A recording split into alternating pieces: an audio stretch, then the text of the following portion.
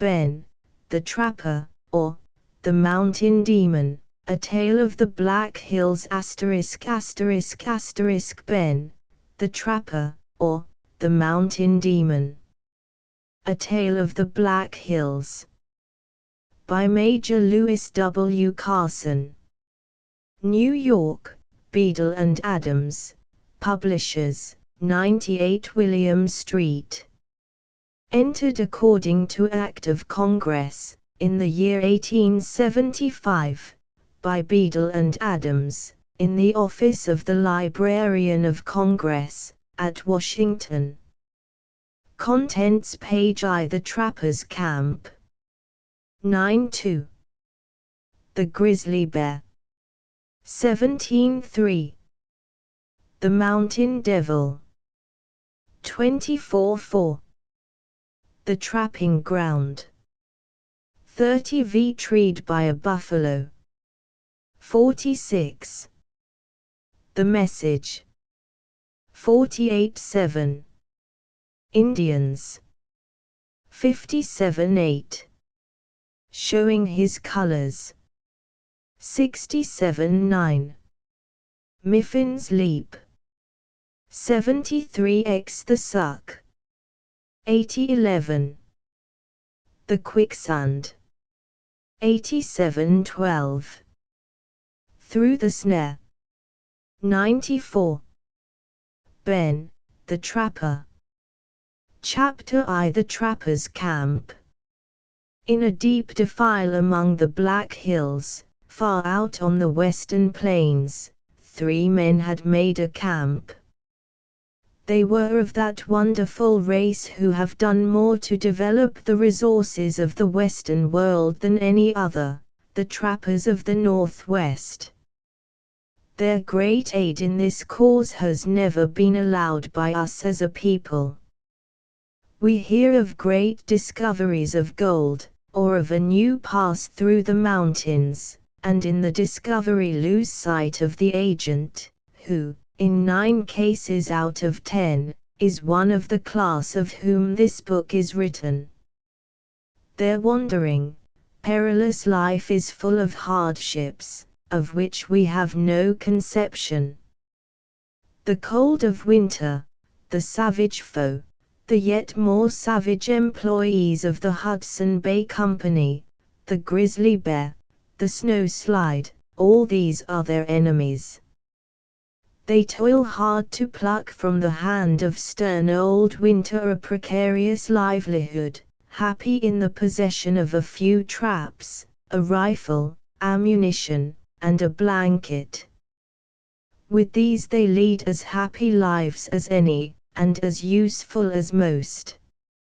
Hundreds of tales of individual daring have been told of these men, and yet the truth is not half known. Their creed is simple as that of the border chiefs of Scotland, that they should take who have the power, and they should keep who can. To hate an Indian, or an employee of the Hudson Bay Company.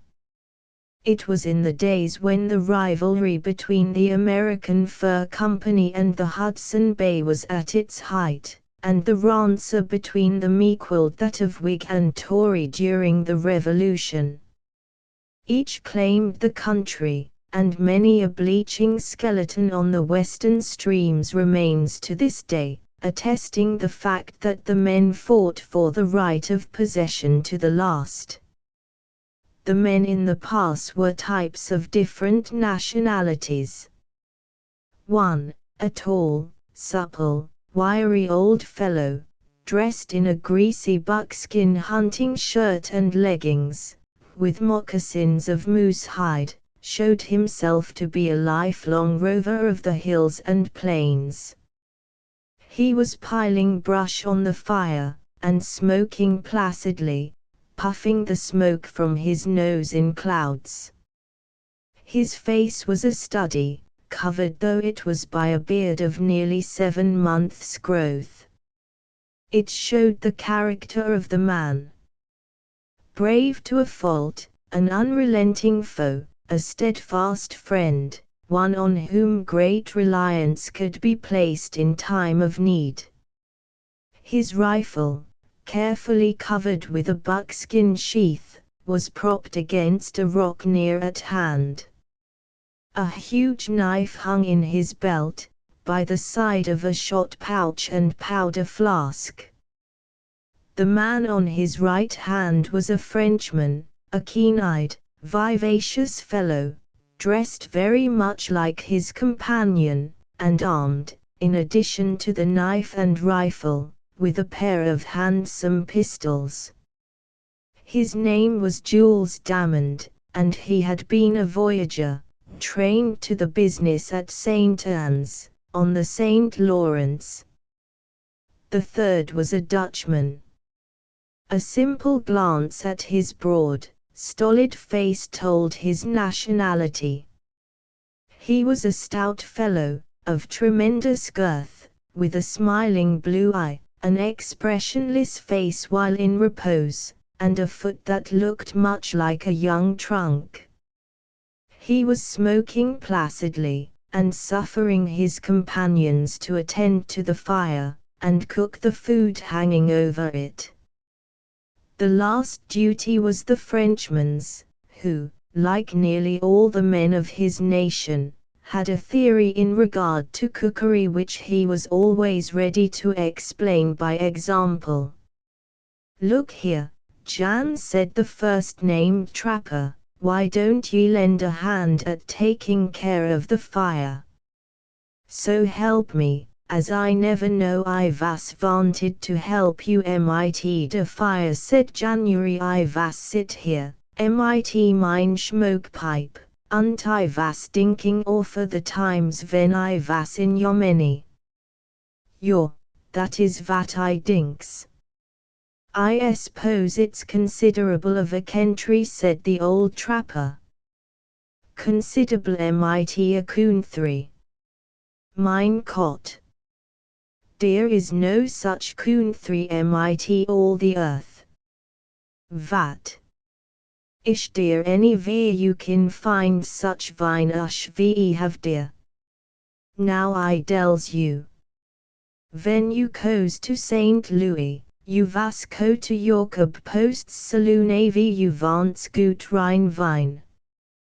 Der is gut many blacks mit St. Louis where they says they keeps gut Rhine wine. Put I tells you that is no more as von lie. Der is no more as your blacks in that town where you can get gut wine, und mein friend Jakobs is von, I tells you Drew. It's mighty poor stuff to drink," said the trapper.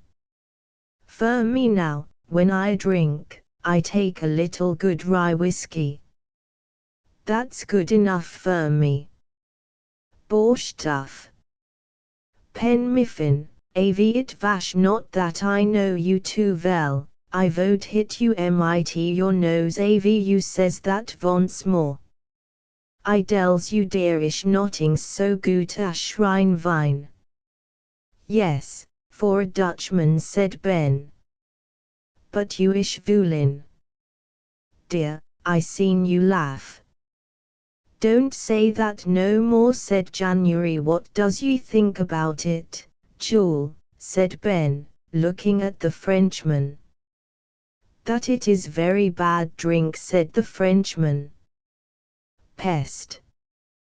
The first time I drank it, it was so sour I thought it would make me turn myself inside out to get rid of it. The Rhine grape is very bad. In La Belle France they make wine that is good." "Why den you ask him?" blustered January. "Vat ish he more ash a Frenchman? Und I ask you now, aff you vas tell me, vat ish de gut over a man vat eats frogs? So help me gracious, dey is no more gut to eat dan snakes. Und dey ish Aiken." "I reckon you're wrong, Jan," said the trapper. "They do say that snakes ain't very bad eating when a chap is hard druv. I don't say I want to try 'em, but if I see you dear got snakes the time I come nigh to starvin' up you're in the Black Hills, durn my hide if I wouldn't have eat snakes or anything else. I kem of a queer race. I can eat anything, and lick my weight in wildcats. I'm death on grizzlies. I can wipe out an Injun as fur as I can see him, and I calculate that's a good ways. You talks a good deal mit your mouth said January put aff a man says to me that snakes and frogs is good to eat, den I dinks he ish no more ash von vool. Aff ever I get veer I can no more get nottings to eat, so help me gracious ash I will not eat snakes and frogs. Aff they vash to come to me in hundreds and thousands, ready cooked, and beg me on dear knees to eat them. Did you ever see a snake on his knees, Jan? Said Ben. Yo. Ven you poke them mit a stick, dey gets up on deer tails. That's de way dey would do ven dey vash ask me to eat dem. And I vash say, no, py tam. The Frenchman said nothing, but stooped to stir some soup in an iron pan placed on the coals, glancing up at the Dutchman with a queer smile as he did so. The blood of the Teuton was up, and he dropped off into low mutterings, like distant thunder, until a fresh grievance caused him to break out again. He found this grievance in Ben Miffin's manner of smoking. Dear, he said, s'pose you look at that, eh? Ven a man ash ought to know petter, und ve know ash he knows petter, smokes hish pipe drew hish nose, like that, he ish von tam vool. See him. Puff. Puff. Puff. Like a steamboat mit a vir in her pelly. Now I tells you that ish not the way to smoke. It's my way, said Ben. Look your, Dutchy, if ye don't like my way of smoking, does ye know what ye can do? Ye can take the back track to the forts. Why don't you smoke like a Christian den? Grunted January, cause I don't want to. Never told ye how I learned to smoke this your way, did I? No. I'll tell ye then. When I was quite a young man I was taken by the crows. Durn 'em if they didn't keep me among 'em more than 3 years. Made me a chief, and what not.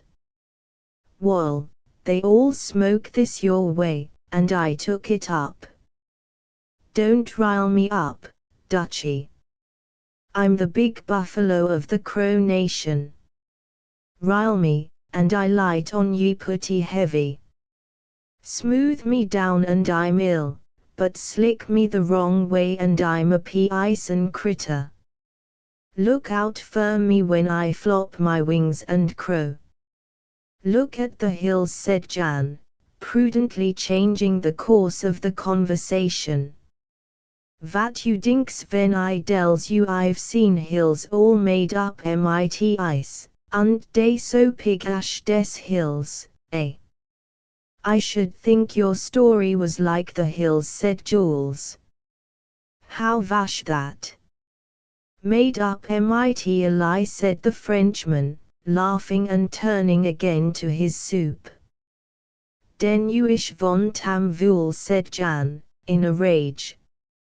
It ish no more as 5 years since I cooms from Yomeni mit a backet. I vas very pad ven I cooms avery. I vish I vash stay at home. Put it vash near spring ven I cooms avery, und the wind drive us up north. Und den Kooms von of des Hills made up mit ice. It's true, said Ben. I've seen myself off the mouth of the Columbia. They call icebergs. That's it. That's the name, said January. Well, I stands on the deck mit the packet, und I sees it coom. I goes to the captain und I tells him America has broke loose, und vash cooming down on the sheep, und would sink her. He laughed at me, und said it vash an iceberg.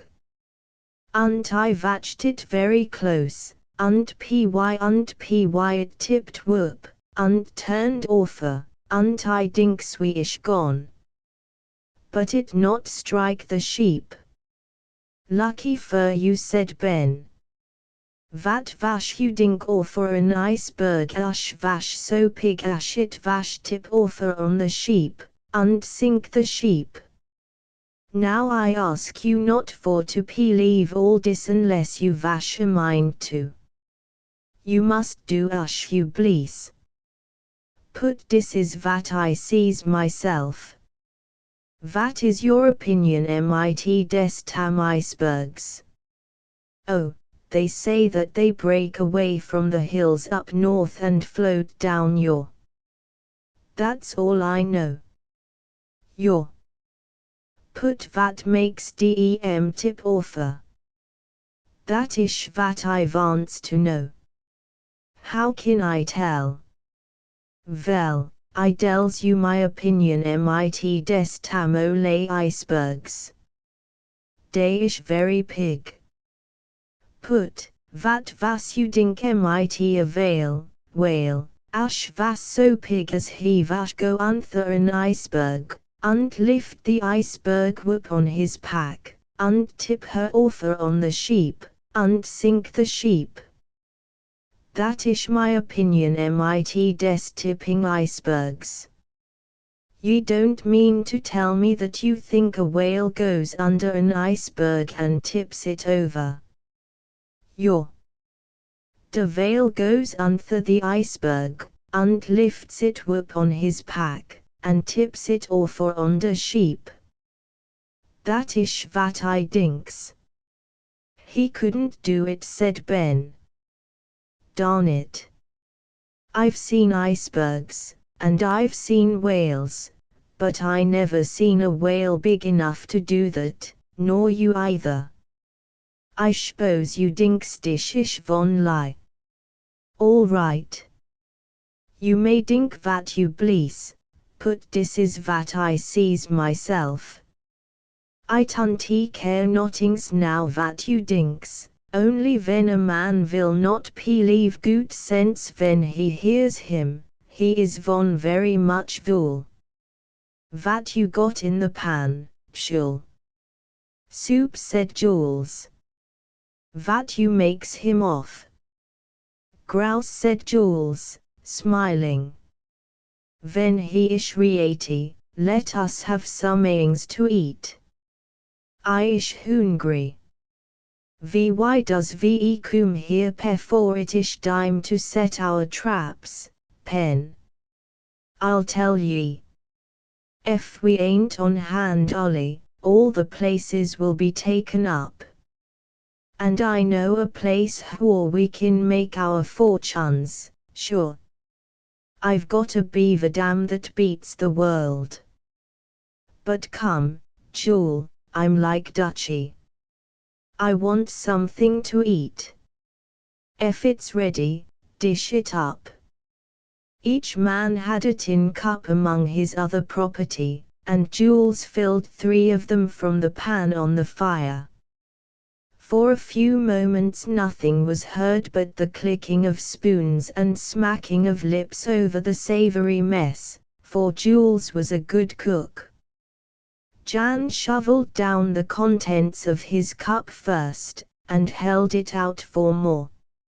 Like it, said Jules. Good, said Jan, smacking his lips again. Best I ever eats. Give me more of it. Jules filled the cup again, and then replenished his own and that of Ben Miffin, who was not far behind the others in disposing of the food. At last Jan was satisfied, and drawing his hand across his mouth slowly, he proceeded to fill his pipe for a smoke. Jules cleared away the pan, put another stick of wood on the fire, and got away from the reach of the ponderous hand of the Dutchman, and then said, "I suppose you know what you have been eating, Jan." There was very little, except in the accent of the young man, to show that he was a Frenchman, and the occasional use of the pronoun him in the place of it. "Didn't you say it vache grouse?" said January to Scoot, "anyway." "You're mighty right," said Ben. "'Twas the best grub I've had for a long time. But twant no grouse. I knew it as soon as I put it in my mouth. Ye gave me some once before, ye remember. It's a pity Jan don't like it. I think it's derned good." "Vat I been eating?" cried Jan, in great alarm. "Off you vash not tell me now, dis very dime, vat it vas. I will raise my hand whoop hunt let it fall on your cope, and it will kill you. It was something you said today you would not eat if you were starving."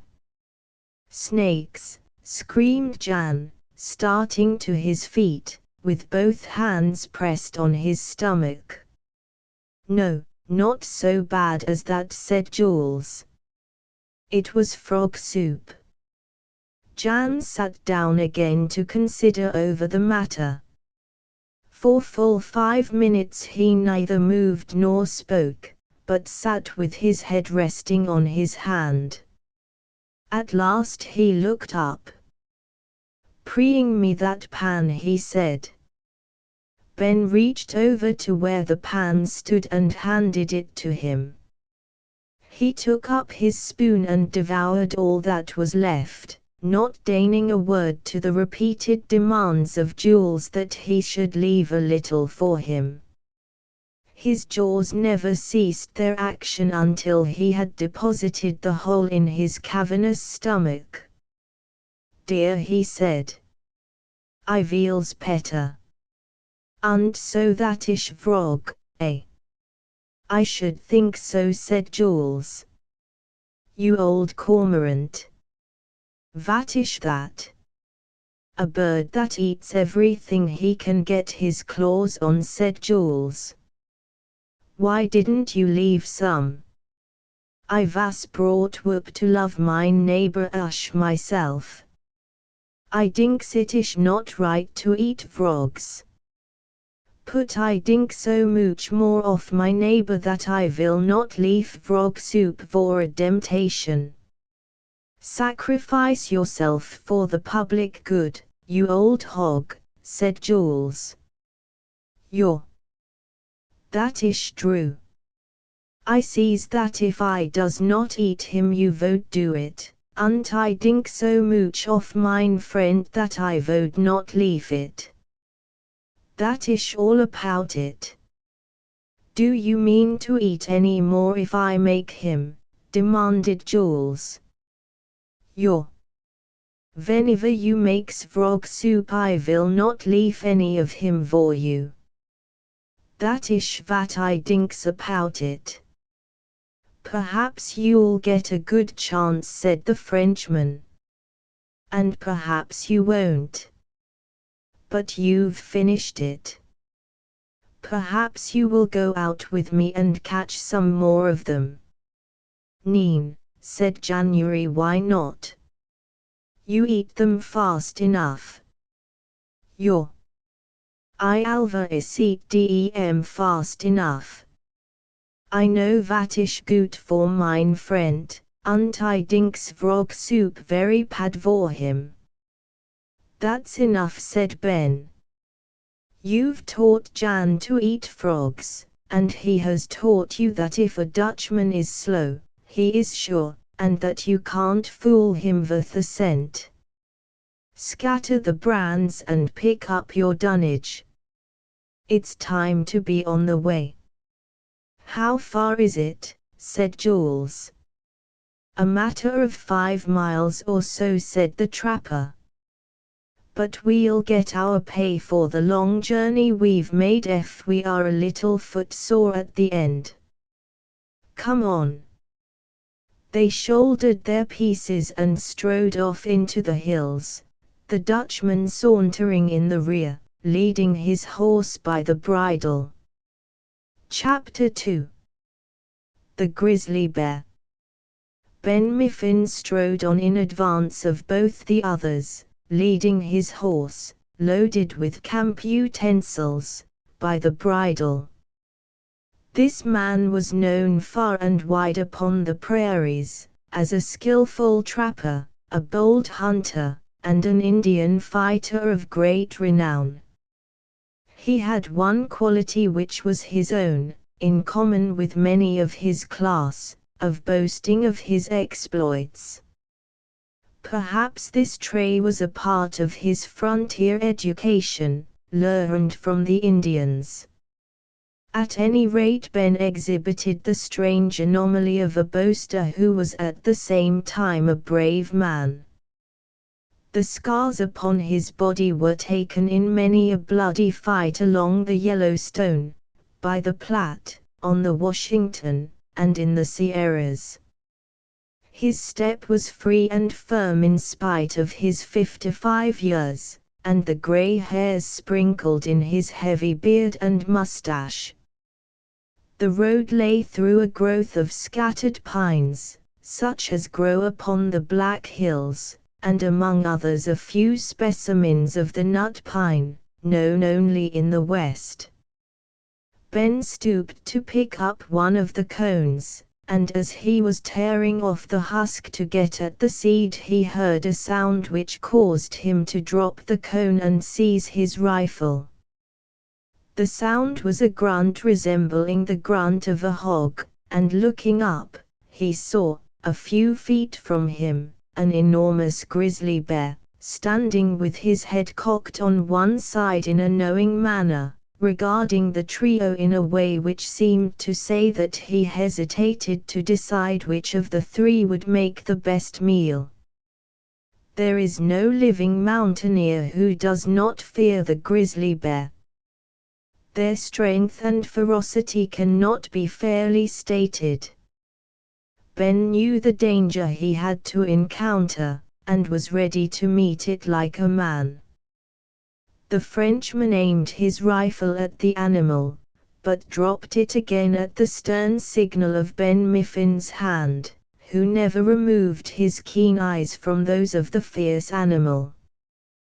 Cooper says in The Pioneers there is something in the front of the image of his creator that daunts the hearts of the inferior beings of creation.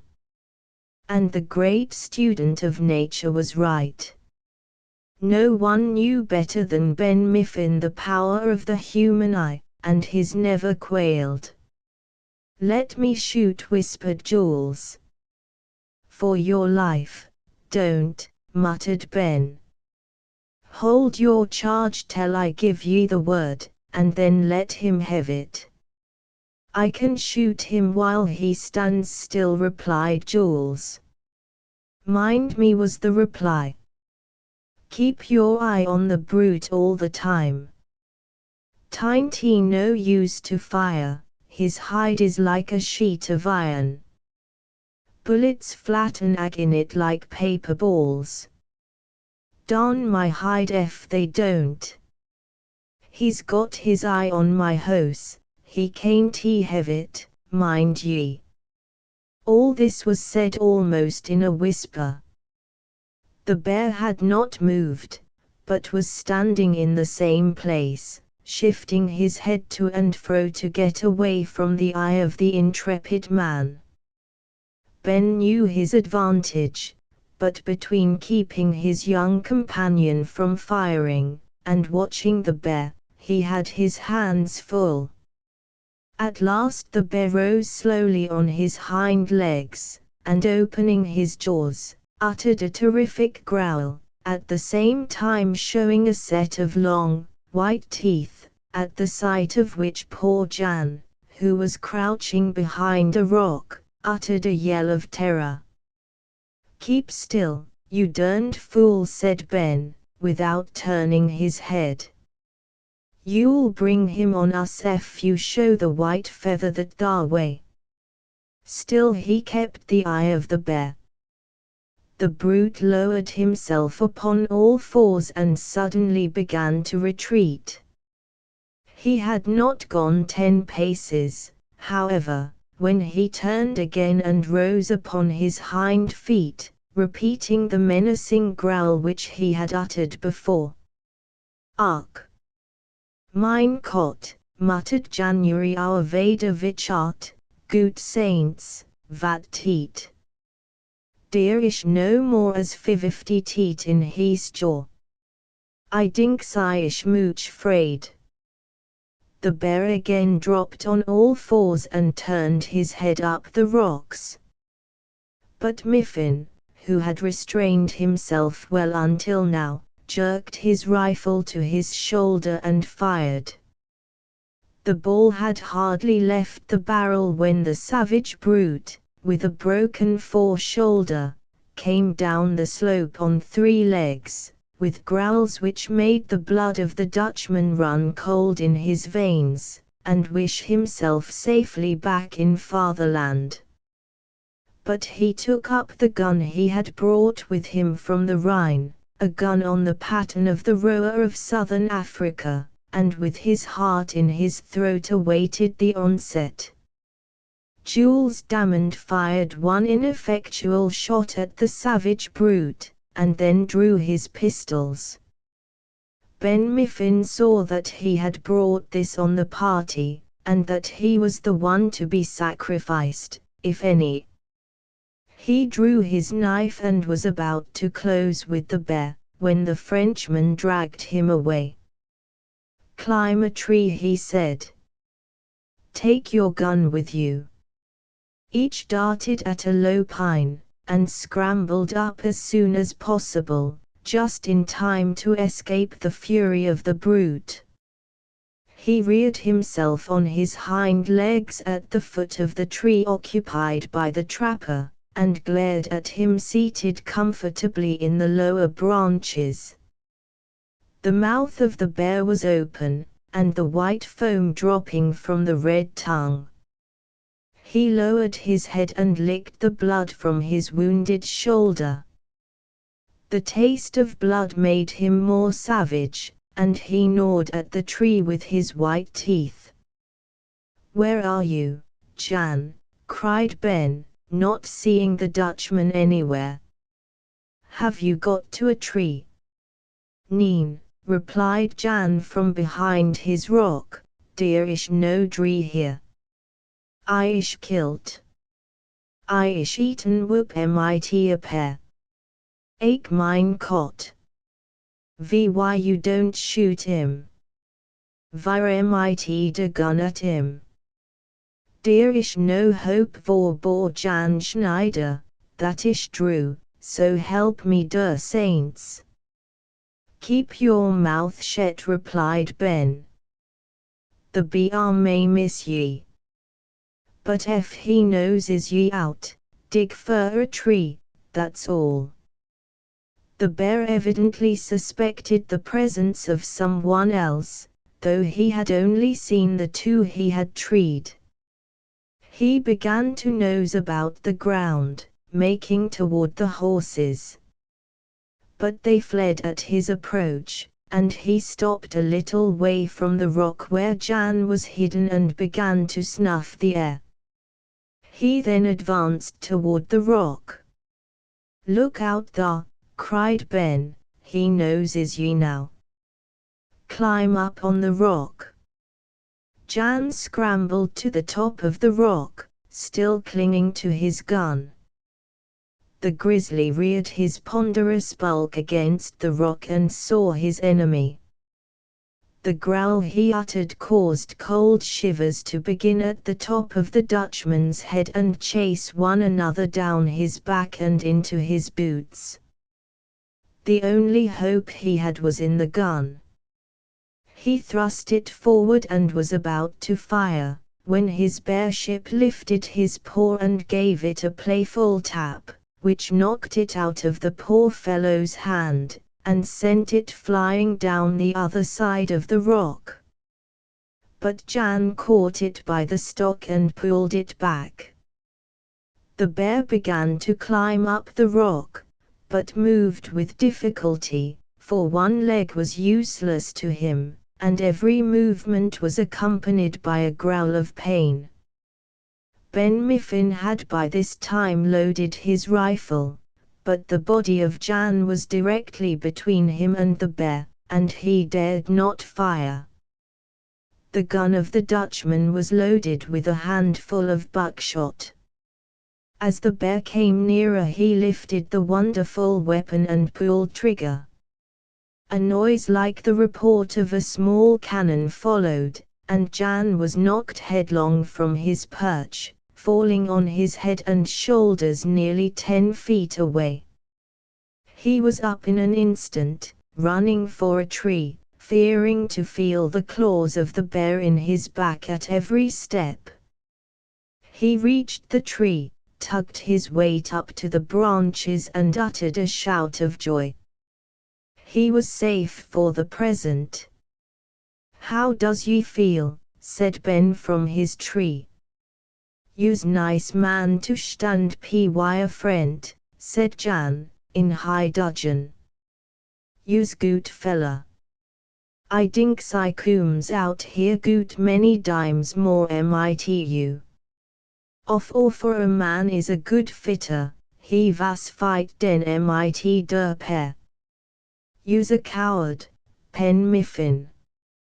You're safe in your tree, or dern me if I wouldn't give ye the darndest lickin' ye ever got in all your life. I would, by gravy. Does ye think a man like me is gwine to stand that thar? I reckon not. I ruther calculate ye barked up the wrong tree. Jest wait till I git down, and I'll chop ye inter kindlin' wood. That's as good as if I swore to it." "Where is the bear?" said Jules. "I can't see him." "No. Meb the Dutchman knocked him over with that blunderbuss of his the darndest weepon. It's got a muzzle like that thar little cannon they've got at the Mackinaw. Mountain Howitzer they called it. Look sharp again, Jule, can't ye see him now?" "Yes, Ben, he lies under the rock, with his head on his paws. He keeps very quiet." "Meb he's shammin'," said Ben.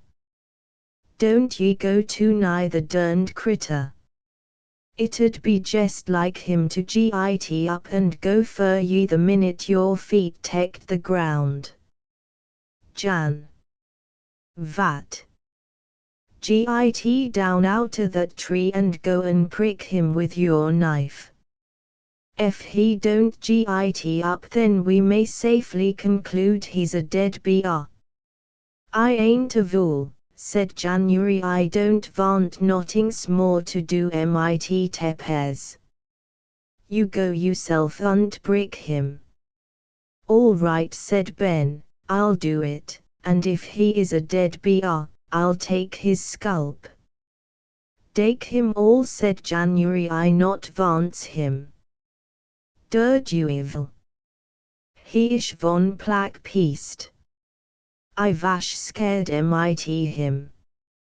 Ben got down from the tree and crept cautiously toward the rock, keeping it between himself and the bear.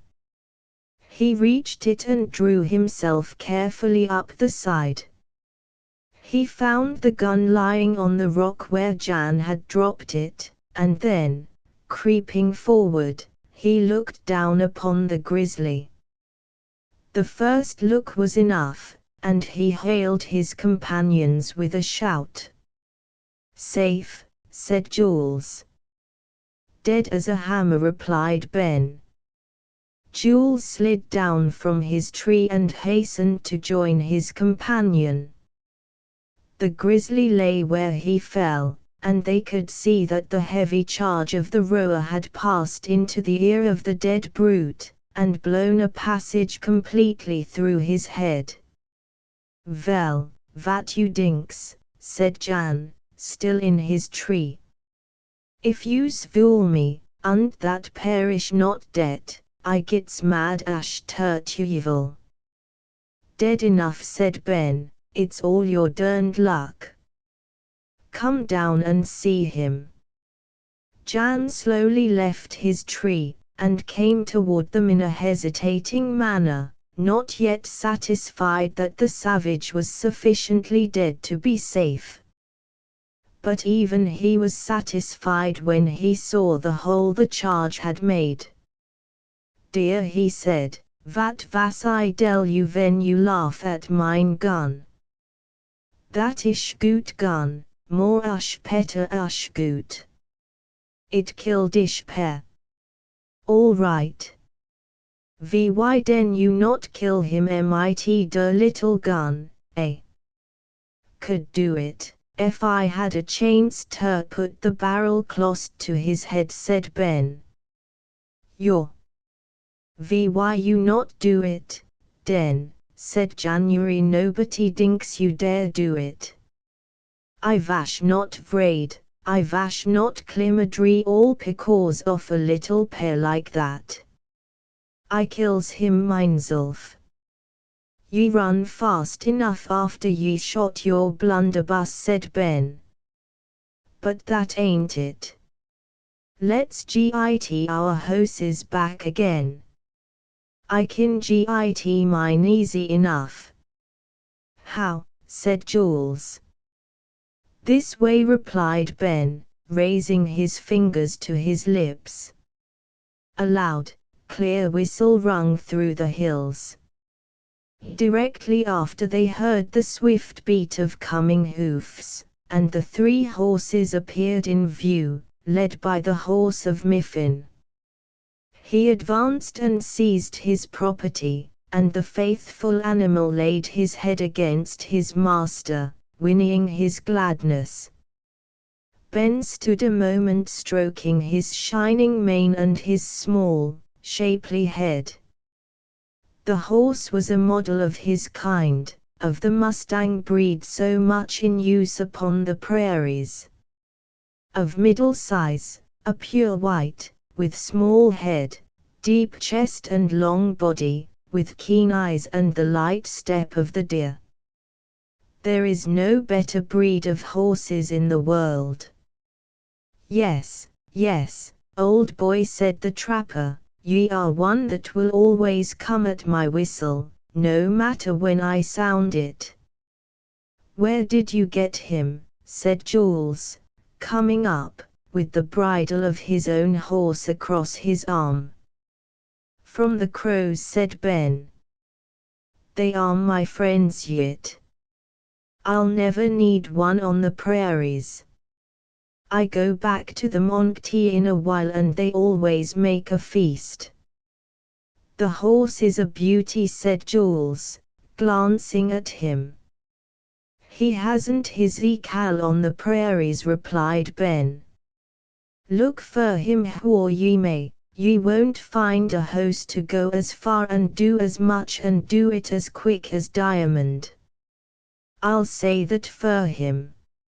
I've got him to thank for a life saved from the Blackfeet before now. But them days is done. I'm gettin' to be an old man now. I feel it in my bones."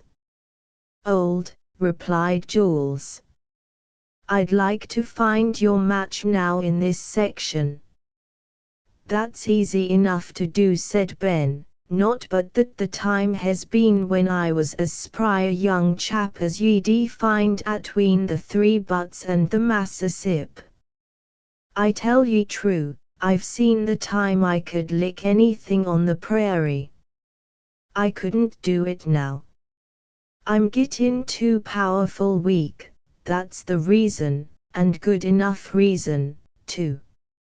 I see you lift a buffalo onct, I can't do it now. But I'm no chicken today. Say said Jan, that you do mit my pair. Leave him here now said Ben. Tomorrow I reckon we'll come back and take him into camp. That you do mit him, queried January. Eat him, of course. Never had any bear steak, I guess. I calculate you'll say it's mighty refreshing fodder, once you git any of it. Eat a pear. Vy, that ish worse dan to eat frog said January. No, not so bad said Ben, only the frogs taste the best. I judge you can't beat them very easy. All right said January. I eats anything now, I eat a pear. I says nottings. Preing him via jewel cook him, und py tam, I eat him. That's all. We'll teach ye something about frontier life by the time we git done with ye said Ben. I ruther guess that ye will see the time when a baked injun won't be a bad dish for ye. Packed injun. Vat, you eat dem. I reckon they're a pretty good fodder too, when you ain't got nothing else to feed on replied Ben, coolly. I tells you that said Jan, getting angry again, when I cooms to dis country I dinks it must be good country, but now I dinks it is no more petter asher Fiji Island. I will not eat packed injun. Tish no good, that ish that I dinks. Ye don't know anything about it said Ben. After ye've been on the prairie a while ye will git over that and not be half so squeamish. Just lose your scalp onct, and ye'll be ready to eat an injun raw. Stop that. I feel very bad. I dinks there is no injun here. Meb not. Meb the prairie down thar ain't the our old stamping ground, and meb it is. Anyhow, I've got my opinion, and I'll bet ye my fust beaver agin yours that we see injuns in less than a week. I not likes injuns. Nother do I. I calculate there's a good many of jest the same opinion on the prairies. They don't like the scalping process. I know a man that has been scalped and is as lively as a cricket now. More en that, he has put 40 notches in his rifle butt since the Blackfeet took his scalp. That's that for. He makes a notch for every red nigger he wipes out. But I hear the dam, boys, and there's our camping ground. Chapter 3. The Mountain Devil. They had hardly passed forward a dozen steps, when they were startled by a sudden cry, which resembled nothing earthly. At the same moment came the shout of a masculine voice, evidently in peril. The sounds, coming so suddenly upon their ears, startled poor Jan immensely, and he drew back with a look of horror. But Ben ran hastily forward in the direction of the sound, followed more slowly by the Frenchman. They reached a level spot of ground between the cliffs where they widened enough to leave perhaps an acre of ground enclosed, and upon this spot of ground two men were struggling for life or death. One was a young man in the garb of a mountaineer, who had fallen upon one knee and with his hand clasped about the body of his foe, was plying his knife with desperate energy. The other was a being clad in skins, a savage, hairy, fearful creature, which could not be called a man. This ferocious creature had no weapon but a short club, with which it fought with desperate courage, warding off the strokes of the knife, and giving fearful blows in exchange. The nails of this horrible assailant were like the claws of a panther. The teeth protruded over the lower lip, white and savage. As it fought, it uttered the cry which had welcomed the entrance of the trappers to the glen. A little way off, a young girl stood with clasped hands, in an agony of terror. Ben had no time to look at her then, but, drawing his rifle to his shoulder, he fired at the grisly demon, which seemed to have the best of it, and had the satisfaction of seeing the arm which lifted the club over the head of his opponent, drop palsied at his side. The brute uttered the same ferocious cry which had attracted their attention in the first instance, and turning, it darted up the face of the cliff near at hand, at a place where human foot had never trod. Jules fired at him, but without effect, and he passed over the cliff and disappeared from view, gnashing his teeth and howling like a wounded wolf. Ben ran to the assistance of the young man, who had sunk bleeding to the earth, and raised him in his arms. The girl came forward at the same moment, with a look of tender sympathy in her face which could not be misunderstood. "How do you feel, Bentley?" she said. "Are you badly hurt?" "I hope not," replied the young man. The next moment he fainted from loss of blood, and while they used every measure in their power to aid him and stanch the flow of blood, Ben had time to look at the girl. She was a ladylike woman, with a sweet face, a calm, bold eye, and a trim figure. Her dress was that of the better class of Western emigrants, though travel-stained and torn. The young man called Bentley was wounded in a dozen places by the sharp nails of his late assailant, and badly beaten about the head with the heavy club. They raised him in their arms and carried him forward. In a moment more they turned an angle in the path and reached their camping ground. They gathered a quantity of pine branches and threw their blankets on it and laid the wounded man upon it. Ben had some rude knowledge of surgery, a knowledge which stood him in good stead now. He went away and came back directly, holding in his hands a small heap of leaves. These he placed upon a flat stone and quickly reduced them to a pumice, which he applied to the wounds of the young stranger. By this time he had recovered his senses, and though yet faint from loss of blood, he understood his situation and the care which was being taken for his recovery. The girl had followed them without a word. There was something in the face of Trapper Ben which inspired confidence in him. No woman could look in his face and feel the least fear of him after it. A good, brave old man, knowing his work, and doing it. When everything which could be done for the comfort of the wounded man had been accomplished, Jules Damond built a fire, and began to fry some venison steaks, which he found in his saddlebags. There is a natural taste for the fine arts in cookery which seems to be characteristic of the French people, and Jules was no exception to the rule. To see him at work upon a venison joint would make the mouth of an epicure water. And though Jan was no epicure, he was dreadfully hungry after his tackle with the bear, and watched the process of cooking with a sense of unsatisfied longing which pleased Ben exceedingly.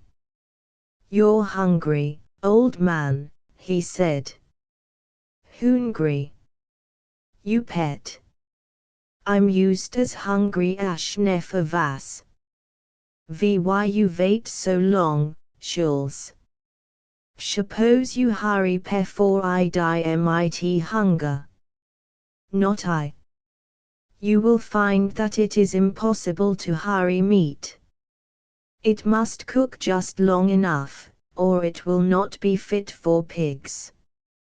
You must not expect me to slight my cookery now, when there is a lady in the case. Oh, come, come. Don't keep him dear no more. I'm more hungry for a minute."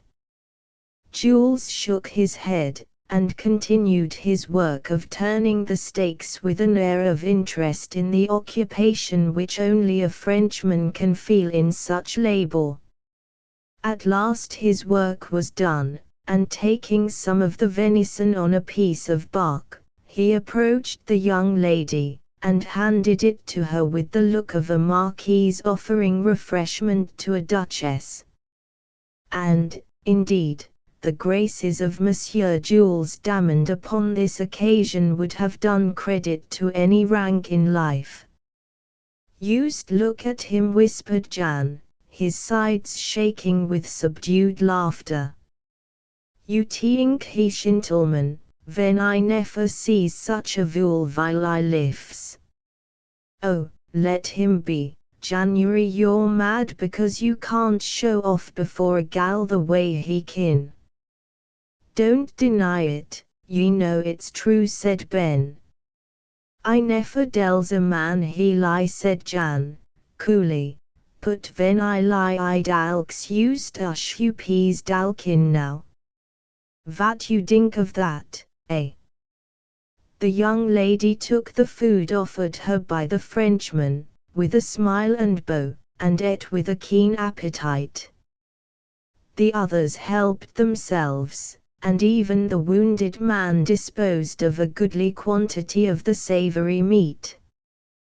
When they had finished, Jules cleared the table by the summary process of throwing the bark into the river, and they drew up beside the fire, upon which Ben threw more wood. "If it wouldn't be asking too much, young lady, I'd like to know how you came here. It ain't often we see young and handsome gals out in the Black Hills." "You have a right to know, after what you have done for us," she answered, in a sweet voice. "Now don't ye begin that our way," said Ben. "I won't stand it. We ain't done nothing. You saved us from that terrible creature." "Pshaw! What signifies pullin' a trigger? That ain't no trouble to a man that's used to looking through the double sights. Tell your story, and never ye mind us. We mout have the will to do ye good, meb, esposen we got a chance." "What's your name?" "My name is Millicent Carter," she answered. "My companion's name is Bentley Morris. We had been part of a party of emigrants on their way to the far west. I suppose it is the old story to you. We were attacked by Indians in the night, and we are all that they left to tell the story." "Der Jerusalem," cried Jan, with a look of horror. "I hate Injuns. It was the derned Blackfeet, I'll bet a farm in Nebraska," said Ben. "What? Not one of all the company left but you two? We alone? By the aid of the strong arm of my friend, I escaped from that scene of blood and death, at which my heart sickens even now. You will understand that but for him, I should have been one of the victims. Millicent, said the wounded man. Be silent, Bentley. It was your bravery which saved me. You came back in the midst of the fray, when you might have escaped alone. He's a brave lad, said Ben. If he denies it, I won't believe him, for he's got it in his eye. Now, don't you say a word. Go on, miss. It was many weary miles from this, and we were footsore and weary before we came so far. We reached the entrance to this place and came in to find a secure asylum for the night. As we passed on, I thought I heard footsteps following us and told Bentley. He had heard them, too, and was uneasy. We kept on our course until we reached the place where you found us, and where Bentley determined to pass the night. It might have been an hour after, and he was gathering some sticks with which to make a little fire, for I was cold and wet, when that terrible creature appeared on the rocks overhead, uttering its fearful cry. If I live to be old and grey, that horrible vision will never leave me.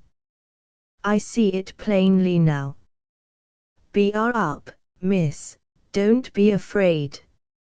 You're safe enough now, said Ben. Put vat if that tuvel vas to coom pack agin, Pen, said Jan, looking uneasily over his shoulder. I's afraid might him now. He'd better not. Let him try it on if he wants to git his gruel. I'm equal to any low-lived squab of thing like that, I reckon. Don't you be afraid, miss. There ain't no danger. It is childish in me to fear now, she said, when I have such able protectors. There, the feeling is gone. I put implicit confidence in you. That's right. You might do this then to trust old Ben Miffin. That's my name, miss. Trapper Ben, they call me sometimes. This is Jules Damond. He'll stand by you, and cook all the victuals. This is Jan Schneider. He ain't much to look at, but he killed a grizzly a little while ago, with that weapon he calls a roer. Don't it roar when it goes off? I guess not. It ish goot gun, said January. Don't you make fun of me now, Pen Miffin. Who's markin' fun of ye? I ain't. I'm telling the lady you're going to stand by her, and shoot that derned critter if it comes back here. Do you know what that thing could be called, sir? Said the girl. It surely cannot be a man. Don't say sir to me. I'm old Ben Miffin. Please to call me by my name. If you like it. You bet I like it. I ain't ashamed of my handle, not a bit. It's a good one, and I come by it honest, the way I come by all my traps. I fight fair for everything, even with a derned low-lived swab of a Hudson Bay man, and anybody knows they ain't human. Ye asked me what that critter was. I tell ye fair, I don't know. I've seen it on tea before. Some of the boys has seen it too, and they don't know. It's a queer sort of critter.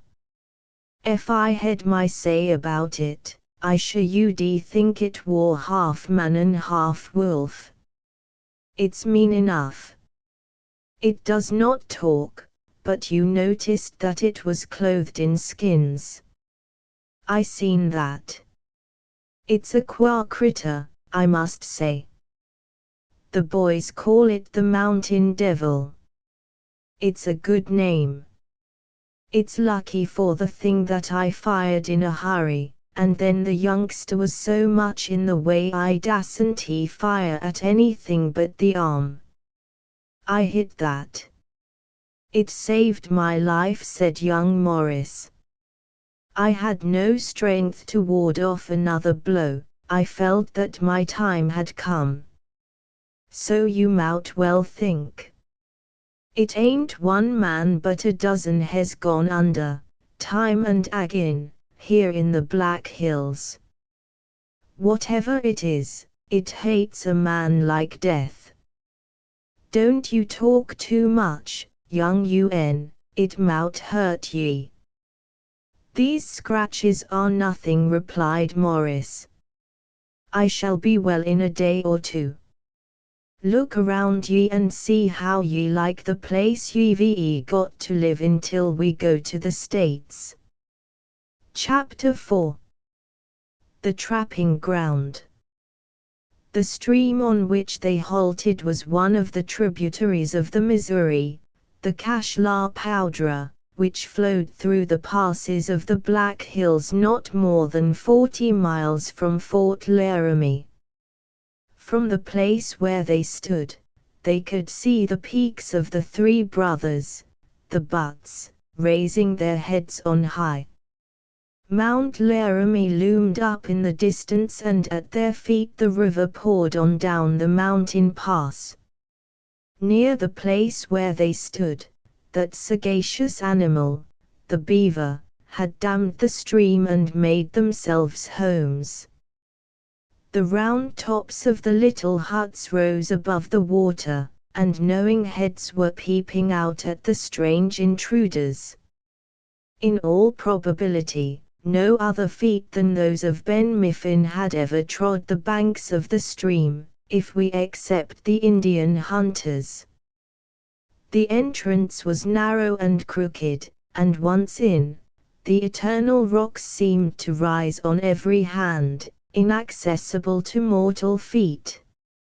Low growths of pine and the creeping forms of the cactus were the only vegetation. The silence was unbroken by a single sound. Ben looked at his companions in triumph. They had met him in St. Louis, and he had thought proper to reveal to them his discovery and make them partners in his toils.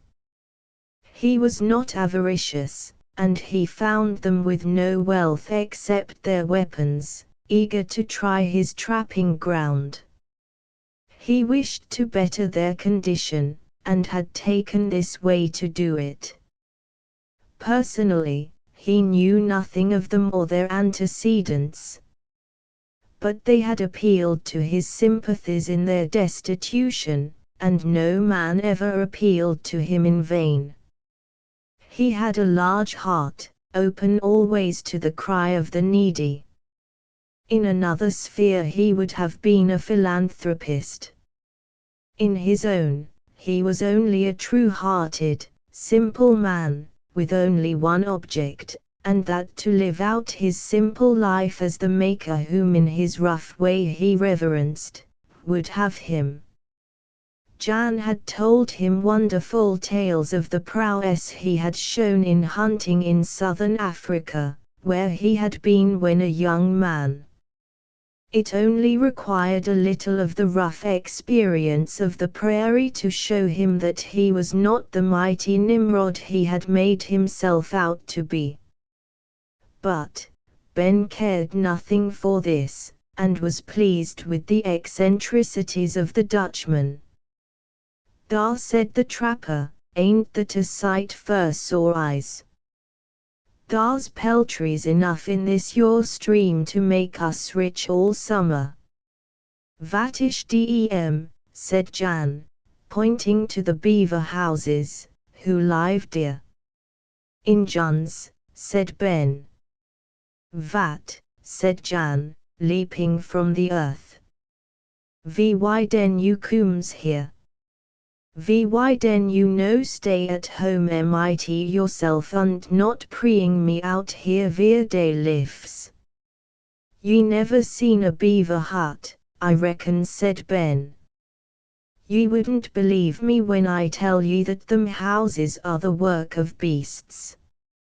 Who build them houses, den? Beavers, said Ben. Arch creation through, and I reckon ye won't find any beast that can beat them. They're carpenters, masons, and engineers, and they know their trade too. Pen Miffin, you ish no more ush von liar. Why you try to fool me? How dem peavers coot down trees, eh? With their teeth. A lot of git at a tree that stands close to the bank, and gnaw away at it till it falls over. Then they work away with sticks and stones to make their dam, and when that is done they build their houses. You'd better believe they ain't got their equal anywhere in the earth. I'll tell ye lots more about miss. Thank you, said Millicent. Well, you comes here to catch dem. They too smart, said January. They are pretty smart, that's a fact, said Ben. But we managed to get the upper hand of them somehow. But that's neither here nor there. Let's make a cabin. The gal must have a place to live in. Ye can use an axe, can't ye? Said January. They had hoppled their horses and allowed them to stray at will about the enclosure, after the traps and furniture had been removed. Leaving their new friends together, each of the men attacked a pine about a foot through at the butt, and soon cut enough logs for their hut. Both Ben and Jules were old hands at this kind of work, and Jan, when he understood what was required of him, did good service. The logs were cut down, squared slightly, notched at the ends, and in a few hours they began to lay the first in their places. By the time it was dark they had raised the walls 4 feet from the ground. Knock off for the night, said Ben. Let's have something more to eat. Said Jan, that ish coot. I peas so mooch hungry as never. Ye worked well, old man, said Ben. I say that for ye. Come, Jewel, try your hand at the cookery again. Don't make too much fire. Git dry wood. These your pine branches make too much smoke unless they are dry. Go up there by the rocks. There's an old pine cut down there, and it will make a good fire. I cut it down when I were here before, miss. Why you 'fraid of too much fire, Pen? Asked Jan, looking doubtfully around. Ye don't know the Blackfeet as well as I do, or ye wouldn't ask the question, said Ben. Wet wood makes too much of a smoke, and a Blackfoot brave could see a smoke as far off as ye could see a mountain. Well, what if he does? Then he would come and scalp ye by the light of your fire, if he didn't make up his mind to roast ye a little fust. They're a pizen, sneakin', murderin' set, and would make no more of taking the scalp of a Dutchman, than I would of skinning a beaver. That's all. Dey very near, said Jan, looking fearful. Why you stay here? We didn't come out here to play, said Ben, and the Blackfoot that gets my scalp will have to fight for it. I've a likin for my own hawa. It growed da, and thar it's got to stay until things git so mixed up that I can't raise a hand to fight for it. I'm going to make this your place a fort before long. How you do that, Pen? Never mind. I've no doubt the Blackfeet will nose us out 'fore we quit, and when they do, we've got to fight. I count you good for 3 Injuns. I'm good for 10, and Jewel will wipe out 8. So you see they must bring down 22 to have any left to do the sculpin. Jewel ain't good for mooch. I can VIP him so easy ash notting ever vas. I kills October Injuns, and he kills Dree. That's it. I'll eat the Injun when you kill him, said Jules. You'll run from the first one you see. Me run from an Injun. No, py der saints, I kill every one I see, same ash I kills de pair. You brave mans, you too. Climb whoop trees, and leave poor Dutchman all alone. That ish no good. See Dutchy. I want you to go back to the bear and bring him in. I'm afraid the wolves will git at him if we leave him there. You wouldn't have the wolves eat up your bear, would you? I not got time to go pack, said January. I so hungry, besides I'm very tired. You're scared. That's what's the matter with ye, Dutchy. You're scared half to death. Ye wouldn't no more go back to that bear than ye would fly. I ain't quite so sure he's dead, anyhow. Isn't that him coming down the hill yonder? Jan leaped up, clasped the trunk of a tree with both hands, and began to climb with might and main, while the others rolled over and over on the ground, bursting with laughter. By the time he reached the first branch he had collected sufficient fortitude to look about him, and could see no such fearful monster as he imagined coming down upon him. The truth dawned upon him that he was the victim of a cell, and he slid down again in great wrath. Use the vast liar, Pen Miffin, in dis country. All for a Yankee can lie good deal, but you can lie more as that. Dear vas no pair. Wasn't there a? It must have been the rock I seen, and I thought it was a bear, sure as shootin'. But ye was scared that time, ye can't say ye warn't. Kin, too.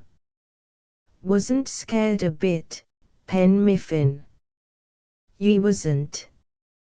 What made ye climb the tree, then, said Ben. Because I can not see no pair on the ground, and I climbs whoop the tree to look for him, and when I gets dear, I can see no pair. Den I knows dear vas no pair, and that you vas no more ush von liar like or for a Yankee. Ben laughed heartily and turned his attention to the food which the Frenchman was cooking over the blaze. He had built his fire with all the care of the frontierman.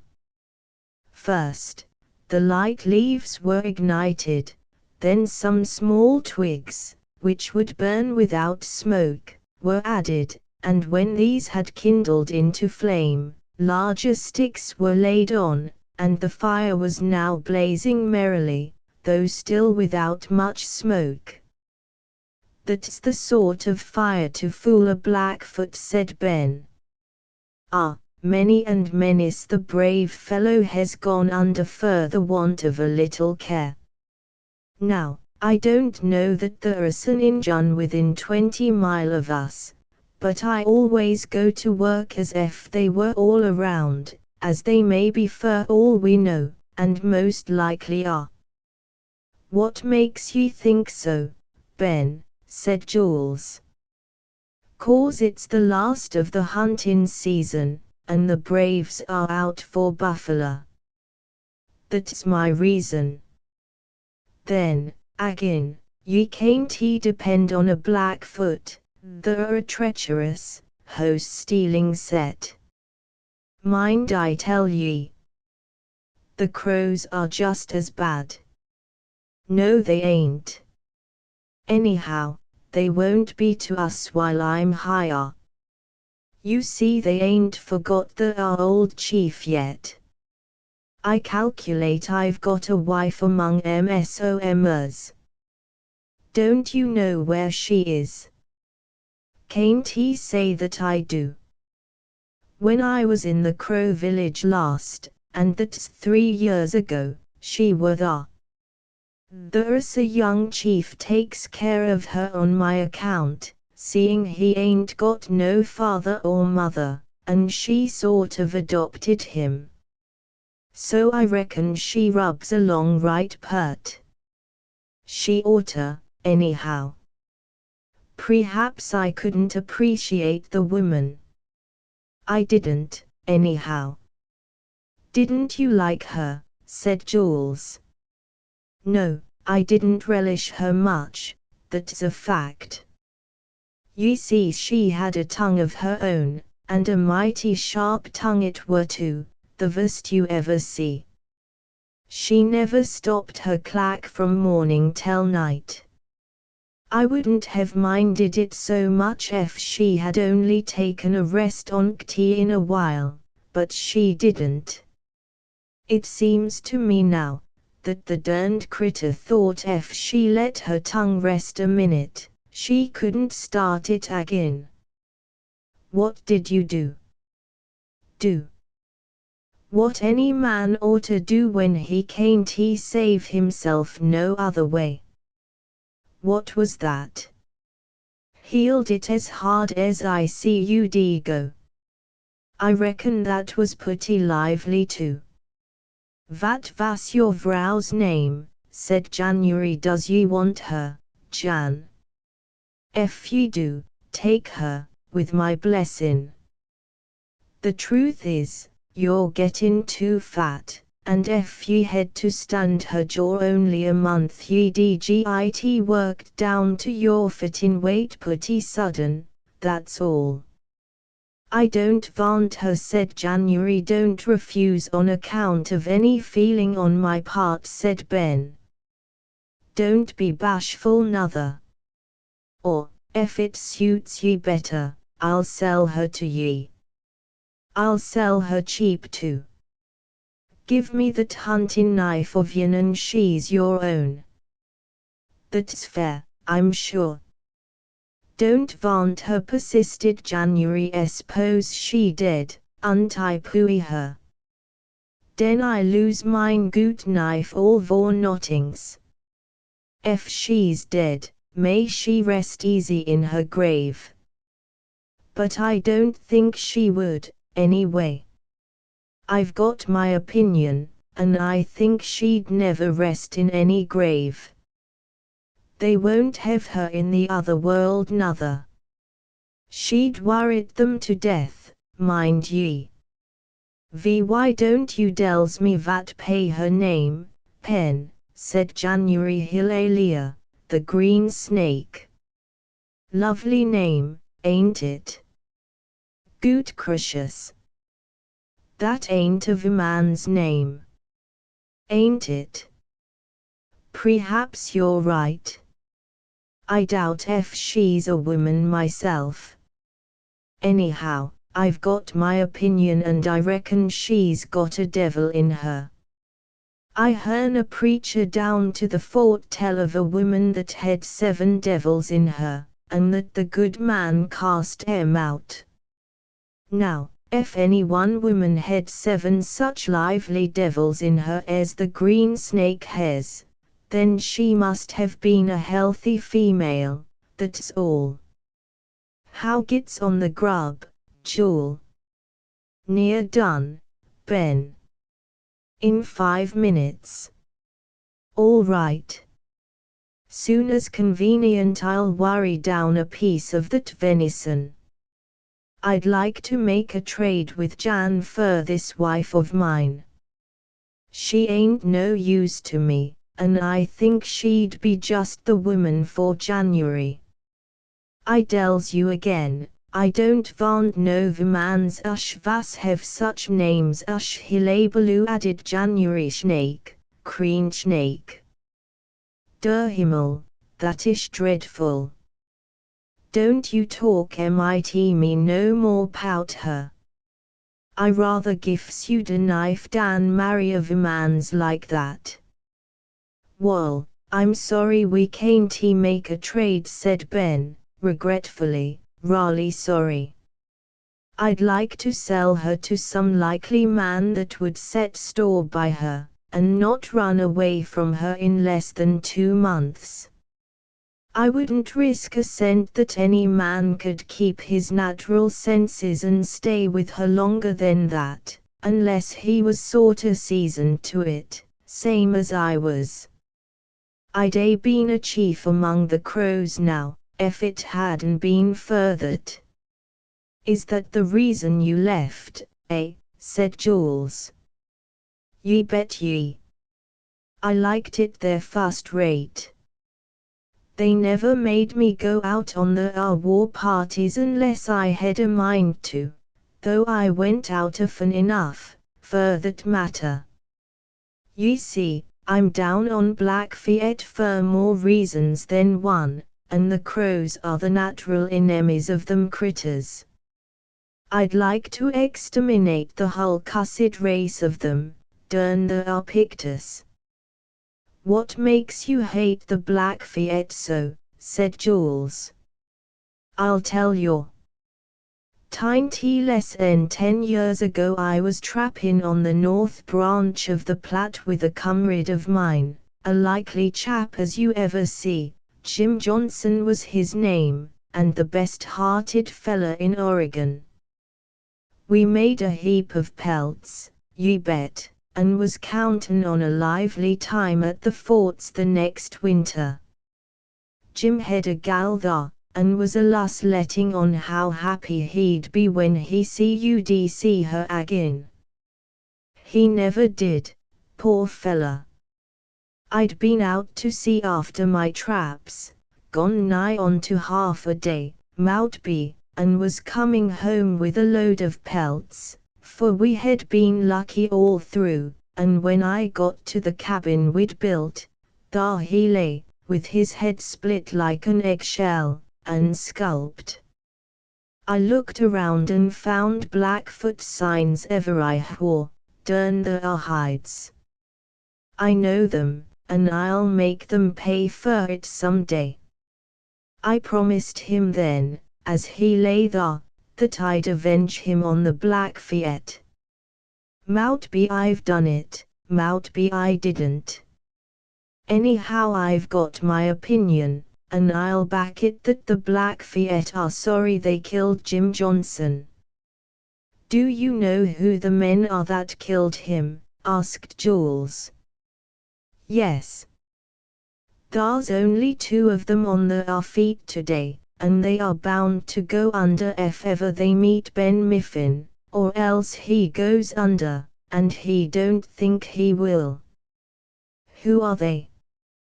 One's a big Blackfoot brave they call Whirling Breeze, and the other a white-livered cuss who claims to be a white man. Precious little civilized blood he's got in his veins, and that he's got is mighty mean. He's a renegade, and I tell ye a renegade is the worst of all God's creatures. What's his name? Will Markman. They call him by some Indian name. The worst of it is, his white blood shows more than the Indian, and he is as handsome a fella as you ever see. but he's got a cruel heart in his breast. God pity him if I ever meet him. Is he a chief? Yes, they like to git a white man on the our side. He lays round your SOMers, and does the dirty work of the Blackfeet. That's his way, durn him. Why, ye never did see another sec critter in your born days, the vest ye ever saw, I tell ye. Makes no more of taking a scalp than I do of skinning a buffalo. What are ye trying to do now, Jan? The Teuton was craning his neck, looking anxiously up the hill. I dinks I sees a Blackfeet, replied the other. He's on the hillside yonder. Pshaw, Jan, tain't he no sec thing, leastways, I can't see no sec critter myself. I guess ye didn't see nobody. Did too, Pen Miffin. Who's a liar? I sees him over dear py that pine tree. He vas a pig fellows, Bretty near so pig-ash a house. I never sees any pody so pig-ash he vas. I dinks he pay some shunt. Where was he? Said Ben, anxiously. Over yonder, mit durdree. I sees him. I dinks aff ye dakes your gun und goes to him und kills him, mebit vode pay goot plans. Hadn't you better go yourself, said the Frenchman, maliciously. I dinks I hain't got time, said Jan, quickly. How can I go when I cannot tell whether dear pay anybody dear? Pen goes mit himself. That's enough foolin', said Ben. Jan didn't see no Injun, I hope. But we are tired with a long journey. Jewel, let us fix some sort of place for the gal. I don't like that she should have to rough it like us men. You are too kind to me, said Millicent. How can I ever thank you? Never mind, you ain't got no call to thank me as I knows on. I ain't gone round gettin' sec things as thanks this year. Wait till I ask 'em. Jewel, you come your. They had a good supply of extra blankets. These were brought in, and by the aid of two of them, they curtained off a recess in one corner of the unfinished building, in which they laid the other blankets, and, apologizing in a homely but heartfelt way for their lack of good accommodations, they allowed Millicent to retire. It was in the middle of the night when a strange alarm occurred. Jules, who was very tired, had taken upon himself the post of sentry for the first part of the night, and had stationed himself just outside the building, sitting down at the foot of a tree. The hours crept slowly by, and he dropped off into a doze. All at once he awakened to find himself prostrate upon the ground, with some heavy body lying on his breast which pressed him close to the soil. By the ghostly moonlight he made out his assailant to be the creature which they had met that day. It was making no attempt to harm him, but simply lying upon his breast, its long, heavy hands toying with his throat. Jules Damond was a cool, hardy fellow, and had been in danger before now. But there was something so frightful in the load upon his breast, that for a moment his heart failed him. He lay silent, and put out his hand toward a pistol by slow degrees. The strange thing uttered, now and then, a low, chuckling laugh, horrible to hear. Ben, who lay near the door of the cabin, heard the sound and stirred uneasily in his sleep. Jules, silent as the grave, allowed his hand to slide along the ground toward the pistol butt. Even the slight motion he made annoyed the savage brute, and he uttered a sort of low snarl. Jules stopped and waited for him to become quiet. He was in an uncomfortable position, flat upon his back, with his right arm lying under the body of the assailant, who grinned and chattered at him, and scratched at his throat with his long nails in a playful manner. "Sacre," muttered Jules. "If I could only get my right arm free." He found that impossible. The whole weight of the hairy body lay upon it and fixed it like a rock.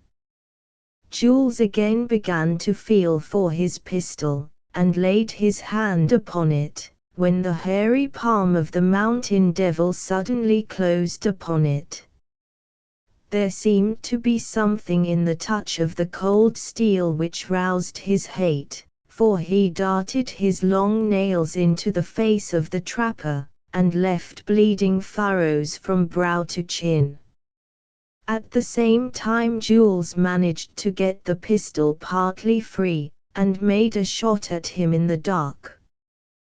The creature had some powers of memory. He knew that the ball which had pierced his arm that morning had been accompanied by a sound like the crack of the pistol, and he sprung away for a little distance, and stood licking the blood from another wound in his arm. The report of the pistol had roused everybody, and they came out in great haste, Ben leading the way with his rifle in his hand. At the sight of him the wild creature bounded away, and hurried up the mountain side. It was plain that he remembered Ben as the man who had injured him in the morning. He snarled and screamed as he disappeared from view, while Jan stood with chattering teeth and shaking limbs, glaring after the form which was disappearing behind the hills. "Ach, mein Gott! Der he isch again. Now you mein vat I says. Dat isch terteuvel. Don you go to say ash it was not. Dat isch terteuvel, and no mistake. My brains are all hurly-purly. I'm os det mit fright. Shut up. Don't ye see the lady," said Ben. "Sorry to call ye out of your sleep, miss, but our friend of this morning has paid us a visit. See how the black brute has marked Jules. So he has. This is terrible. I cannot do anything to help you, Mr. Damond." "No," said Jules. "I shall do very well. They are only scratches. Very painful ones, I fear. A little. They will soon go away. I shall be satisfied if they do not leave deep scars. You had better retire again. It served me right. I should have kept better watch, when I had such treasures to guard. Can I be of no service?" "No. Not the least. Thank you." She retired again, and Ben found some of the plants which he had used for Bentley's wounds that morning, and made a salve for Jules' face. When this was done, he sent the Frenchman into the house, and took his place as guard, half hoping that the brute would come back, and give him a shot. Twice during the night he heard its eldritch screams, far off in the hills, but it did not come back. Ben stood on his guard, however, until the night passed, and the grey light of morning appeared in the sky. Chapter V. Treed by a buffalo. The people in the roofless cabin had slept soundly, after the visit of the wild thing known as the mountain devil.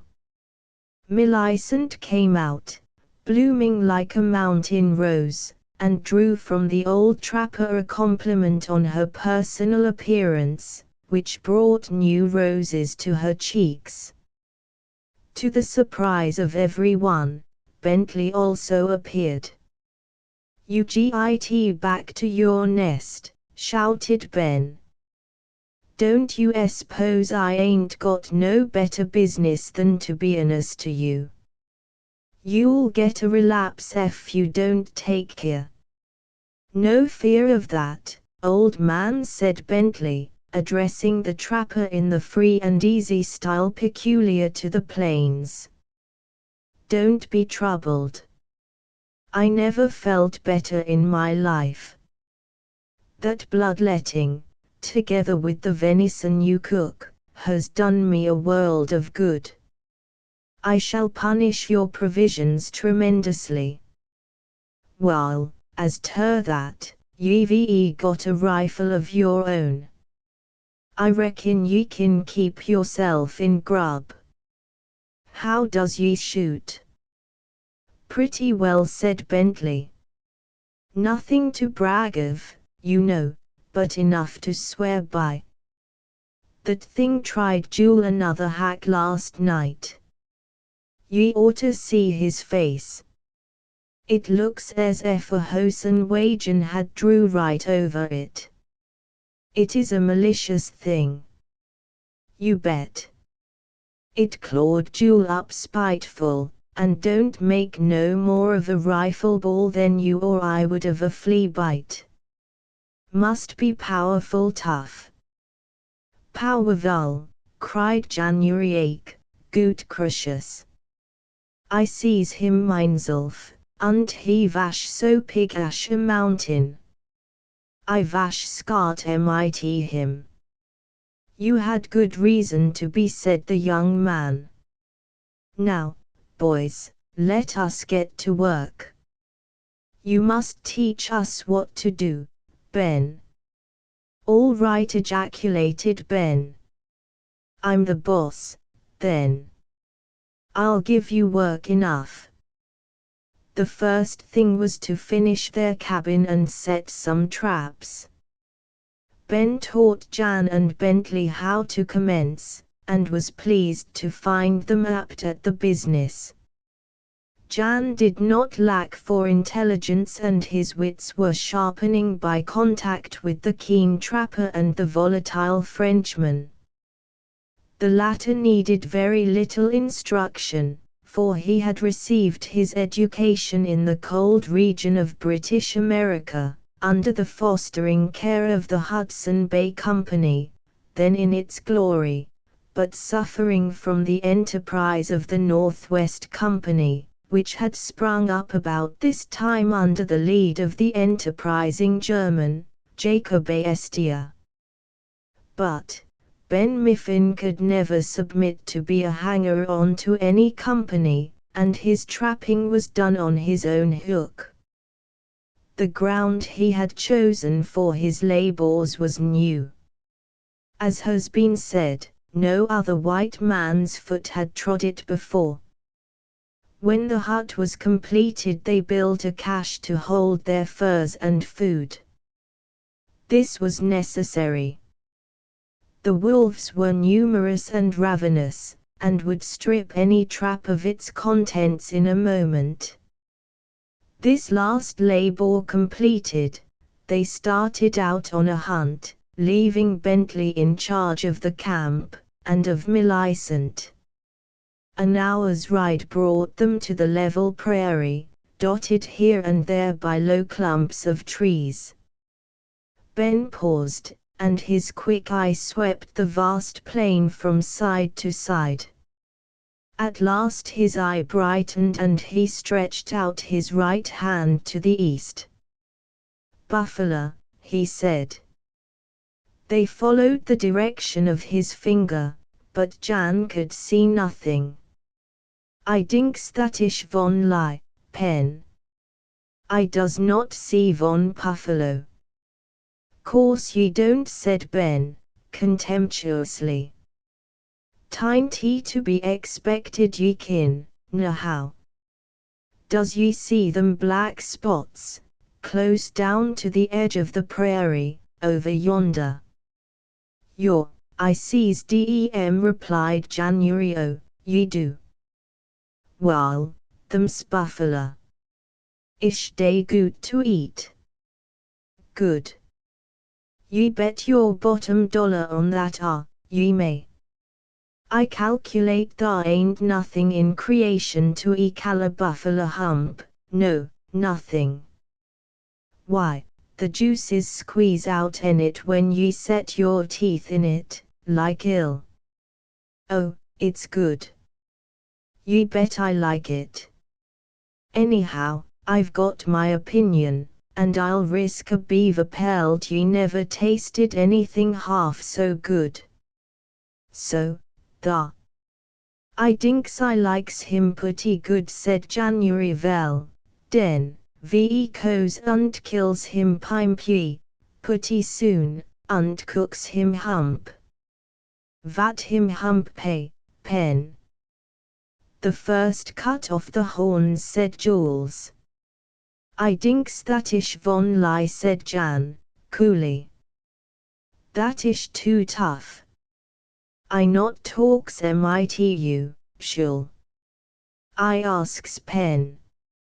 I guess ye'll find out what a buffalo hump is before ye've been long on the prairie. But, see here.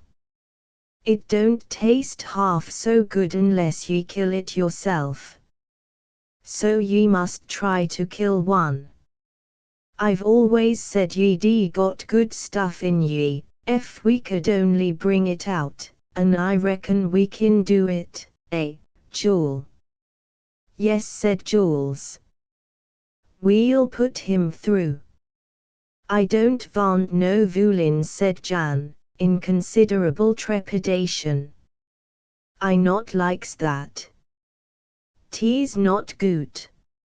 S'pose you tells me right how to kill him, all right.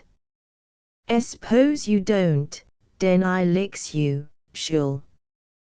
Yaw, that ish vat I does. No quarrelin, said Ben. I won't have it.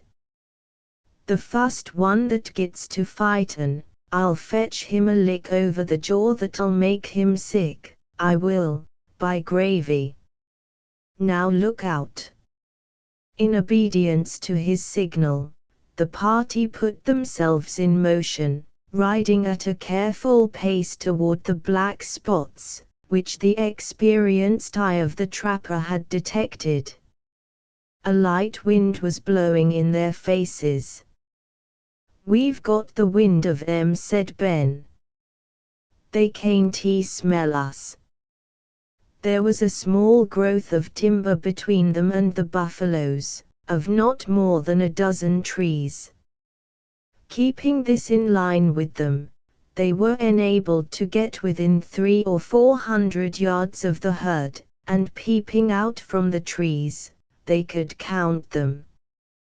The herd was small, consisting only of 5, headed by a giant bull, whose patriarchal head was slightly elevated, as if he snuffed danger in the air. The cunning animal thinks somebody is around, whispered Ben. Oh, what a beauty! But the cows are the best to eat. Is your gun loaded, Jan? Your, replied January. Then git ready. When I give the word, follow me. Are ye ready, Jule? Yes, said Jules, from between his set teeth. Then go it, cried Ben. The 3 horses bounded from the thicket, and before the animals were fairly awake to their danger, the horsemen were upon them. Ben drew his never-failing rifle to his shoulder and let fly. The fattest cow in the herd dropped on her knees, and then rolled slowly over on her side, dead. Jules was equally fortunate, prostrating another by a lucky shot in the brain. Jan, sitting on his horse, endeavored to fire, but his animal was restive, and he could not get aim. "Git down," cried Ben. Jan, who had begun to learn to obey the old trapper implicitly, leaped down at the word, and pointed his gun at the bull. He fired, and, as usual, found himself rolled in the dust. His horse bounded away, leaving him helpless. The charge of buckshot had struck the buffalo in the forehead, and he staggered to his knees. Jan sprung forward with a shout of joy. But this joy was speedily changed to grief, for the animal, which was only stunned, staggered to his feet, and shaking his head, charged the Dutchman, who ran for dear life. In watching the motions of a buffalo, it is quite a natural supposition that he cannot run fast. This is a mistake. In spite of his unwieldy bulk, he can get over the ground at a good pace, as poor Jan found to his cost.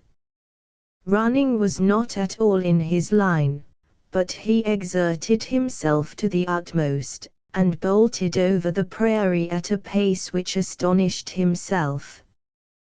But he could hear the buffalo lumbering on in the rear, and was conscious that he gained at every stride. At last he reached a tree, but it was too large for him to climb, and the animal was close at his heels. He got the body of the tree between him and his adversary, and the next moment, mad with anger, the brute plunged against it with a shock which startled Jan immensely. "Good Lord," he ejaculated. "Der plak buffalo ish very mat." Recoiling from the shock, the buffalo began to chase Jan around the tree. Though large of body, Jan had a decided advantage over his adversary in this sort of a chase, for he could run round close to the body of the tree, while the huge brute was forced to make a circuit. It was simply a question of wind. If the buffalo could run longer than Jan, he would be overtaken and trampled to death, and there seemed a strong probability that such was to be the case. It was a ludicrous sight, in spite of the danger the Dutchman was in, to see him whip round the tree, the flap of his hunting shirt streaming in the wind, followed by the buffalo, with erected tail, flashing eye, and lowered head. Jan cast longing glances at the little clump of trees a few rods away. If he only could get to them far enough in advance of the buffalo to climb one, he might be safe. But the distance, though short to the eye, was a great deal of ground to go over, followed by an infuriated buffalo bull, Jan thought. But he could not hold out much longer, and it must be tried. Away he went at his best speed, the buffalo making half the circuit of the tree before he could turn. By this time Jan had gained 100 feet, and this was everything to him. Even this was hardly enough, and though he got to the tree and began to climb, the buffalo bumped against it before he had gained the lowest limb, nearly shaking him from his perch. The animal drew back, cast a single glance of his vicious eye at the Dutchman, who had just laid his hand upon the lowest limb, and then, bump! Jan clasped the tree with all his strength, but his feet were swaying in the air above the head of his enemy. In the meantime he was shouting at the top of his voice all sorts of ludicrous appeals for aid from his companions. Ben's rifle had been loaded long ago, but he dared not use it while they were running round the tree, not knowing but that he might injure Jan in some way. Jules made no effort to aid him. The moment he reached the tree, Ben rushed to the rescue, calling Jules to follow, who did so, his face wrinkled with laughter. Bump! Why you no comes here, screamed January. Why you no shoot dis ugly pig. I can't hold on much longer. Bump! Dear he pay Aiken, screamed January. Help, help. Ache, mine crucius.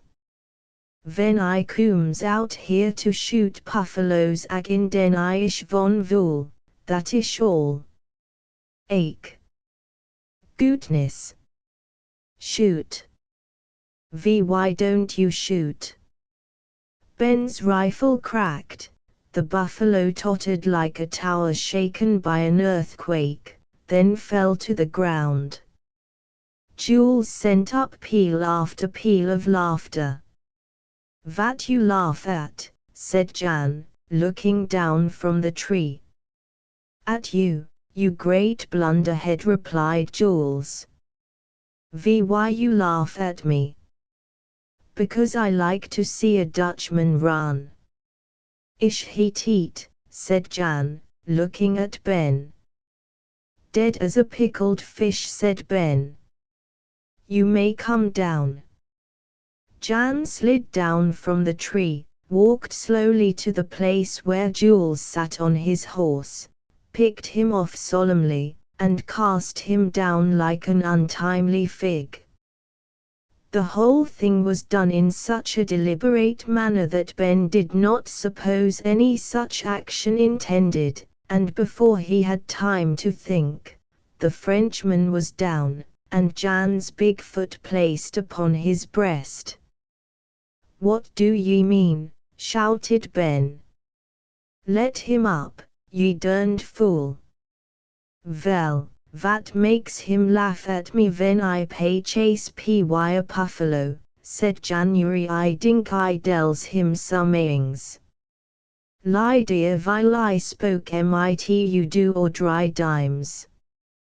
Take your foot from my breast, said Jules, fiercely. You cursed Dutchman, I will kill you. Let me up.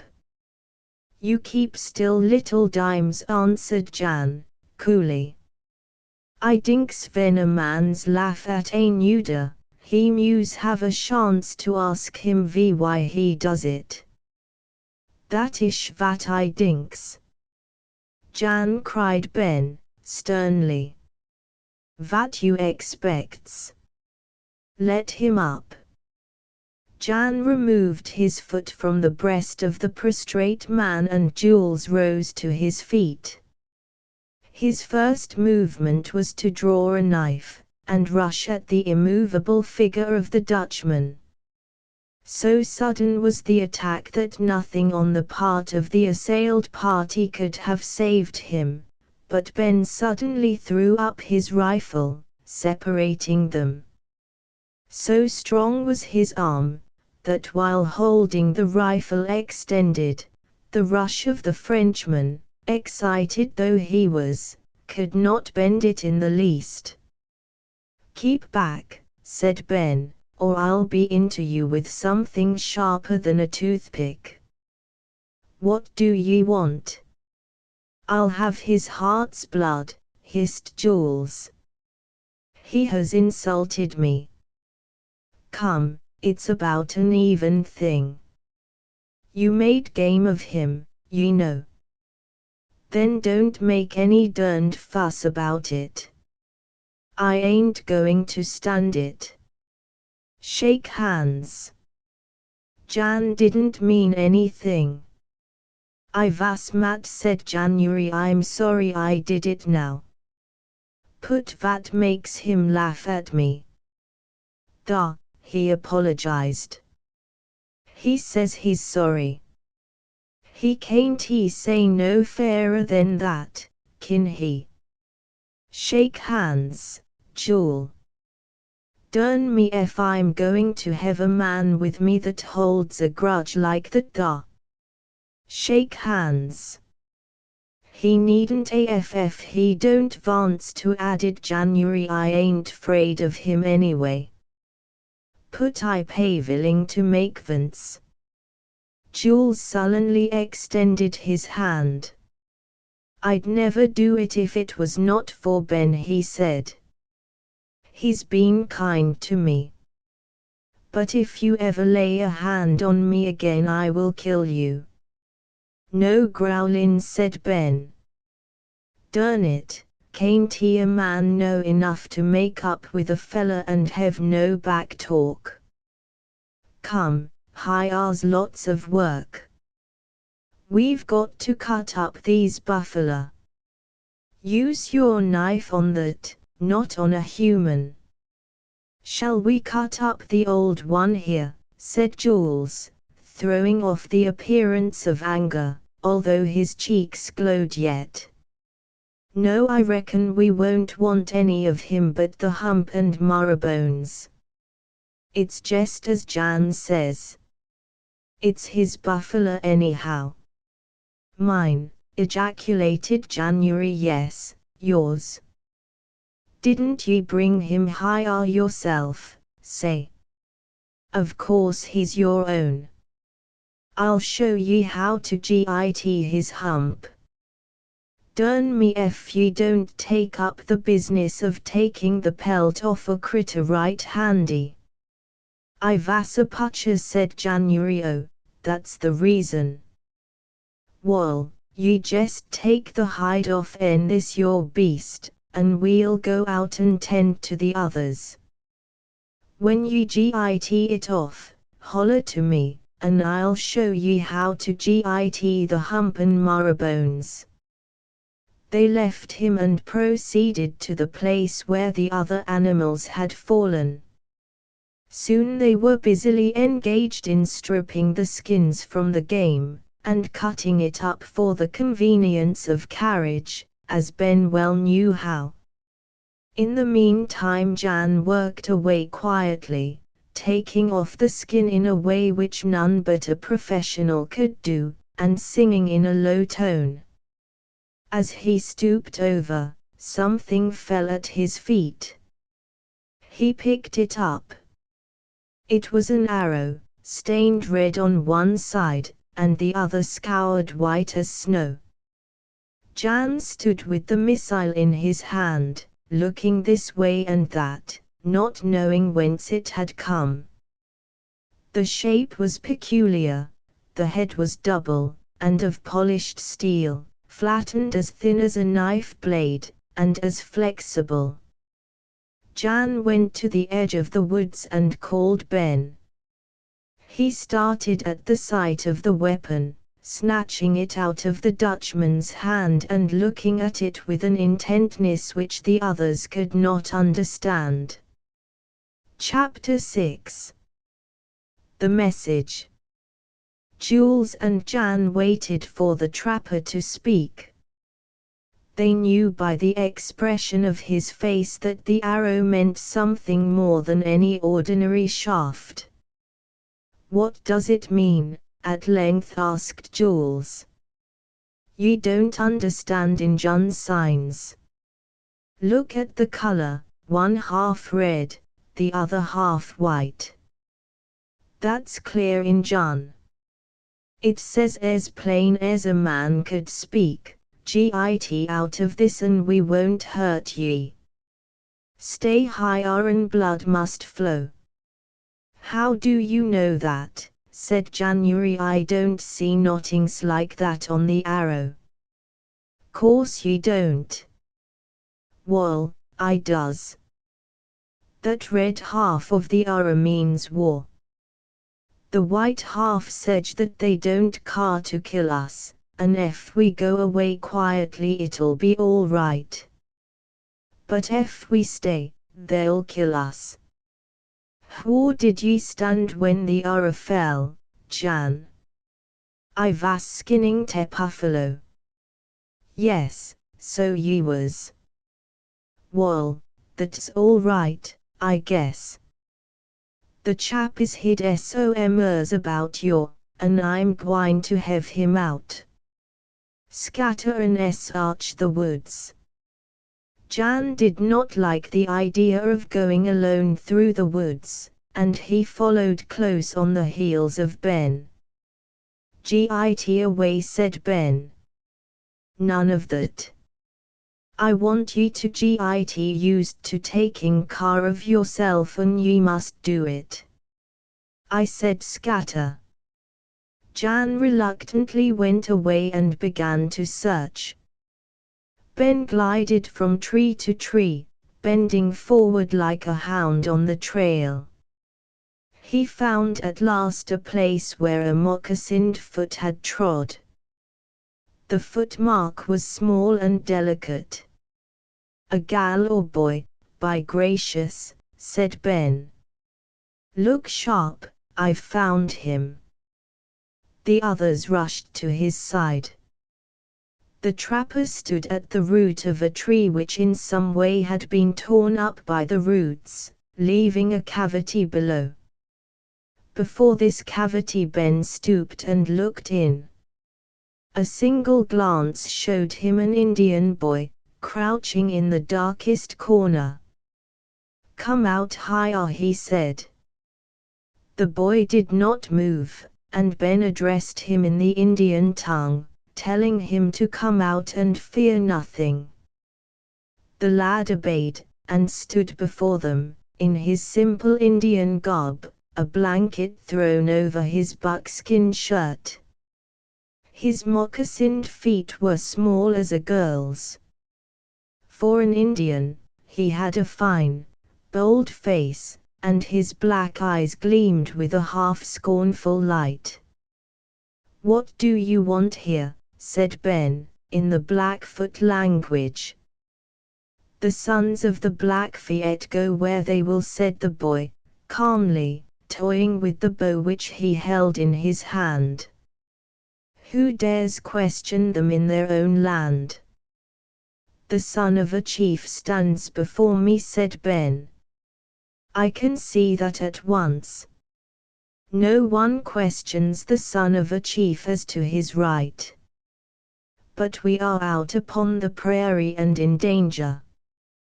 The brave youth can see that." "It is true," said the boy.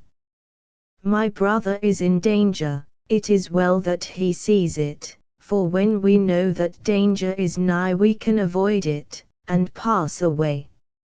My brother has seen the arrow." "Yes. His head is getting grey. He knows the custom of the Blackfeet. They know that he is a just man, though he has killed some of their people. Good, they give him a chance. They let him go in peace when and where he will, so that he trouble the hills no more with his traps and rifle."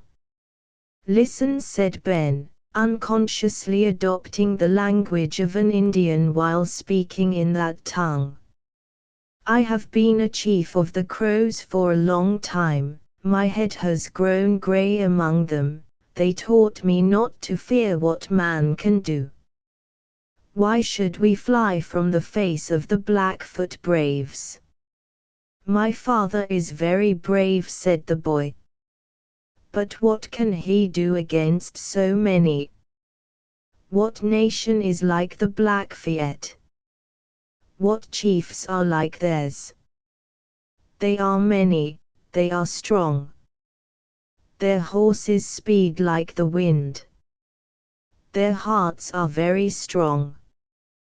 There are 3 white men, they can fight well, but the braves will sweep them from the earth when they come in anger." "We do not fear," said Ben. "We have come to take beaver and we must do it.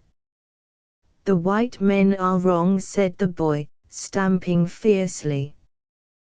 They think to drive the Indians from the land their fathers left them.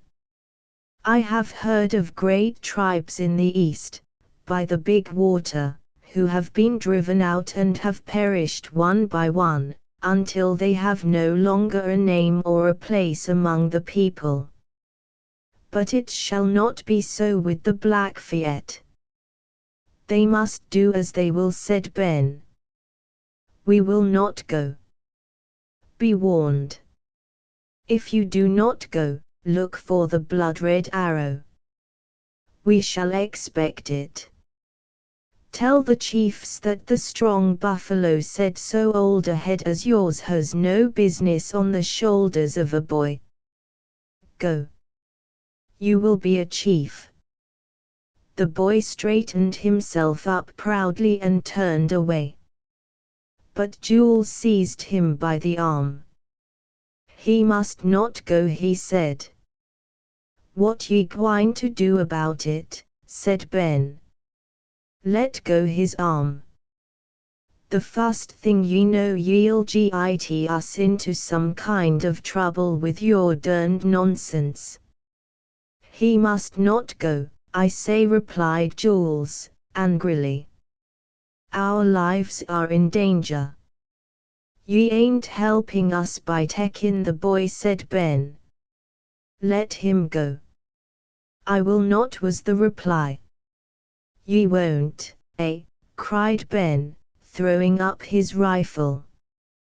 Then I'll bet my life I make daylight shine through your carcage in about half a minute. Drop your hold. Jules obeyed sullenly, and the boy, turning a grateful look at the trapper, darted across the prairie. Jules turned to the trapper with a lowering brow. You have had your way, it seems. We will see what will come of it. But let me tell you one thing, do not point your rifle at me again, or something may happen to you. Don't git up on your ear about it. I ain't going to have no bloodshed that kin be helped, I ain't. S'pose ye dear killed this boy, and a brave young fella he is too, what good would a come of it?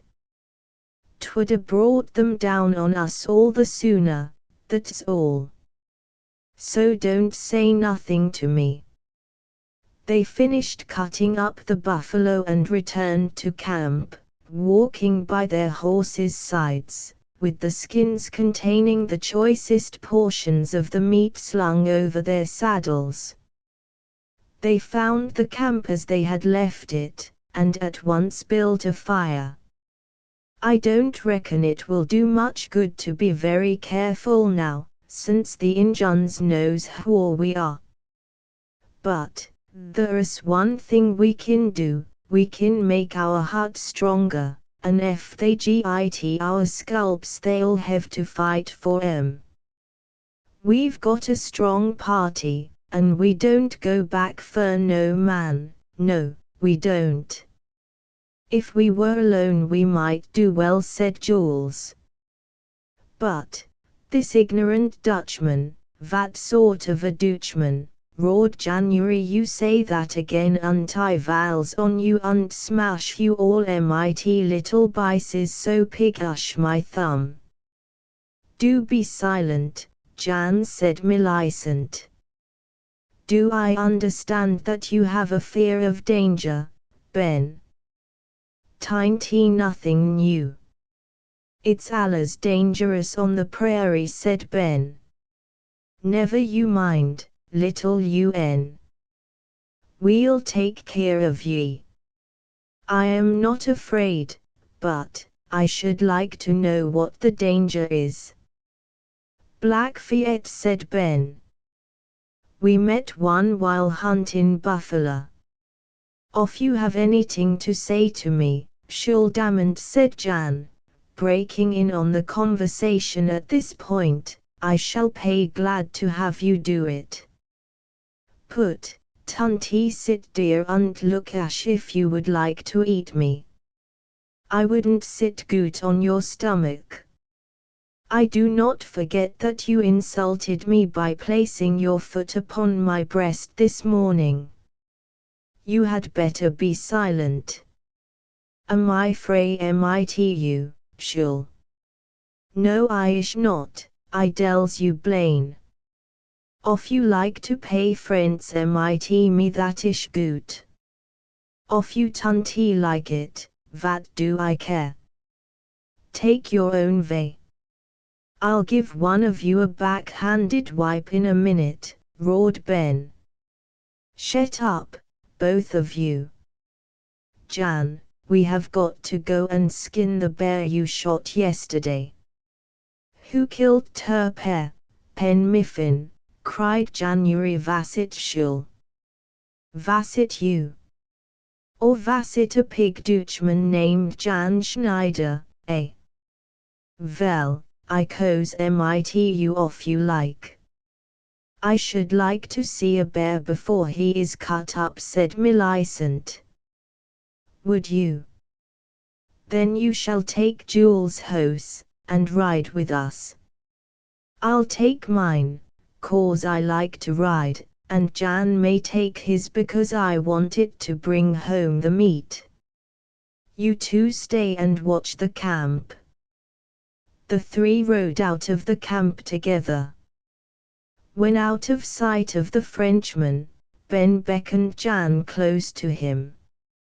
Why did ye tumble Jules over this morning, Jan? Well, he keeps saying, Dutchmans, Dutchmans, Dutchmans, till I vast tire of hear him. Suppose it rows him down on his pack, den he knows ash I will stand no nonsense mit him no more. I peas not a vool. I'm jubous you've made him your enemy, said Ben. I don't like that. I don't want no quarrelin' in my camp. When I take chaps out with me they must be the right kind of men, and not too hash in their ways. Now I don't reckon it'll hurt ye much to show him ye ain't afraid of him. You are speaking of your companion, said Millicent. Do you know that I am afraid of him? He has looked at me in a way I do not understand. Did your friend quarrel with him this morning? Yes. Now there's one thing more atween Jan and me. It looks as if we'd got to tramp the prairie together for a long time. Now any man that travels alongside of old Trapping Ben, must have the right sort of pluck.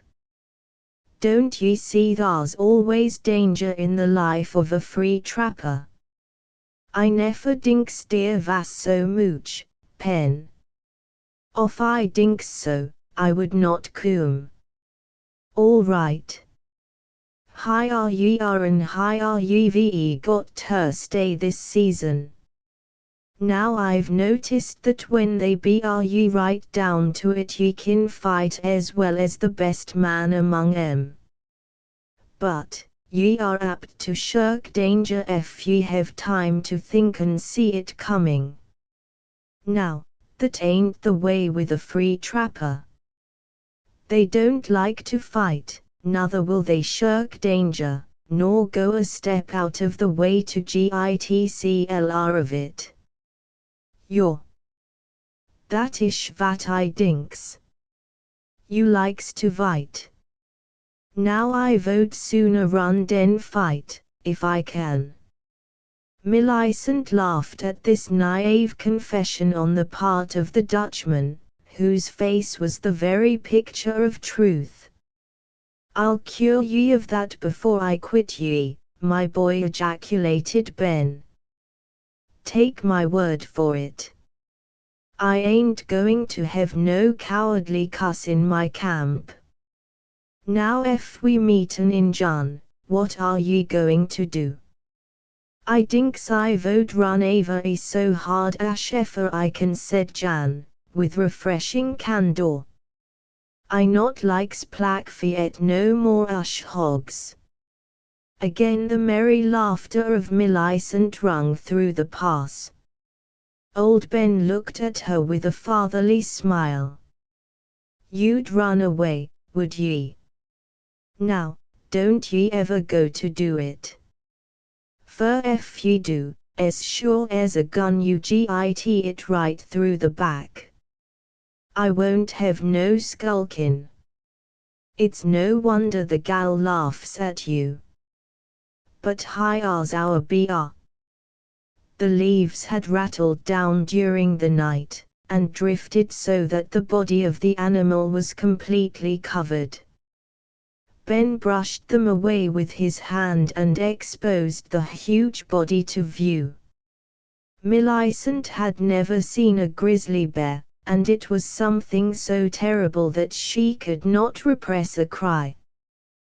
The wound which the roer had made was exposed to view. Indeed, the top of the head was completely blown off. Dear, cried Jan, in high good humor. I kills that pair mit mine roer. It was a bold thing to do. Well, I dinks off I vas not kill that pair, ter pair vod kill me, said January, so I kills ter pair. That showed great discretion on your part, laughed Millicent. But, what is the sound that seems to come from below? Ben stopped pulling at the body of the bear and listened. There was a pattering sound, like drops of falling rain, and then the pass below them was filled with a moving mass, and that mass was a pack of prairie wolves, coming on at their long gallop, which can tire the hound's deep hate or the hunter's fire. A pack of wolves, mad with hunger. There is nothing more fearful to a trapper. They know too well the vindictive fury with which the black brutes pursue and drag down their prey. Togs, queried January. Wolves, shouted Ben.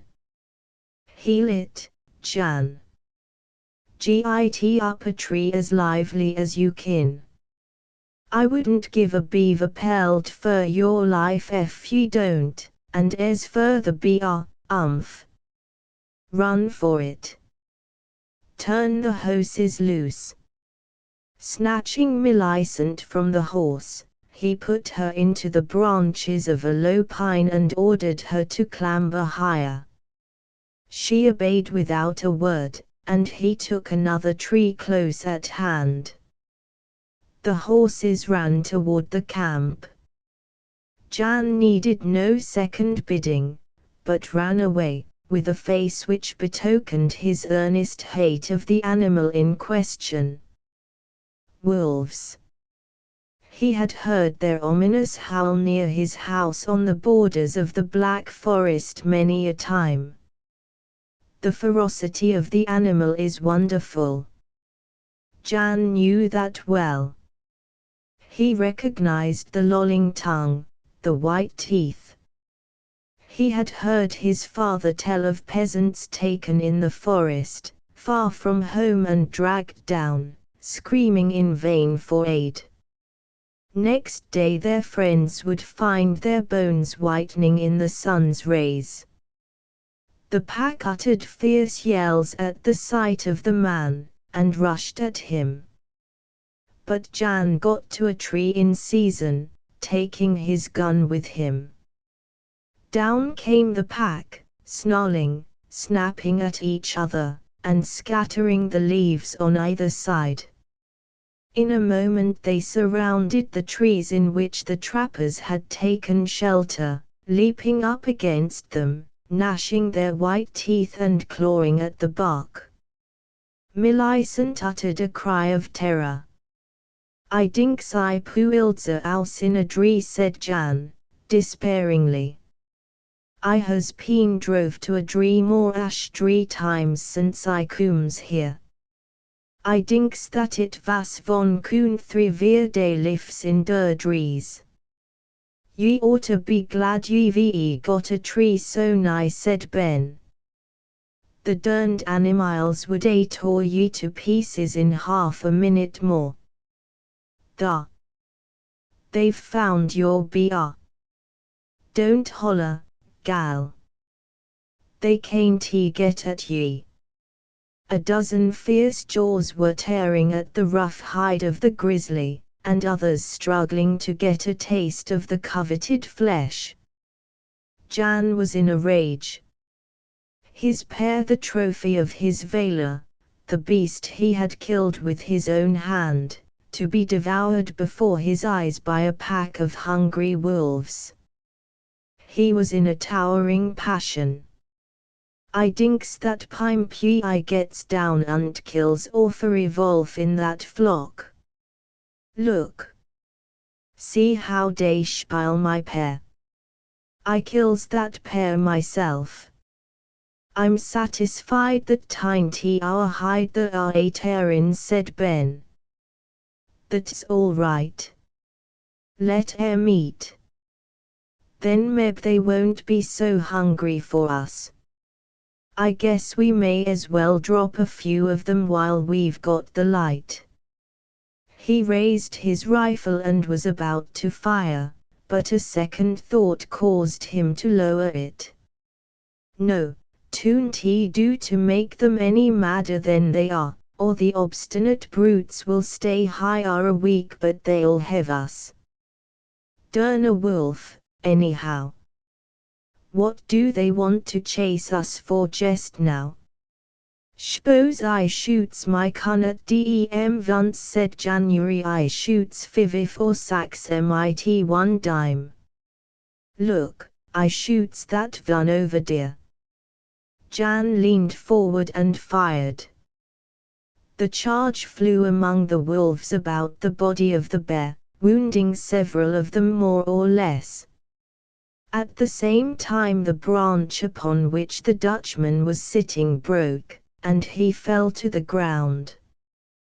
The wolves fell back at first, but, seeing only one man, rushed at him on every side. The German then showed that he was brave enough, if need be. The heavy gun was swung above his head, and the iron-bound butt descended on his foes with mighty force. The first brute fell with a crushed skull. Ben Miffin was not the man to see a comrade in danger and not come to his aid. He sprung down, scattering the cowardly creatures right and left. The diversion enabled Jan to get back to the tree.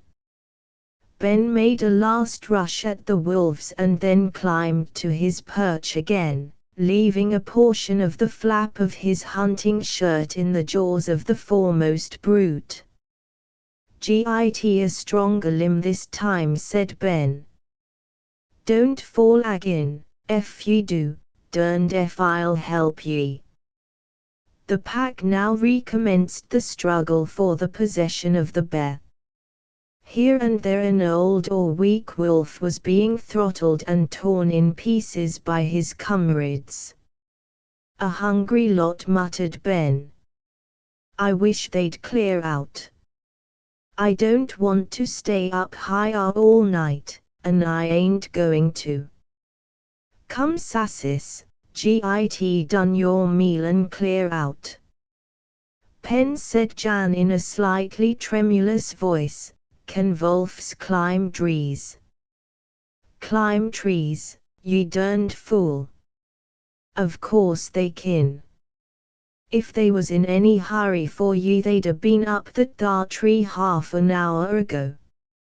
Oh, I reckon your cat's meat now. Say your prayers, ef ye've got any. I think ye'd better, anyhow. It's the last chance ye'll have." "Don't talk that way, Pen," said January. "Why you likes to scare a poor Dutchman all to pieces. I tells you I don't like wolves. Dayish got long teeth like nails. I dinks dey pay very hungry. Vell, s'pose I gets to St. Louis once more, I goes back to Yomeni mit a bucket. I not stays here. I judge ye won't git back to St. Louis, said Ben. Them chaps don't look much as if they meant to let ye, do they? I judge not. Anyway, I've got my opinion, and I'll back it, that they begin to gnaw ye in just 10 minutes by the sun. They make short work of a Dutchman. Don't I know you, Pen Miffin? Don't I know you so vel as never was? Dey can't climb no more as a pig. You's a liar, and you knows you pay a liar. I never sees a vorse vun. Jest wait a bit, my lad, said Ben. I'll come to you by and by. I'd rather pay licked py a man dan swallowed py a wolf, swimpered January. I fights dem, anyway. IP's not afraid of dem no more ush you. Coom, vy you no shoots. Shut up, said Ben. Somebody is coming. Hark. Chapter 7. Indians. As he spoke, the wolves scattered right and left, and ran in terror up the gullies at the sides of the pass. The men in the trees remained still as death, one from terror, the other from caution. There was good reason for the hasty fight of the wolves and the silence of the men hidden in the trees.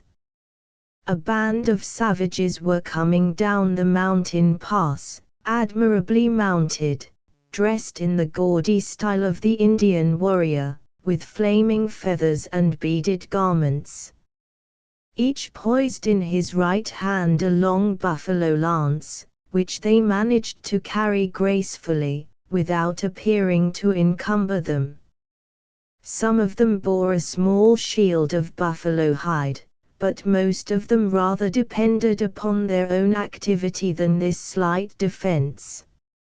In front of the band rode a tall chief in a rich costume, with a belt of worked wampum thrown over his shoulder and buckled about his waist. He eschewed the lance, and carried instead a beautiful rifle. His figure was commanding, and he had a noble head, a nose cut like Caesar's, and a firm mouth. His eye was black and piercing. His hair long and dropping on his shoulders. By his side, armed in every respect like the elder, rode the boy who had been taken prisoner by the trapper on the prairie and threatened by Jules. The party might have contained 100 in all, and a single glance convinced the trapper that they were Blackfeet. They pulled up at the skeleton of the bear, uttering cries of surprise, for, of all animals, they think the grizzly bear the fiercest, and most to be feared. They dismounted and examined the body. The head had been untouched by the wolves, and the gaping wound was revealed. They crowded together about the body, chattering loudly, putting their hands into the wound, and evidently wondering what weapon could have inflicted it. Even the chief descended and looked at the body. "They have great guns at the big wigwam which make a hole like this," said he gravely. "This is a white man's work. It is not a rifle. Can a white man carry a great gun on his back?" said another Indian, in the dress of a chief. "I cannot understand. Some medicine man has taken the life of the big bear of the hills. It is no common gun. Wabio Win says well. All the white men are great medicine. My race pass away before them like trees before their axes. But Whirling Breeze will not live long enough to see the work done. While he is alive, there will be war between his people and the white men. Why should we not make peace? Said a chief who had not spoken before. Why should we fight against those who are stronger? I have been to the forts and I have been to the towns by the big water. They have talking houses which make them flour, and guns and powder. They took me into these talking houses, and showed me what was done. Why not be friends with them, since they be stronger than we? Peace, Red Arm, said Whirling Breeze, angrily. The Blackfeet shall never bow the knee to the white men. They will die one by one, but they will never yield to the destroyer. Let us find those who have done this, said the chief, Wabiowin. We will take their scalps as a beginning. Whirling Breeze gave a signal, and all the braves bounded into the saddle and rode away down the pass. Ben stretched out his head and watched them anxiously. There were 2 passes through the hills, and if the Indians would only take the wrong one, it would give the whites a chance to run down and apprise their comrades of the danger. A moment of breathless suspense, and the party turned into the pass leading to the hunters' camp. It's all up, said Ben. Poor Jewel is done for, and that young chap Bentley. Come down, January. We must get out of the way as soon as possible. The darned thieves won't be long gutting the concern. The old trapper helped Millicent from the tree. Jan came down in great haste and followed Ben's lead. He turned into the second pass before mentioned, and hurried down it half a mile. No concealment of the trail was attempted, but at last they reached a place where there was a break in the rocky sides of the canon, and up this went the men, with their guns at a right shoulder shift, using one hand to assist them in climbing. Ben looked back once at January. All traces of fear had left his face, and his compressed lips told of a steadfast determination. Ben nodded, and muttered to himself. Millicent followed them bravely, pale, but evidently not from fear. He'll do, I'll cure him, muttered Ben, and the gal is good grit, too. The pass grew steeper. They slung the guns over their shoulders by the straps, and used both hands in dragging themselves up the ascent. They had to stop now and then to assist Millicent. Jan was puffing like a grampus. Millicent could hardly see why Ben had taken this course. From the spot where they stood they had a complete view of the valley and its occupants.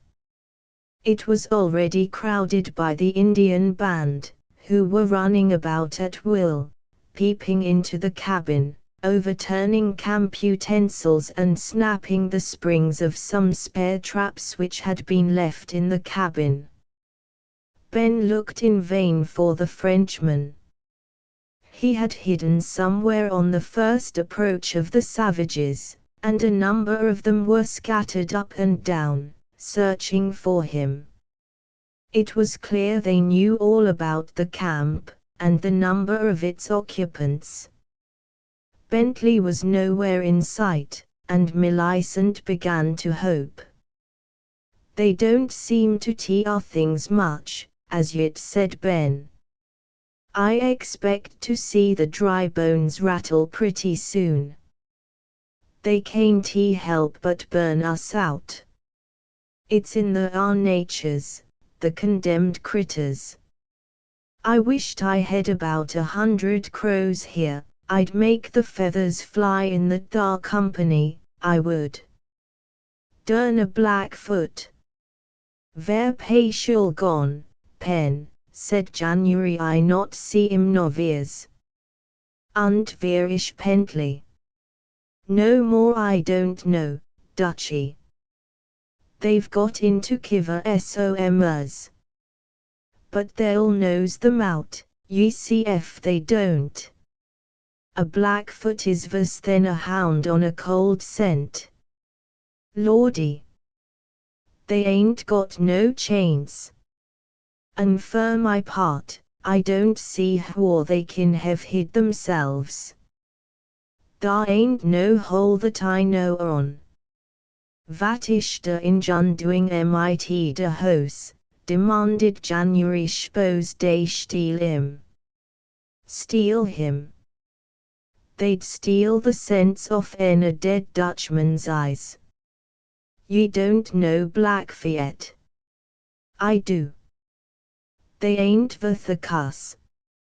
I wouldn't take the offer to buy out the whole tribe, FICUDGITM for a beaver skin. Not the whole tribe. They are in a state of general cussedness that is alarming. I can't go a cent on 'em. And if they take that house, I'll exterminate the whole tribe. Don't look scared, miss.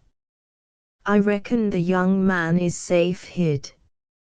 I dinks it would pay better to keep Avery, said January. I don't dink it would pay right to fight mit a dribe. I dinks they VIP us. Don't ye believe it? I consider myself capable of cleaning out the entire tribe. I can do it every time. I can do it just as easy. What's a little tribe of Injuns to a white human of my mental and moral caliber? I'm as good as a dozen missionaries, I am. A missionary talks to 'em a while, and they listen till they get tired, and then take his scalp. They'd take it before, only they can't understand a word he says, and it don't hurt 'em. Now I come of a strong family, and that kind of moral suasion ain't my best holt. I don't reason with 'em that way. How you do it, Pen? I put a ball right through their carcages, and then I can reason with 'em to great advantage. They understand what I mean. What if he paid debt, Pen? That's the beauty of my style. He can't resist the line of argument I have adopted. He appreciates its force, I allow. Don't ye see? You're kill him und den talks mit him. That is gut way. I does him myself, pimpy, when I kills an Injun. I reckon ye'll have a chance, one of these days. What are they prowling round that beaver dam for? They are after my traps, the sneaking varmints. It'll bother 'em some to git 'em, anyhow, I'm ruther good at hiding traps. But I'll mark every Injun in the party, and one of these your days we'll have a settlement. Keep out of sight. If they see us, they'll never rest till they git us. Lay low. All right, Pen. I takes care. I no likes to fight mitdem unless I have to, but vat I dinks ish dis, AFFN man ush vas want to live so long that he can, will not fight for his life, when he have to do it, den he vas van pig wool. I not like to fight. IP's not a vite in character. Put off de cooms, I kills all of dem vat I can. That ish true vat I tells you. That's the right kind of talk, old man, said Ben. I like that. It sounds like a man. Don't rush into danger, but don't dodge it. That's the way to talk it. That's the way to be sensible. Can you see anything of Juliet? I don't see him, Noviers replied January. I can't think where he's hid, or what them buggers are poking round that damn fur. He can't be there, can he? Ain't one of them Injuns going into the water? More ash one of em, said January, more ash a tozen, I dinks. It was true. A number of the Indians had gone into the shallow stream, and were wading toward the dam, approaching the beaver hut nearest the shore. One of them approached the opening and climbed up on the dam. Another followed, and they commenced taking off the top of the hut. Beavers do their work well, and it was the work of some moments. At last the top was removed, and they stooped together and dragged something out. Was it a beaver? No, but Jules Damond, who had ensconced himself in the hut as a hiding place. They passed on to the next hut, and in like manner dragged out Bentley Morris, who had taken refuge there. It was with the deepest sorrow that the party on the mountain saw their ill-fated companions dragged from their places of refuge, amid the exultant yells of the savages, and conducted to the shore. They made no struggle, indeed, any resistance would have been useless against such a force. They are taken. Oh, gracious heaven! They are taken. What will be their fate? Cried Millicent. I can't tell, said Ben. They may kill 'em, but I don't think it. Jule has got the best chance, for he tried to kill the boy. Poor Shul, said January. I's sorry I gets mat mit him und wrestle him town on his pack. The least they can hope for is to be prisoners of the Blackfeet for years. Poor lads. I'd give anything to set 'em free. But, what can I do, what can I do? The prisoners were dragged out into the open space and questioned angrily. Whirling Breeze stood in front of them for a while, and then, taking Jules by the shoulder, he led him into the cabin. He's trying to get him to tell where we are hid, said Ben, chuckling hugely. He'll make a good deal out en Jule, I reckon. Take care not to show yourself, gal, it won't do. If they catch sight of a woman, they'll follow her till doomsday, but they'll catch her. But we've got things our own way. If Jule knew he wouldn't tell, and as he don't know where we are, he can't tell. So we are safe two ways, don't ye see? Shortly after, Jules and Whirling Breeze came out of the cabin, the Indian excited and gesticulating violently. The sound of his voice even reached the rock on which the watchers stood. But, they could not distinguish his words. At last they bound the prisoners, and placed them on horses. This done, the entire band trooped away. In a few moments all was still, and nothing remained to show that a visit had been made but the two broken beaver huts, a few scattered beads, with here and there a broken shaft, a feather, or a worn moccasin. To the surprise of the trapper, his horse, which had run back to the camp when the wolves attacked them, was left at liberty as well as the Dutchman's.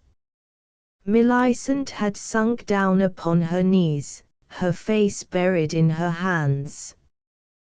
The man who had saved her from deadly peril, who had placed his own life in jeopardy to save hers, who had kept up his courage and hers in starvation and fatigue, and had taken deep wounds in her behalf, was a prisoner in the hands of a bloodthirsty enemy. She never knew her love till now. "It's hard," Gal said Ben, sadly. "I agree to that. But it happens often out higher on the plains. I'm sorry. But we couldn't help it." "He was a brave man," she said, sobbing. "He saved my life twice, and now he is gone. Don't you give it up. There ain't no use of that." "Pshaw. He may git away. He's a bright young chap, and he may get CLR. Let's hope so. Blame it, he has got a good chance. Let's go back to camp. Are you going with me, or will you stay higher, Jan?" "I cos mitu, Pen." "That's right. Stick by me. You scratch my back and I'll scratch your back.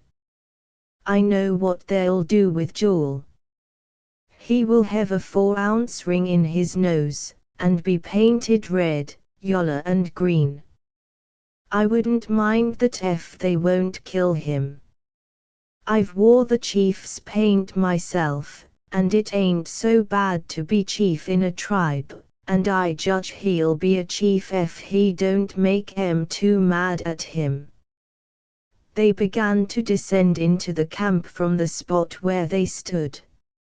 It was difficult, more so than on the other side, and needed a quick eye and hand to accomplish the descent without the greatest danger. A fall would have been certain death. They took Millicent between them, and aided her down the perilous path, the strength and skill of Ben standing them both in good stead in 100 ways before they accomplished the distance. The loose slate slipped under their feet, and it was with a feeling of heartfelt satisfaction that he saw his two companions safe on the solid earth below. "Well done, miss, well done, old boy, I knew ye had the right sort of stuff in ye. This climbin' about among the rocks is my best holt, and ye kept even with me. There ain't many could do it, and I may safely say no woman's foot ever trod what yours did today, miss. It's something to be proud of, and I'm rarely proud of coming down there. Now then, put your best foot foremost, and let's see what damage the brutes have done in the camp." "You objected to my calling you sir the other day," said Millicent. "I must quarrel with you now, Father Ben. My name is Millie." "Pshaw, now," responded Ben, with a delighted look. "Ye don't mean to call the old man by that name, do ye?" "Yes, all my hope is in you now, you must call me Millie. You're a sweet gal, Millie. The man that couldn't fight for ye don't deserve the name of man nohow. Now look I'm going ter save your young man, you see if I don't. I'll save him or lay my bones by the Powder River, that's as good as swore to. If you could save him, Father Ben, I should love you always, dearly." "You would?" And ye called me Father Ben. All right. We'll see if thar ain't suthin yet in old Ben Miffin. They hurried to the hut and entered. Everything was in confusion, and it was some time before they could collect the scattered articles sufficiently to see that not one had been removed. Everything remained intact, to the utter surprise of Ben, who knew that Blackfeet are born thieves. In all his experience, he had never known them to enter a camp and leave anything which could possibly be taken away, and there were many little articles, such as traps, blankets, knives, hatchets, and the like, much coveted by the Indians, lying about in every direction, untouched. Ben looked about him in amazement. I've seen a good many things in my time, strange things too, but this beats all nature, he said. That beats, said January. They ain't stole a thing, they've even left our houses. I dinks des pay coot Injuns, said Jan, with a grin. Good. Git out. Don't be pokin' fun at a chap in your old age. The world is coming to an end, don't say it ain't, I know better. I went down to Selkirk last summer, and thar was a chap thar preachin' that the accounts of the world would be brung to a close jest about this time, and the derned critter was right, a millwright, they called him.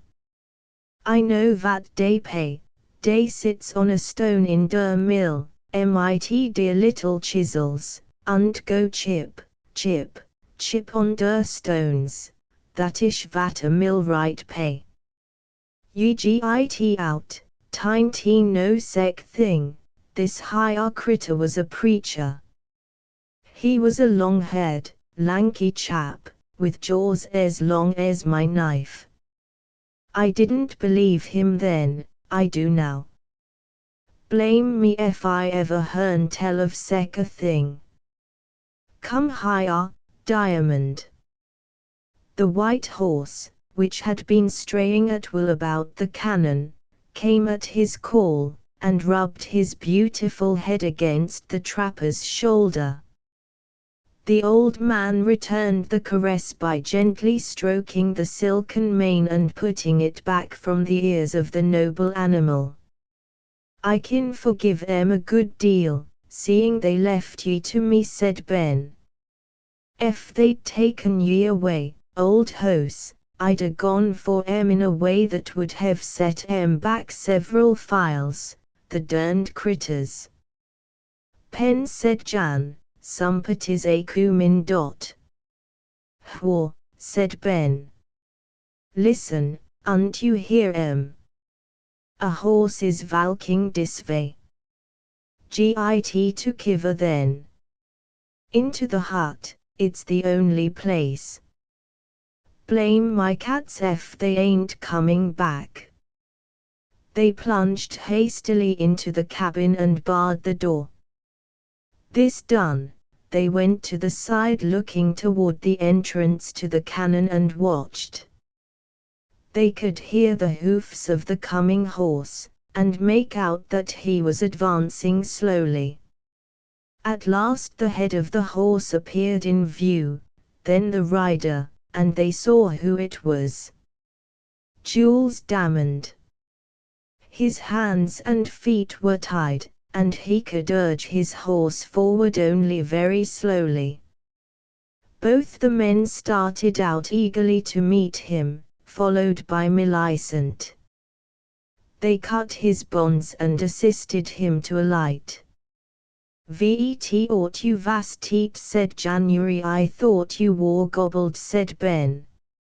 So I was, said Jules, coolly, with a sidelong look at the face of Millicent. But you see I have escaped.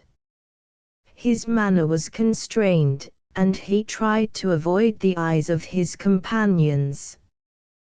To their questioning he made answer that the Indians had ridden out upon the prairie, and soon after entered a defile in the hills, a dark and narrow pass.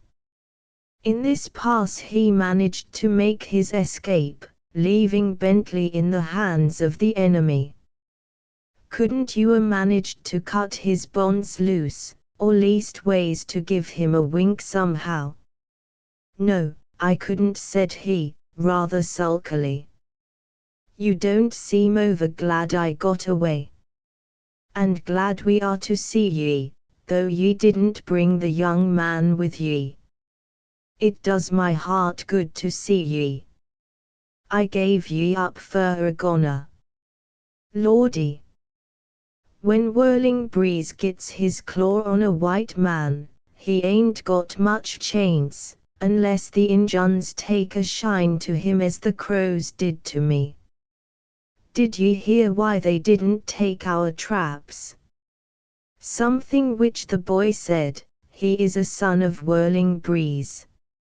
I thought so, they are alike as Pictus. I'm glad I did the boy a good turn. I can't get it through me how Whirling Breeze ever let them traps alone. And the hoses. Who ever hearn tell of an Injun leaving a hose he could steal just as well as not? Never mind the boy, I will remember him to his cost, said Jules. Where did you leave them? About 5 miles to the east.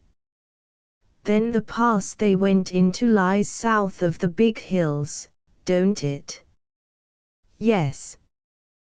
Then I know where they mean to camp, said Ben, and thar's going to be the only place where I stand a chance of getting that boy out in the hands of the derned Blackfeet. It's got to be did, if old Ben Mifflin can cipher it down. I don't know that I'd do it for his sake, but for the gal. You seem to take a great deal of interest in her, don't you? Said Jules, with a half sneer which Ben did not at all like. To be sure, don't you? Jules Damond laughed in a strange way, which by no means pleased Ben. Indeed, there was something in his conduct lately different from the frank and open manner which had won the sympathy of the old trapper in St. Louis. Even the stolid German observed the change. Millicent drew the Frenchman aside as soon as she could do so. Was Bentley downhearted? Did he despair? She asked. Who? Do you call him by his first name? What is he that you should take so much interest in him? He is my very dear friend. You do not answer my question.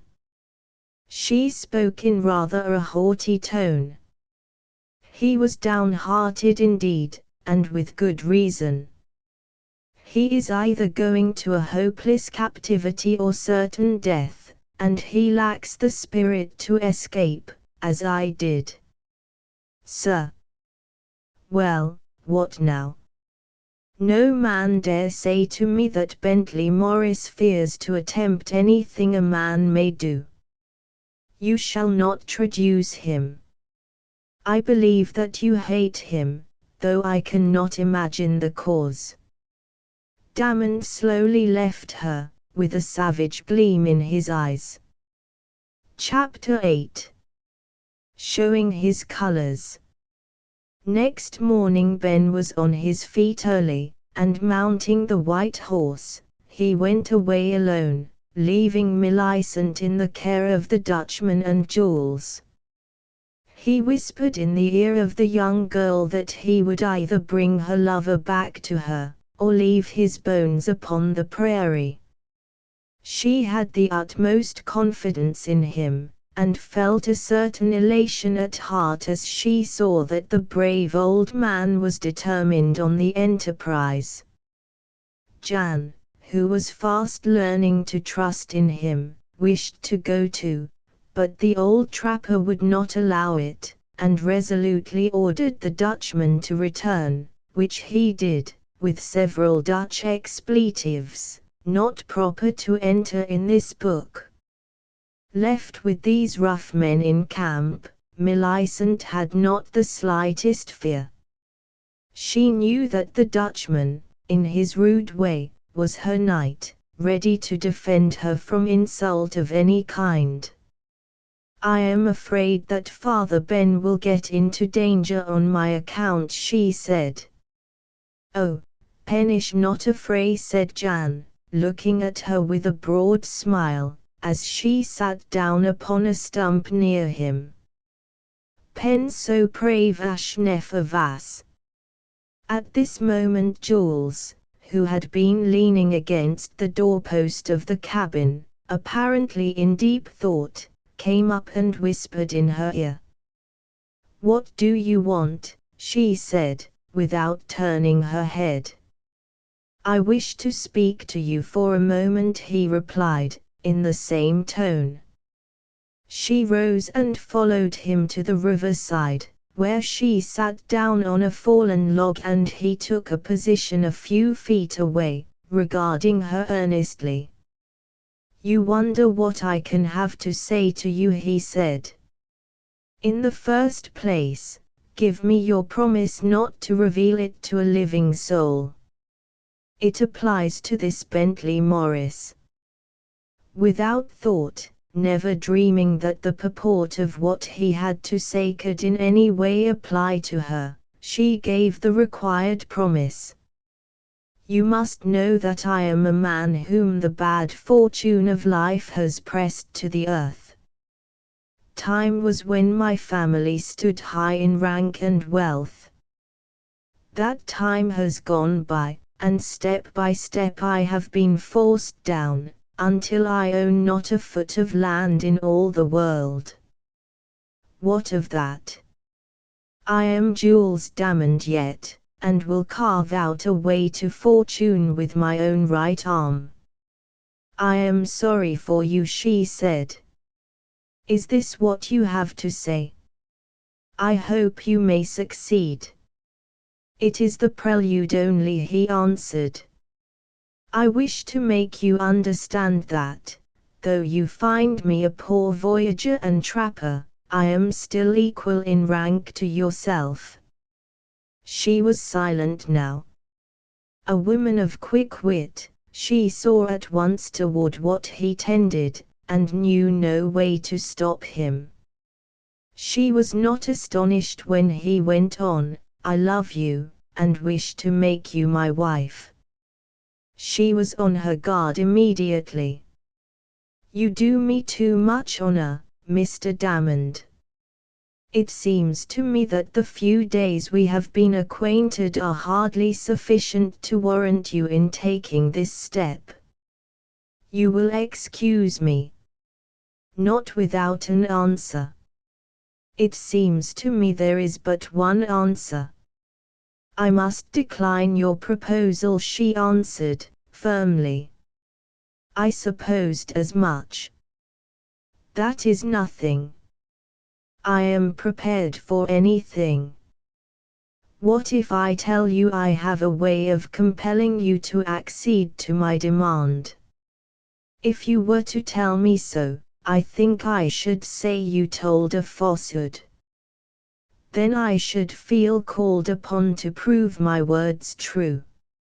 In the first place, then, you have a sort of feeling for the young person known as Bentley Morris. What if I were to tell you that his fate depends in a great measure upon you?" "How can that be?" "He is in the hands of the Blackfeet. I am aware of it. Yet I am ready to attest upon oath that I have the power of freeing him from captivity, or at least of saving him from death. I am rather inclined to the opinion that they will roast him. I should be sorry to have that done, really, as I have nothing against the young gentleman, except the penchant you have for him, which is not his fault, poor fellow. Be merciful. Save him from this dreadful fate. You are a wretch. I suspected you all along, and now I am sure of it. You are in league with the Indians. Ah, you have great penetration. When Father Ben returns I will inform him of this. You forget. You are pledged not to say a word. Remember that. You entrapped me into a promise which I ought to break, she answered. Yet you dare not. I tell you that the fate of your lover hangs upon my life. I am not likely to give you up readily. I repeat that I love you. A Frenchman loves in a moment, and forever. Beware what you do, and above all, keep silent. She knew that she was in his power. He laughed lightly, and laid his hand upon her shoulder. All the passion in her nature was aroused, and she struck him in the face with the flat of her hand. He stepped back a pace and put his hand to a knife instinctively. A flush of blood rushed into his face. Jan, from where he was sitting, saw the action, and rushing forward, thrust his heavy body between them to shake his ponderous fist under the nose of Jules, who recoiled at the sight. She struck me, he cried, angrily.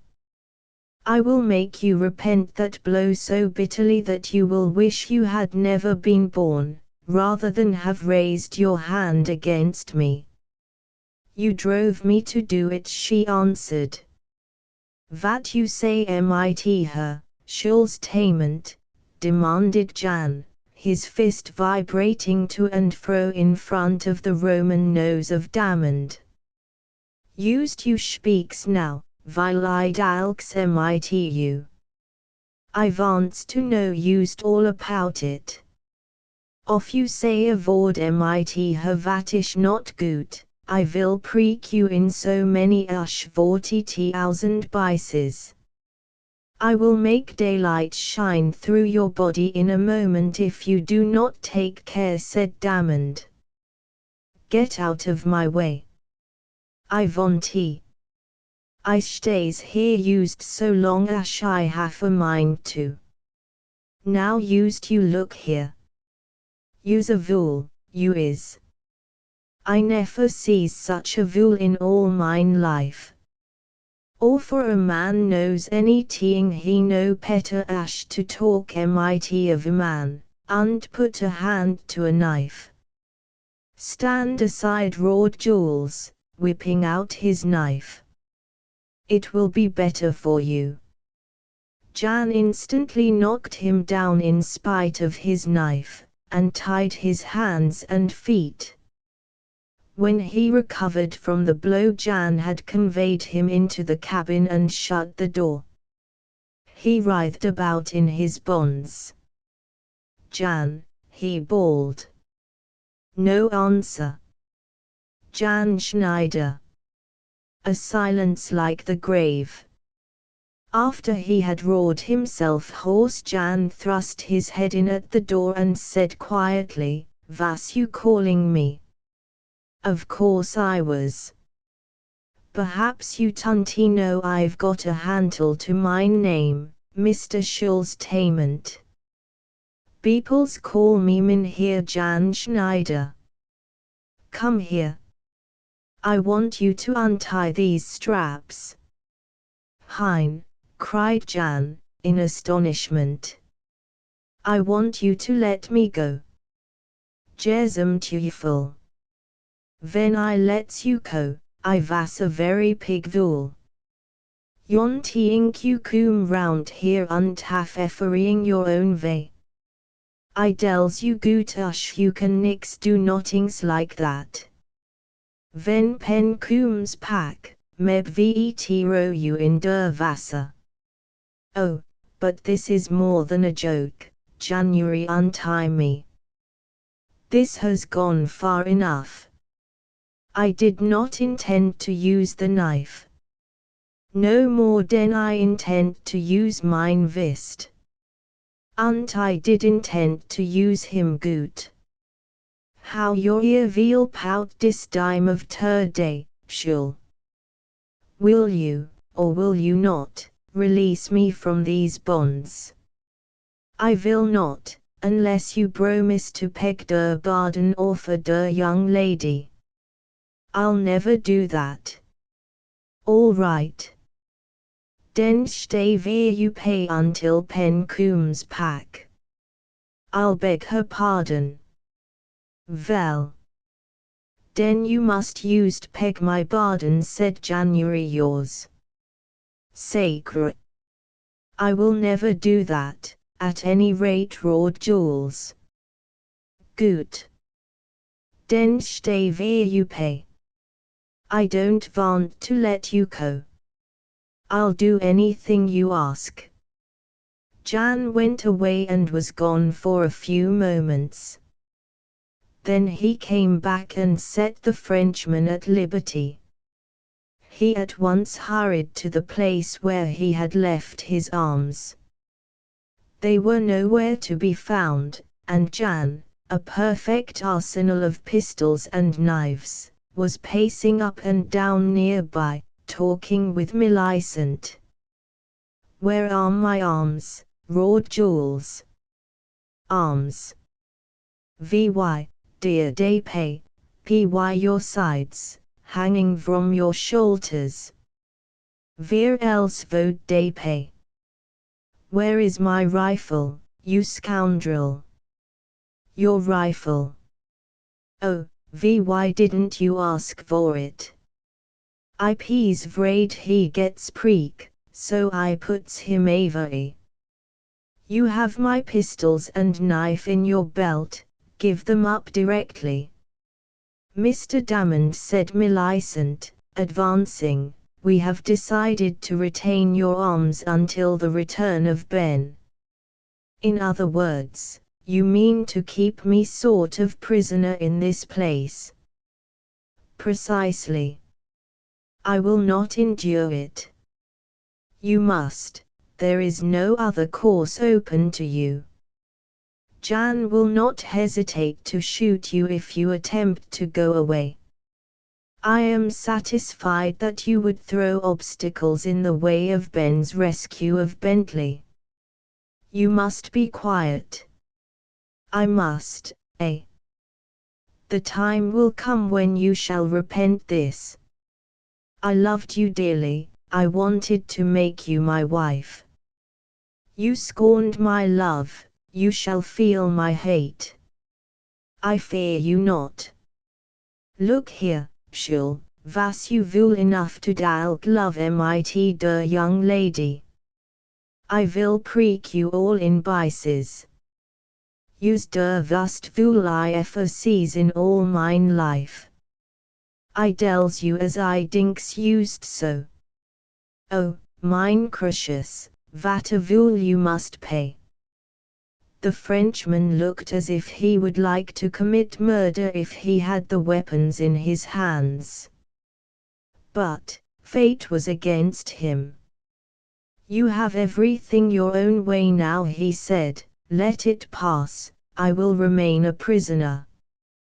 We are going this afternoon to the top of the hill to see if Father Ben is in sight.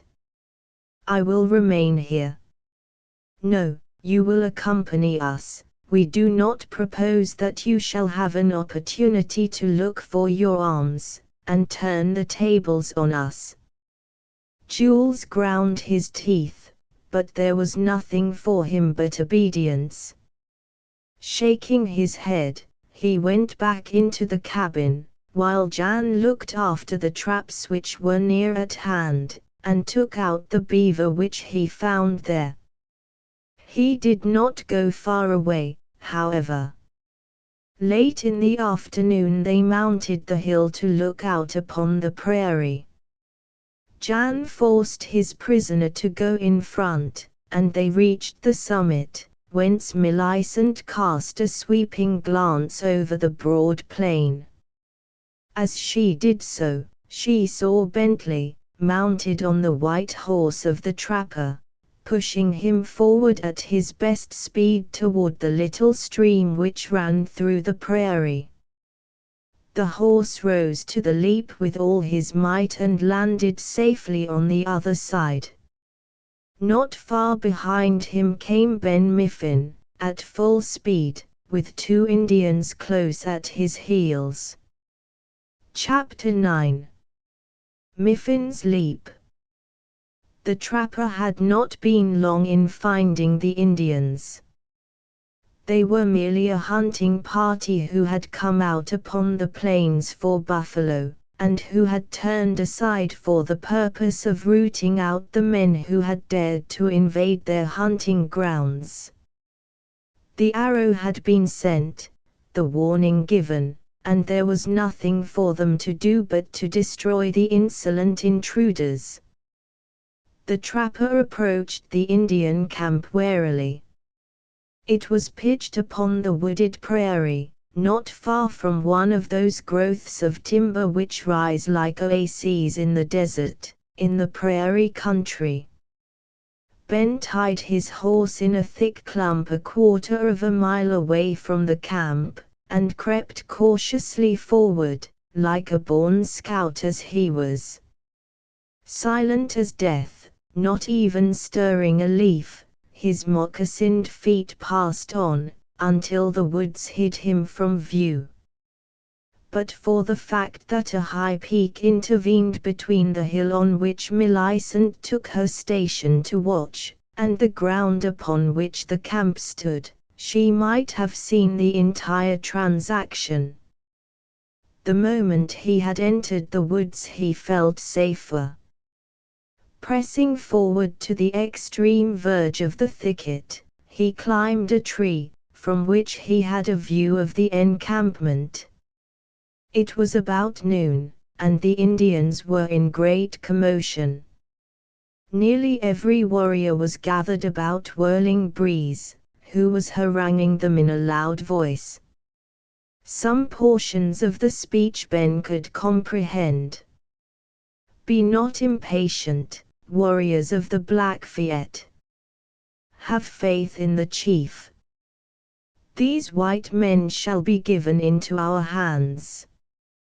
There is a maiden among them fairer than snow, she shall dwell in the lodges of my people. Warriors and chiefs, it is well that some of the white men should come among us. They have many arts, of which we know nothing, by the power of which the Indians are fading away, as the snow melts when the sun is high. He shall teach us these things. When we know them, we can meet the white men with their own weapons, and sweep them away. Let us wait the good time." Who the he here referred to, Ben could not for his life comprehend. He looked about him for Bentley Morris. He was standing near the center of the camp, bound to a small tree. Ben began to despair. How was it possible, alone and unaided, to free him from the hands of the enemy? Some time he sat in the tree. Indians passed and repassed. Several of them stood for a few minutes beneath the tree, and conversed in low tones. Ben was in doubt. Was it possible that Jules Damond had turned traitor? His heart sunk at the thought that he had left Millicent under such a guard. No, impossible that Jules could play false. He had no motive for treachery, he could gain nothing, but would lose everything, by desertion. So the honest old hunter disposed of that suspicion. There were several young squaws in the camp, as is generally the case with a hunting party, Their not unmusical voices could be heard calling to each other and singing snatches of Indian songs.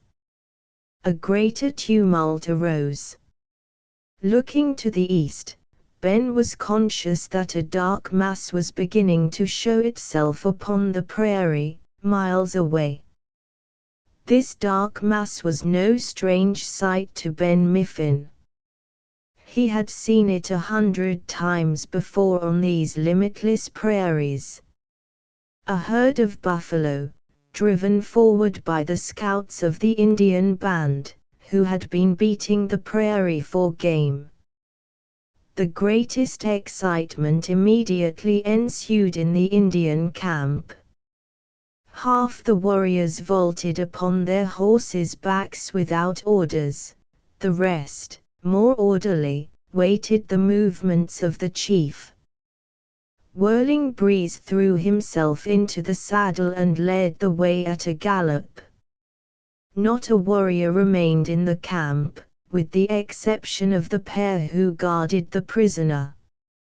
Even these ran out of the camp, and followed the herd with their eyes, burning to be among them. The women had gone out after the warriors as fast as they could run, leaving the camp deserted for a moment. This moment was not lost by Ben Miffin. Slipping from his perch, he ran to the tree, cut the bonds upon the arms of the prisoner, and they ran together to the shelter of the trees. If they had gained them unseen, the escape might have been unnoticed for some time. But an old woman, who had remained in the camp, caught sight of them as they ran, and raised a yell that might have done credit to a good-sized panther. This cry accelerated the fugitives' speed, and they reached the place where the white horse was tied. "Git up," said Ben. "What will you do?" Miffin never answered a word, but, throwing his rifle to the trail, ran off at a speed which awakened the admiration of the young man. As he hesitated, an arrow whizzed near his head. Looking back, he saw his late guards coming up at a run, while the man who had fired at him was fitting another shaft to the bow. Bentley leaped into the saddle, and followed Ben, who had by this time gained several hundred yards. He laughed as he saw the guards were after them. He had no fear of anything they could do to him unless others came to their aid. "Keep your horse at a trot, boy. Not too fast, keep alongside. You ain't got no weapons. Hire's a pistol. Tain't a bad thing for close quarters, but blame 'em when ye have to fire more 'en 10 feet. They don't work, you take my word for it, they don't work.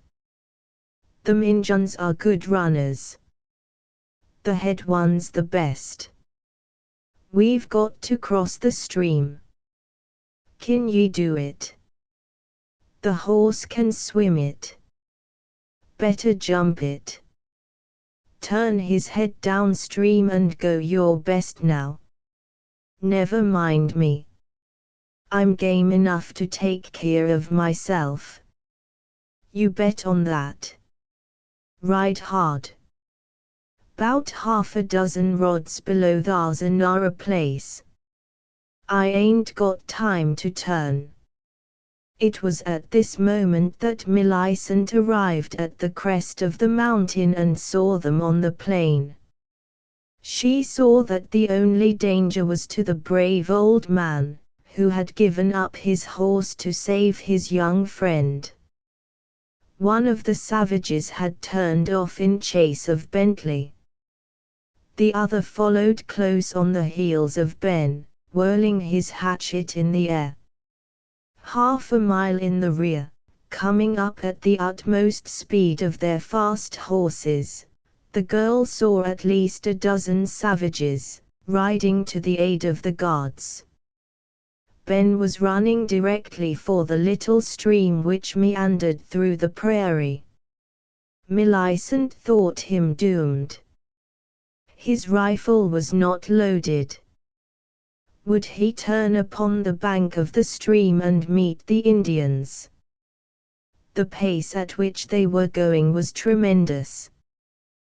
The Indians knew him well, and those in the rear redoubled their efforts to come up with him.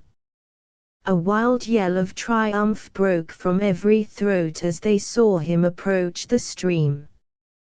He comprehended his desperate situation now and had made up his mind as to his course. In times like these men do things which in their calmer moments seem impossible. He never slackened his speed as he approached the deep watercourse, and gathering all his powers for the effort, and grasping the rifle which had served him faithfully in many a bloody fray, he bounded into the air, and landed safe and sure upon the other bank. The place where he leaped was in the midst of a growth of prairie timber, and by the side of a tree.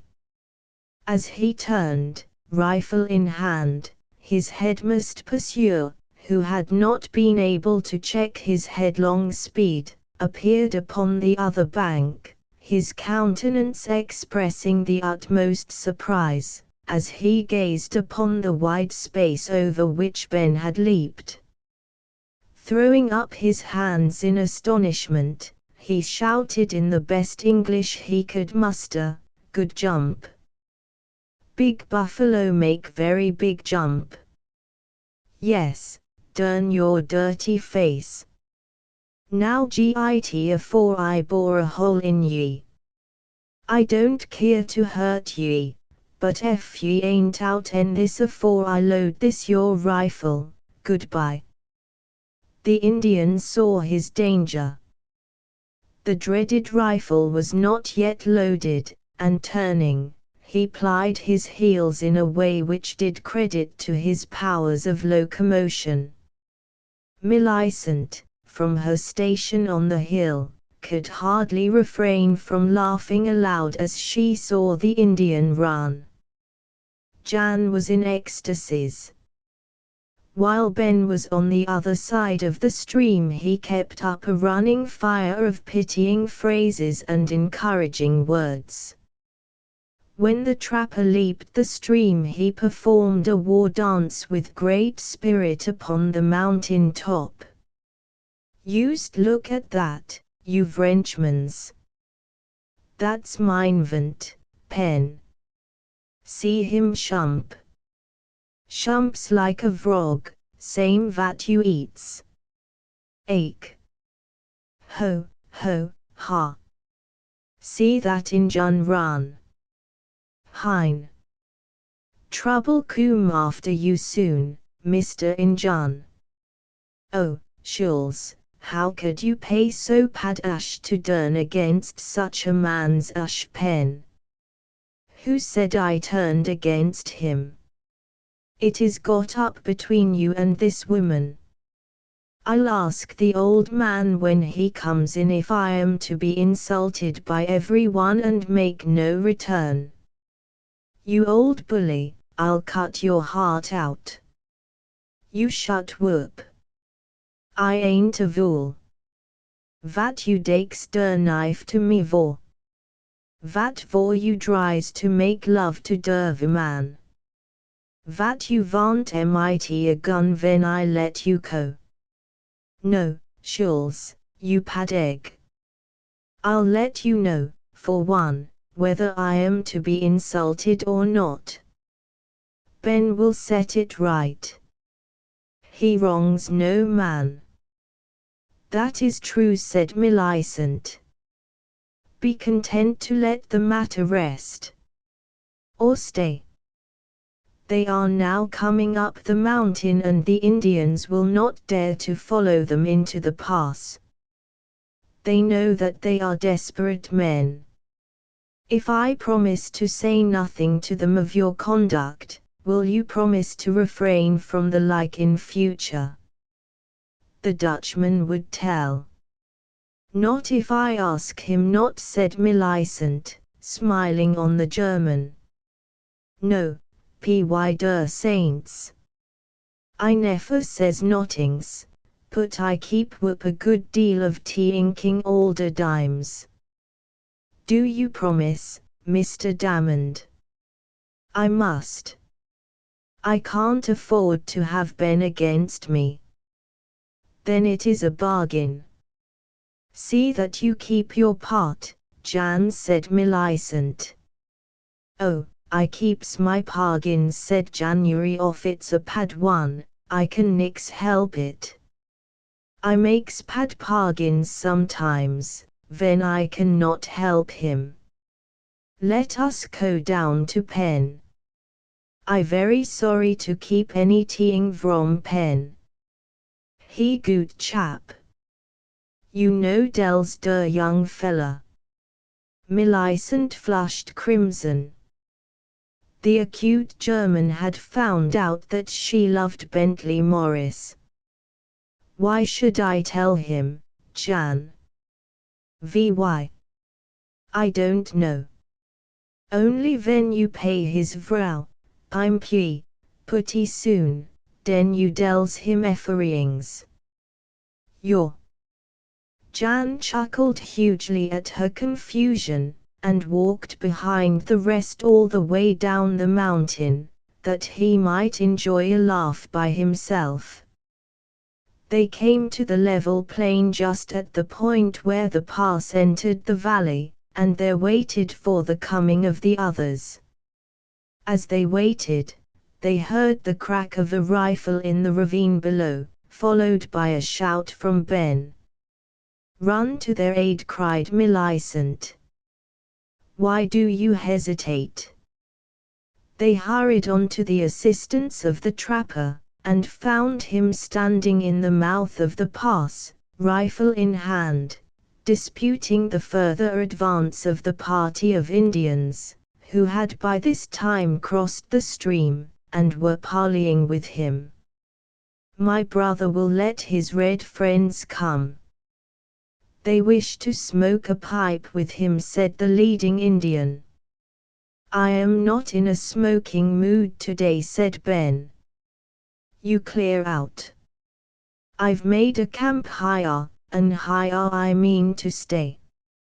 My brother is welcome to the home of the Blackfeet.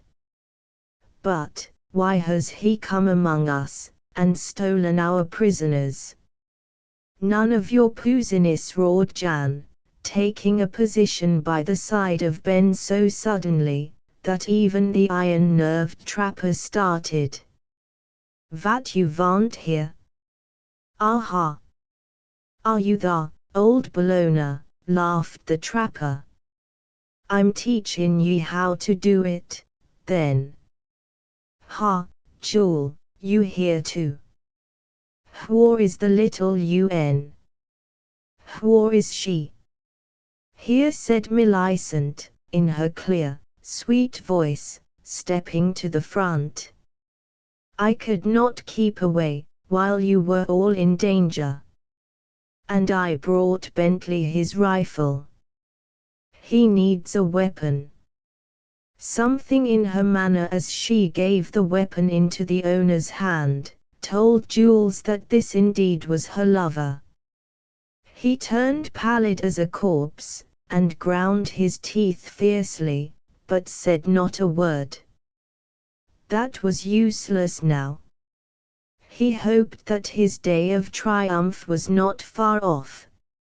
Now, sons of the Blackfeet, said Ben, raising his voice, ye can see what kind of a chance ye've got agin us, with them bows, arrows and spears.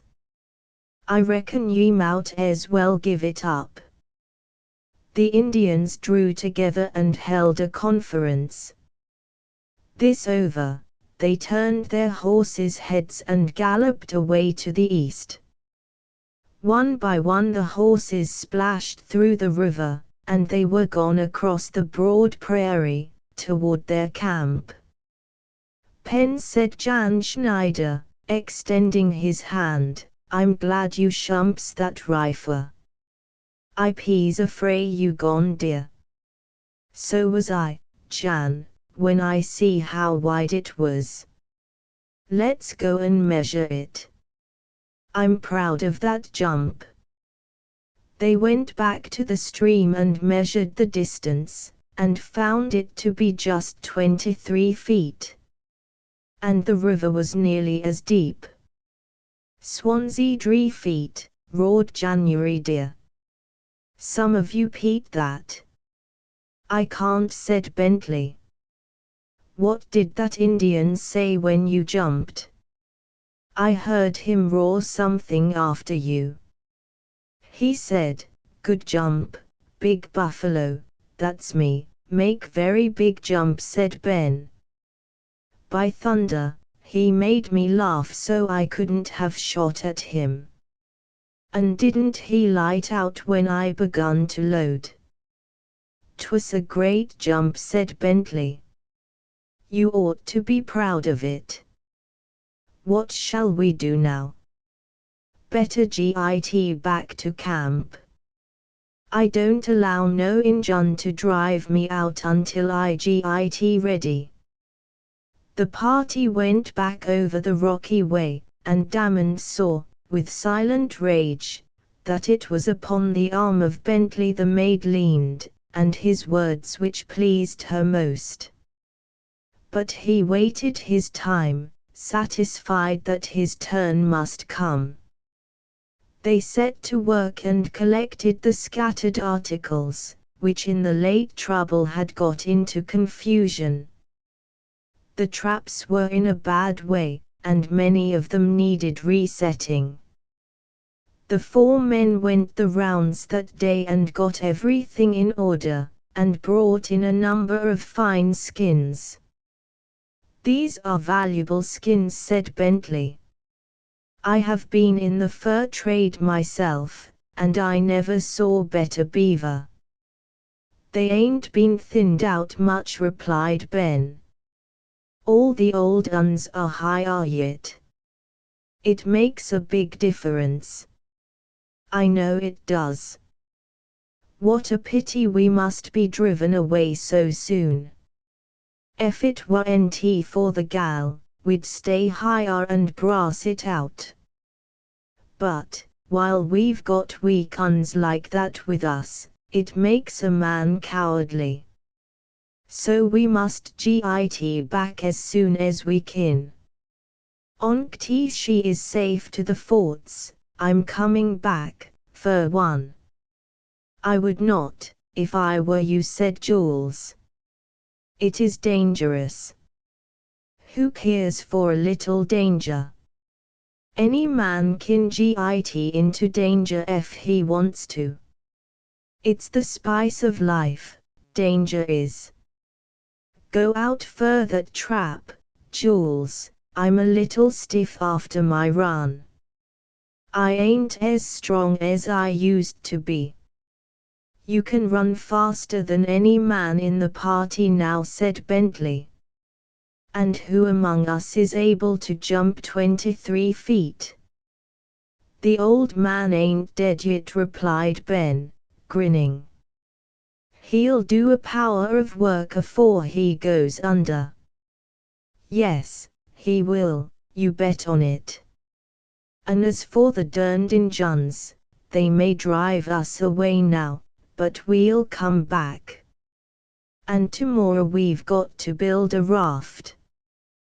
Toon't he do to be taken unawares? Hurry up." Chapter X The Suck. The river upon which these scenes are laid, was a narrow stream, sometimes flowing smoothly over a sandy bottom, and at others leaping downward with all the force of a mountain torrent. The water, dropping over a beaver dam, fell upon a sloping bed and rushed downward with impetuous fury. The currents drew together in the center after leaving the falls, forming what is known in the far west as a suck. The current was full of rocks at this point, against which the water rushed in ungovernable rage, with a strength hardly to be resisted. On the morning succeeding the escape of Ben and young Morris, they began to build a raft. The events of the past few days satisfied Ben that they might be attacked at any time, and he wished to provide a way of escape.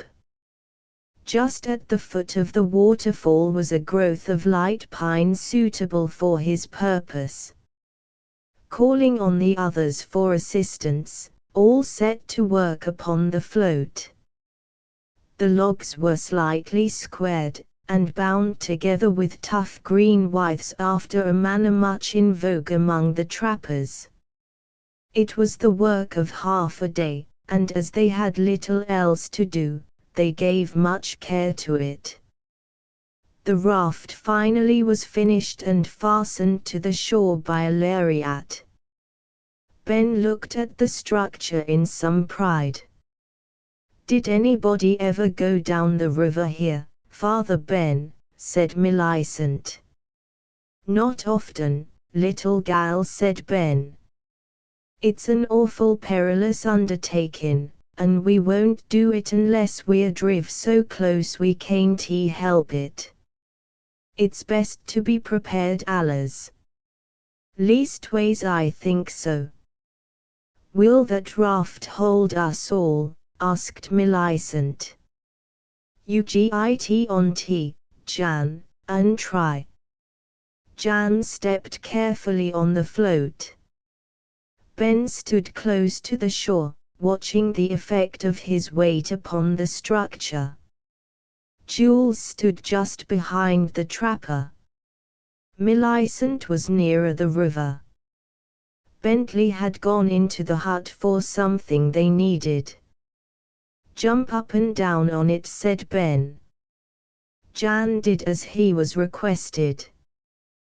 The next moment there was a loud crack, as of a hawser parting under a heavy strain, and the craft was whirling down the current, out of reach of the men on the shore. Ben darted into the water and made an ineffectual attempt to grasp it, but it was already beyond the utmost stretch of his arm. To their horror they saw their comrade drifting hopelessly down the stream. They looked downward. As far as the eye could reach, the river was hopelessly churned into foam, and grey rocks reared their heads above the water, threatening death to any unfortunate wretch thrown upon them. The bluffs stood out bold and high on either side, and buried the river in from mortal view. In every eddy by the side of these bluffs, the cunning beavers had made their lodges, satisfied that they were safe from their inveterate enemies, the trappers. The Dutchman saw nothing of this. He only saw the foaming river, the brown ledges, and the ragged rocks. From the spot where the raft started, the eddy swept him directly across the stream in the direction of a serrated ledge, which threatened instant destruction. Seated on the narrow craft, grasping it with both hands and ever looking toward the other shore, the unfortunate man set up a cry for help, which pierced brave old Ben to the very heart.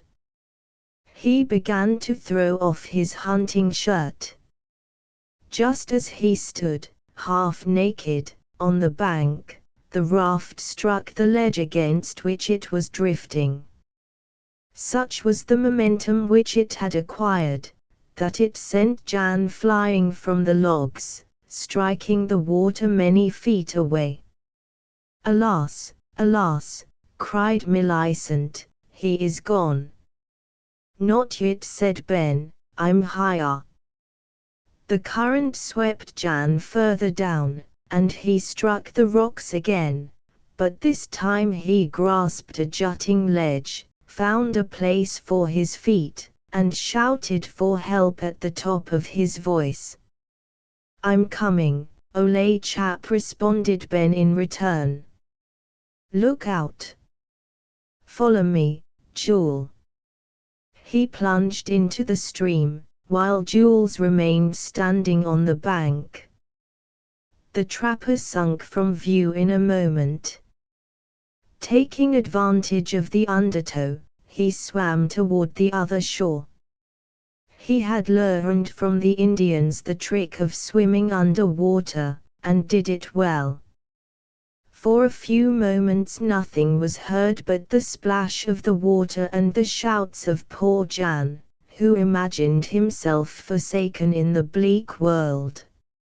All at once he beheld the water separate close by his side, and from the swift current Ben Miffin sprung into view, dashing the water from his eyes with one hand as he laid the other on the rocks to keep himself from floating downward. "How are ye?" he said, coolly. "Rather a cold berth, this." "We never gets out of dis no more," Pen said Jan, despairingly. "I pees very mooch vraid ve gone dis dimes. Why den you preeing me to dis miserable country?" "It's good enough for the natives," said Ben. "Shet up your meat trap. Let me do the talking, I'll have enough of it, I reckon." "Dalking's no use," replied the poor fellow. "Vat I vants ish to pay sure I can get out from dis. And dis ish vat I dinks, ve will never get out from dis no more while ve lives, so help me ash I believe dis ish true. There ish no more hope for poor Jan Schneider. He ish det und drowned mit Wasser. Ach, mein Gott. Phew. Jest you open your mouth agin, and I'll give ye a smash right square in the meat trap. Now mind what I tell ye, I ain't going to have two head bosses in this your business, you bet I ain't. Now listen to me, and hold your row. Kin ye swim?" "Like 100 pounds off iron," said January Goodness Crucius. "That's bad. I never did see a Dutchman that knowed anything. Ye derned anatomy. Well, if I let ye git on my shoulders, will ye promise not to catch me round the neck?" "Yo, I promise anytings, so ash I does not pay drowned mit Wasser." "Very good. Then when I give ye the word, lay your hands on my shoulders and kick out with both feet. Kin ye do it?" "I kicks like turduivel." Ben loosened his hold on the rock, and let himself float down to the speaker. When all was ready, Jan laid his brawny hands upon the shoulders of the trapper, and he pushed out from the shelving bank. Jan immediately began to flourish his heels like the paddles of an ocean steamer, leaving a broad trail of foam behind him. Indeed, so vehement were his efforts, that he buried the head of the swimmer under the water, and Ben was compelled to call on him to desist. But when he fell a dead weight upon the shoulders of the trapper, the drag became fearful even for his iron strength to sustain. They were by this time in the midst of the powerful current, where the suck formed a vortex so strong that when within 20 feet of the shore it seized them and hurried them away from the safety so nearly gained. In vain the trapper struggled against it and called to Jules for help. But the Frenchman seemed to have lost all control of himself. Instead of following the trapper, he remained on the bank, running wildly up and down, making no effort to assist either of them. But Bentley was coming down from the hut at full speed. "Help! Help!" cried Ben, in a sinking voice. He had got out of the suck by this time, but faced it again bravely. The current had been gradually sweeping them downward. They reached a place where a pine had fallen to the ground and was lying in the water. Ben, striking out desperately, felt the sunken branches strike his leg. "Kick, Jan, kick!" he shouted, with all the power of his lungs. "Kick for your life!" Jan lashed out desperately, and though the head and shoulders of the trapper were buried by the effort, he managed to grasp the limb of the fallen tree. "Easy, Jan, keep cool," he said. Jan ceased plunging, and Ben slowly hauled away on the slender limb, going up it hand over hand, as sailors do. If it should break. He looked below and saw the jagged rocks and the high walls of stone on both sides of the canon. To drift lower down was certain death. He felt the limb bend in his grasp, but it held firmly, and at last he laid his strong hand on a stouter one. As he did so, he allowed the shout of joy which had been pent up in his breast so long to escape in an exultant cry. Jan took it up and made the rocks fairly ring. It was easy work now. In a moment more their feet trod the unyielding soil of the bottom of the stream, and they clambered to the shore. Ben ran to the place where his clothes lay, and got into them without delay. "There. I feel better," he said, as the last garment was donned. "I can't say I like the other style of costume in the winter. Tain't voluminous enough. For summer, now, a light and airy rig like that would be just the thing, but it won't do for the Black Hills, oh no." "I dinks ve petter half a virus," said Jan, with rattling teeth. "It ish very cold here." "You're mighty right," rejoined Ben. "Say, Jule, can't ye do that much for us?" Jules walked away slowly and began to gather the materials for a fire, but he walked lazily, and Jan turned in to help him, dripping as he was. Ben looked at the Frenchman in considerable astonishment. A change seemed to have come over him since his capture by the Indian band. His eye had a sullen light, his looks were downcast, and his whole appearance that of a man who was wholly actuated by some bad passion. "Blowed if I can make out what's the matter with Jule," muttered Ben. "He's got trouble on his mind, somehow." "Come here, Father Ben," said Millicent at this moment. "I have something to show you." He turned, and walked to the place where she stood, near where the raft had been lying. The broken withe by which it had been tied still hung to the trunk of the pine. Millicent lifted this and showed it to him. "Do you see nothing strange in this?" she said. A glance at it was sufficient to show that it had not been broken in any ordinary way. It was cut clean through by some sharp instrument. He looked about him. Jules was still lazily working at the fire.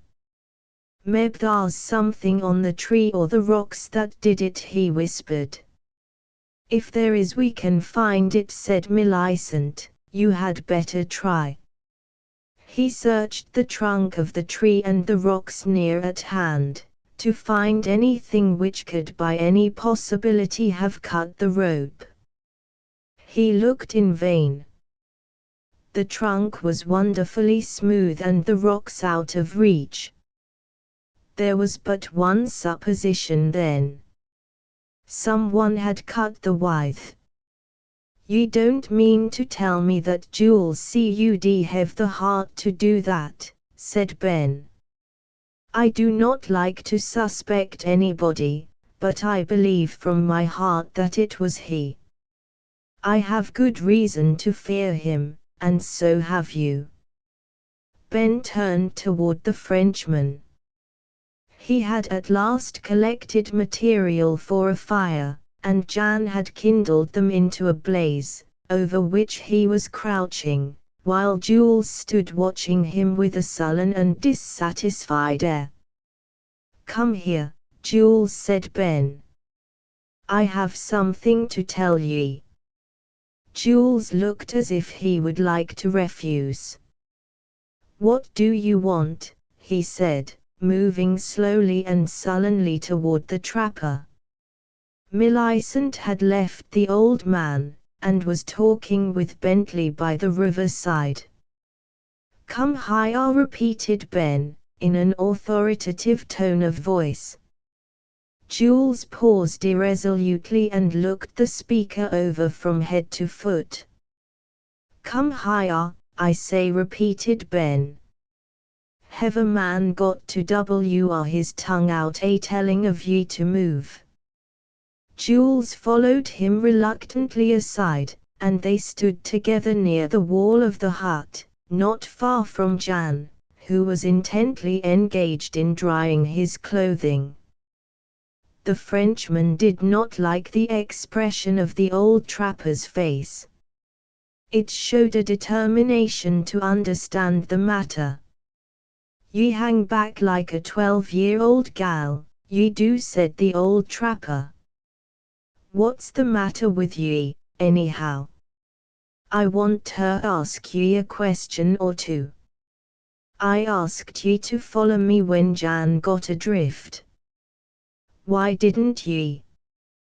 Where would you have been if the treetop had not lain in the water, battered to pieces on the rocks below the fall? I wasn't going to try it, you'd better believe. I warned you to come back." "That's all right," said Ben. "I ain't hard-hearted enough to force a man to do anything he's afraid of. But look you. Do you see this withe? Who cut it?" He held up to view the severed strand, showing where it had been cut. So sudden was the question, and so unexpected, that the Frenchman stammered and turned deadly pale. There could be no doubt as to his guilt. "I never touched, take care. Don't lie to me. I ask ye as a friend to keep a straight tongue. I expect ye to try it on, but it's no use. So don't lie. Don't I know ye? Didn't ye stand behind me when ye cut the withe? Wasn't it cut through and through? I ain't quite a fool, nuther be you. So shut up.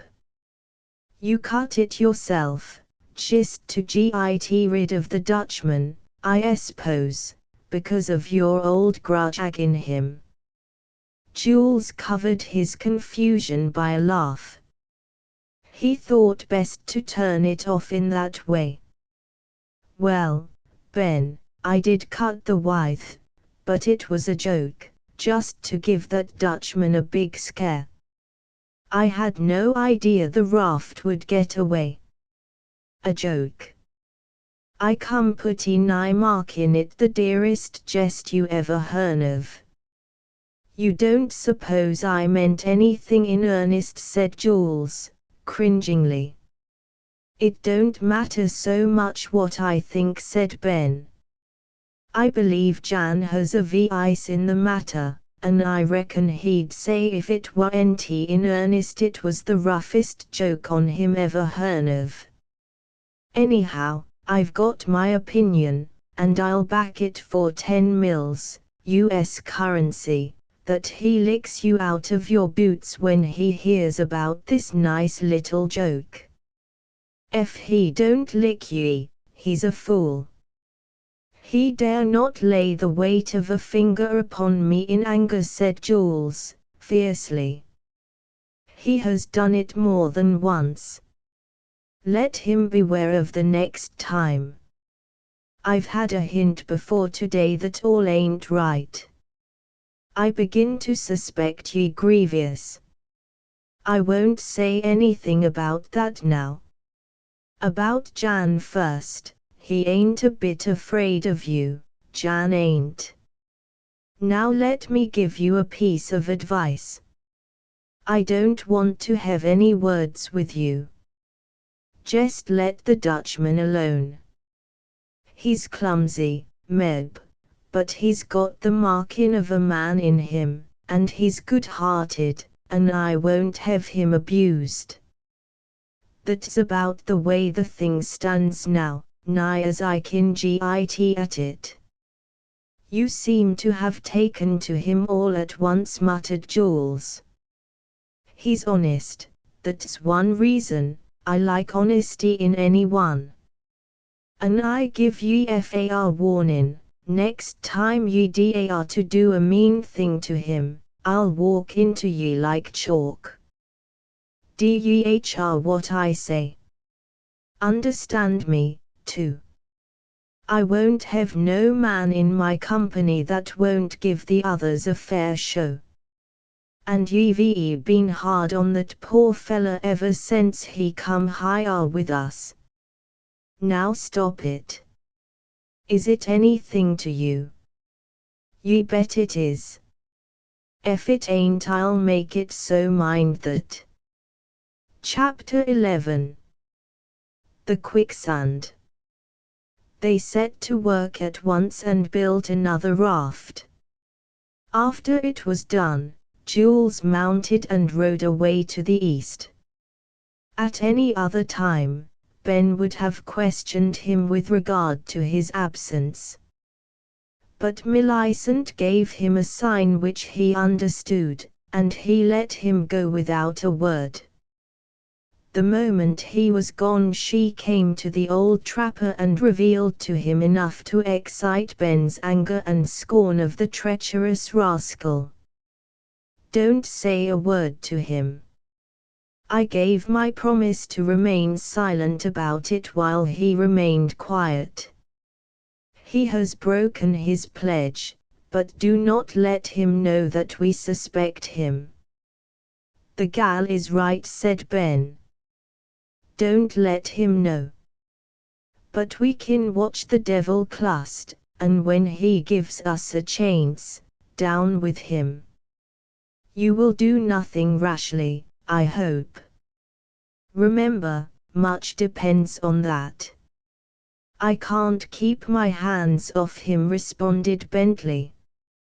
They had just prepared dinner when Jules returned, coming, not up the river, but out of the pass to the east. Ben looked at his face as he came in and saw that it was moody. He said nothing, but made a place for him at the fire so that he might have the benefit of the warmth. Jules did not immediately take advantage of this, but busied himself in removing the blanket from his horse, and turning him loose. When this was done, he came slowly toward the fire and sat down. "Where have ye been?" asked Ben. "Up the East Pass. I thought, this morning, that I sighted a moose herd, and I've been out scouting round, thinking I might possibly find some of the critters.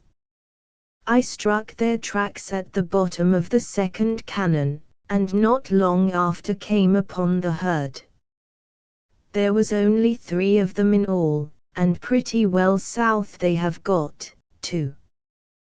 But if we can kill one, it will give us good fodder for a week to come. Moose down higher. That's mighty uncommon, I tell ye. Their grounds is at least 500 miles to the north of this. I'd like to go with ye, but I don't think I kin, I've got so much to do. S'pose ye go out with Jan. Meb ye'll git one of them. All right, said Jules, eagerly. What do you say, Jan? Will you go? I cause you, said January. I likes to shoot von vat you call him, Moose. They started out directly after eating their dinner, leaving the rest at the camp. Jan carried the tremendous weapon which already had done such fearful execution. Jules had his rifle. They kept their horses until they had reached the mouth of the pass down which Jan, Ben and Millicent had turned to get upon the mountain, on the day when the Indians came to the camp. Here they picketed the animals and went forward on foot, with great caution. As they emerged from the pass they had a view of the small valley.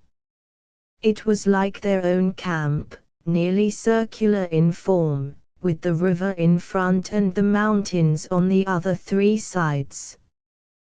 There might have been 60 acres of flat land in the valley, and on the other side, close down to the water's edge, 3 moose were feeding.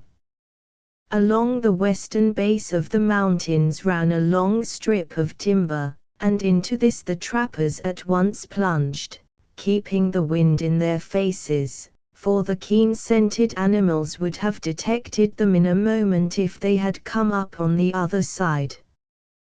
The distance from the woods to the game was not more than 100 yards, and Jules prepared to fire.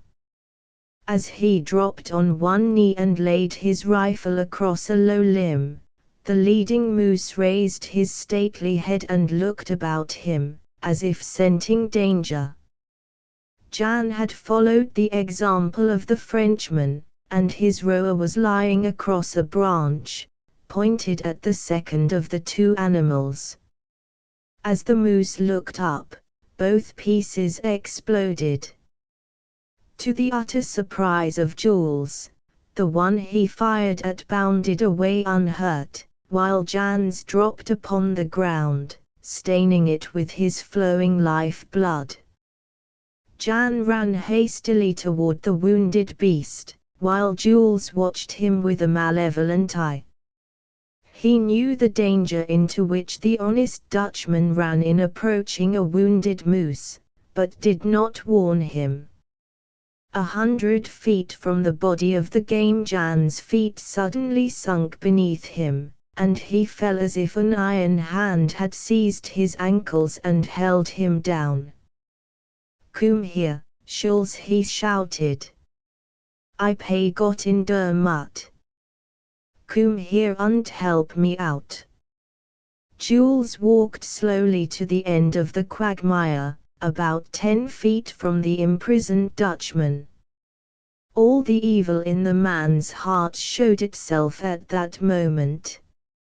All that was bad, all that was cruel, imprinted deep lines on his face, which gleamed savagely in the sun rays. "You are in trouble, friend Jan," he said, coolly. "Help me out," cried January. "Keep quiet," said Jules. "Do you remember the day out yonder on the prairie, when you threw me down and planted your elephant foot upon my breast? Ah, I see you have not forgotten. You remember it with pleasure. I have not forgotten it either, and I swore, sooner or later, to have my revenge. You aided that girl against me, and for that I'll be doubly revenged." "I'm sinkin' deeper all the dimes," cried January. "Coom, Jules, pay a gut vella und help me out. What's the use of voolin? I bunch your heat when I does get out, if ye leave me here any more. Perhaps you don't know where you are, said Jules. Then I will tell you. There are places in these hills which we call quicksands. A man falls into one and from that moment, unless help is near, he is doomed. Even his struggles tell against him. Deeper and deeper he sinks in the slimy sand. The iron hands upon his ankles drag him down every moment. He sinks to his knees in the slime. He throws himself down. That is useless and will hasten his death. He struggles up again. He sinks to his thighs. Mein Gott, moaned January, you begin to comprehend. You see now what my revenge will be. You have sunk to your knees. The efforts you make to pull up one leg sink the other deeper. Your ponderous weight sinks you very fast. By and by you will be up to your neck, then your mouth will be covered, and when you begin to choke, I will sit by and laugh. Jan was sinking slowly, his face turned toward his executioner, who sat grimly down by the side of the quicksand, and waited for the end. The Dutchman made no effort to break down his stubborn resolve. A single glance at his set face was enough to show that all entreaties would be useless. In that hour when the true spirit of man comes to the surface, it was plain that Jan's fears were rather the result of a life fraught with little danger, than cowardice, and if he failed to look danger bravely in the face at first, it was because it came to him in a new form. But now, his face was steady, and though his lips moved, it was in saying the prayers he had heard in Fairyland, and which he had learned at his old mother's knee. The cold quicksand had risen above his thighs, and yet Jan seemed unmoved. Such calmness exasperated his enemy. He had expected to hear the Dutchman cry aloud for mercy, to beg him to help him, to humble himself for pity, but Jan did not think of that. His face was pale, but there was a kind of smile upon it. Cry for mercy, shouted Jules, tauntingly. Beg for your life. No, Jules, if you have any pity in your heart, and care enough for me to forget what I did, and save me, I would pay glad. But I don't ask any teings from you. You will die like a dog. Never, replied January, like a man whose fader died in battle for SRK of his dear Faderland. Sit py and see me tie. It will pay a man's debt. Jules assailed him with a storm of vituperation, to which Jan made no answer. At this moment there came a great shout of surprise and anger, and they saw Ben Miffin running toward them at full speed with a hatchet in his hand. Jules caught up his rifle and began to load it hastily, but Ben was too quick for him, and he clubbed the weapon and stood upon his guard.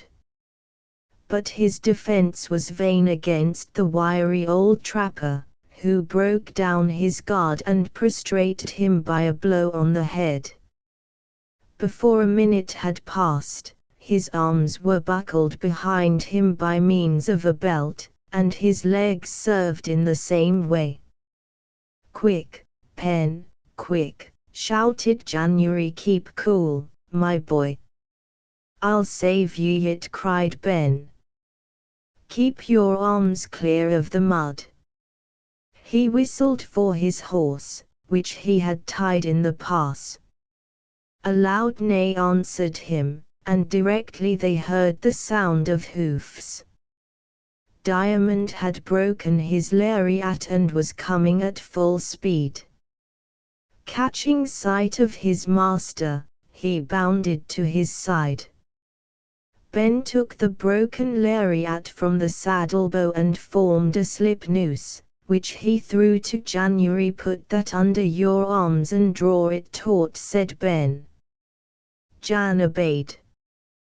By this time Jules had recovered from the effects of the blow, and lay watching their movements anxiously.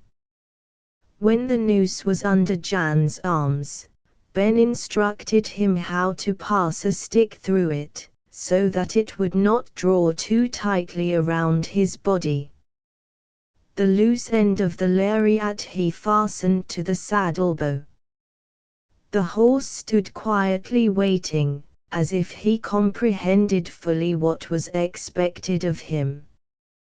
Be ready, Jan, said the trapper, and if the strain is too much, sing out. Now then, Diamond, pull. The horse did not jerk, but pulled steadily. Jan set his teeth, for the strain was fearful. For a moment he was stationary, then he felt his body rise a little from the clinging sand. That started ye, said Ben, joyfully. Whoa, Diamond! Can ye stand it? You're, pull away, cried Jan, in an eager tone. I stands anything so that I gets out from dis place. Pull, Diamond, said Ben. The horse drew away on the lariat, and to the intense joy of both, the body of the Dutchman was pulled high up on the hard ground. For a moment Jan lay panting, and the next he sprung up and grasped the trapper by both hands. Thank you, Pen. I don't say much, but I dinks a great deal. I never forgets while I lives. Pshaw, said Ben. Thank the hoss, he did the work. The intelligent animal turned his head to look at them, as if conscious that they were talking of him, and bent forward that he might receive the caresses which Jan showered upon him. For a while they thought nothing of the man who lay at their feet, until Jan's eye fell upon him as he lay there, his black eyes twinkling with rage and apprehension. Dear, he lies, that villains, said January, he gets me in der mutt, und den he won't he help me out. I was dubious he'd do something of the kind, said Ben. I warn't he fur away. That's what I let him go with ye for, just to try him. I'm sorry I did it now. Ain't he a sweet specimen for a human? He stooped and loosened the strap on the legs of the Frenchman. Git up, he said. Jules Diamond rose slowly, with his eyes continually fixed upon the earth. Nice kind of man, ain't ye, said Ben. What ye got to say for yourself? Nothing, replied Jules. Nothing. Not a word. Do with me as you choose. If you had stayed away 10 minutes longer, the work would have been complete. Ye cold-blooded scoundrel! I'm sorry I ever broke bread with the like of ye. A mean-spirited skunk. I'd sarve ye right if I sent a bullet through your skull. Wouldn't I now? Do it, then. I leave it with January. If he says kill ye, why, you're no better than a dead man. Ye owe your life to him, and if he chooses to take it, there's no law among free trappers to save ye. Anyway, I won't help ye. Jan. Vel. Hire's a pistol. It's loaded with a ball.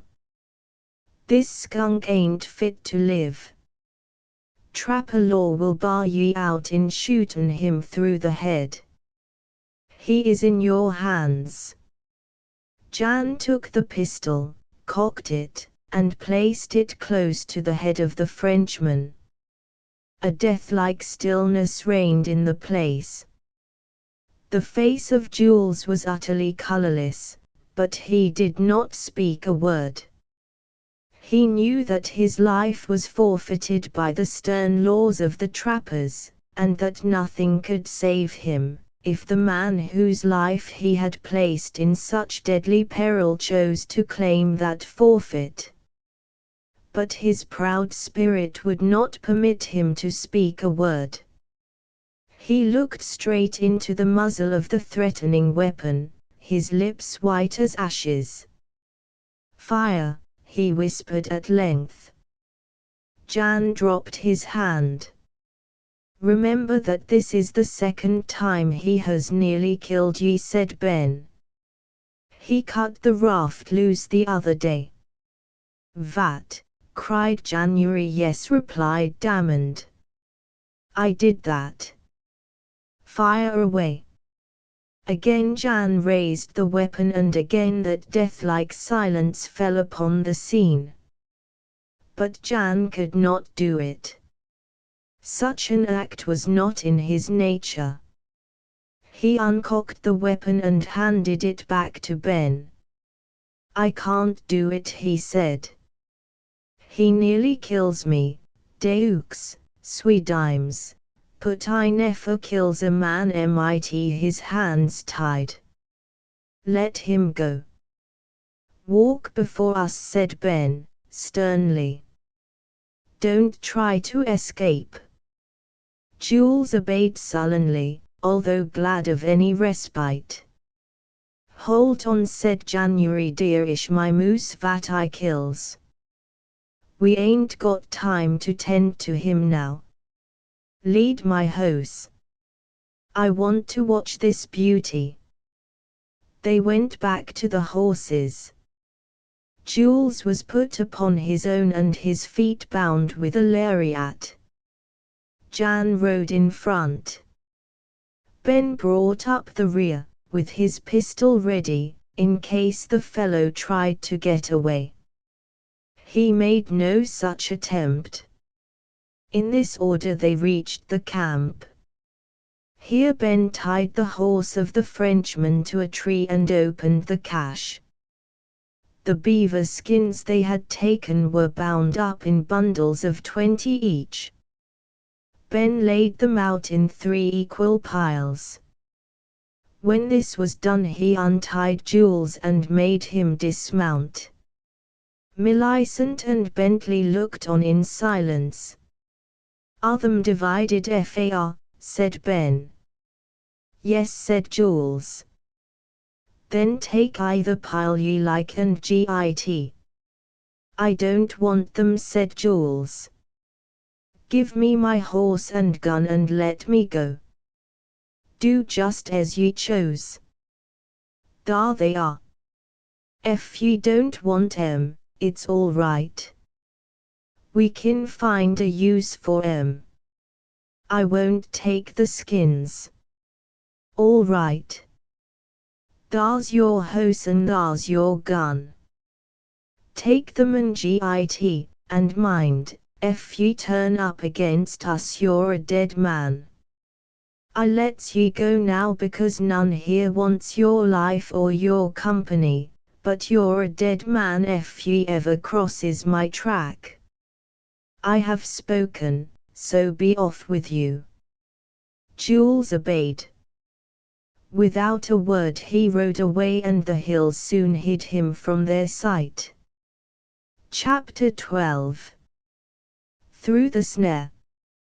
The 3 men began to complete their raft, working with all their power.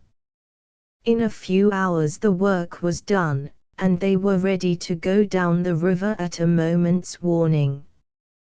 Then Ben set to work upon another cache for his skins, which it would be impossible to take with him.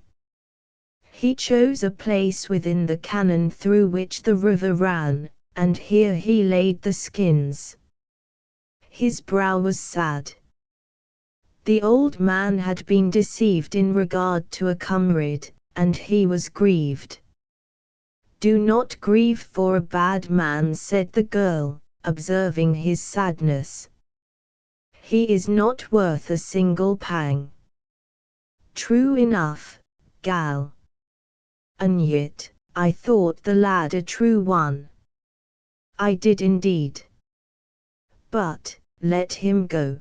The time will come when he'll be sorry in his heart for what he's done."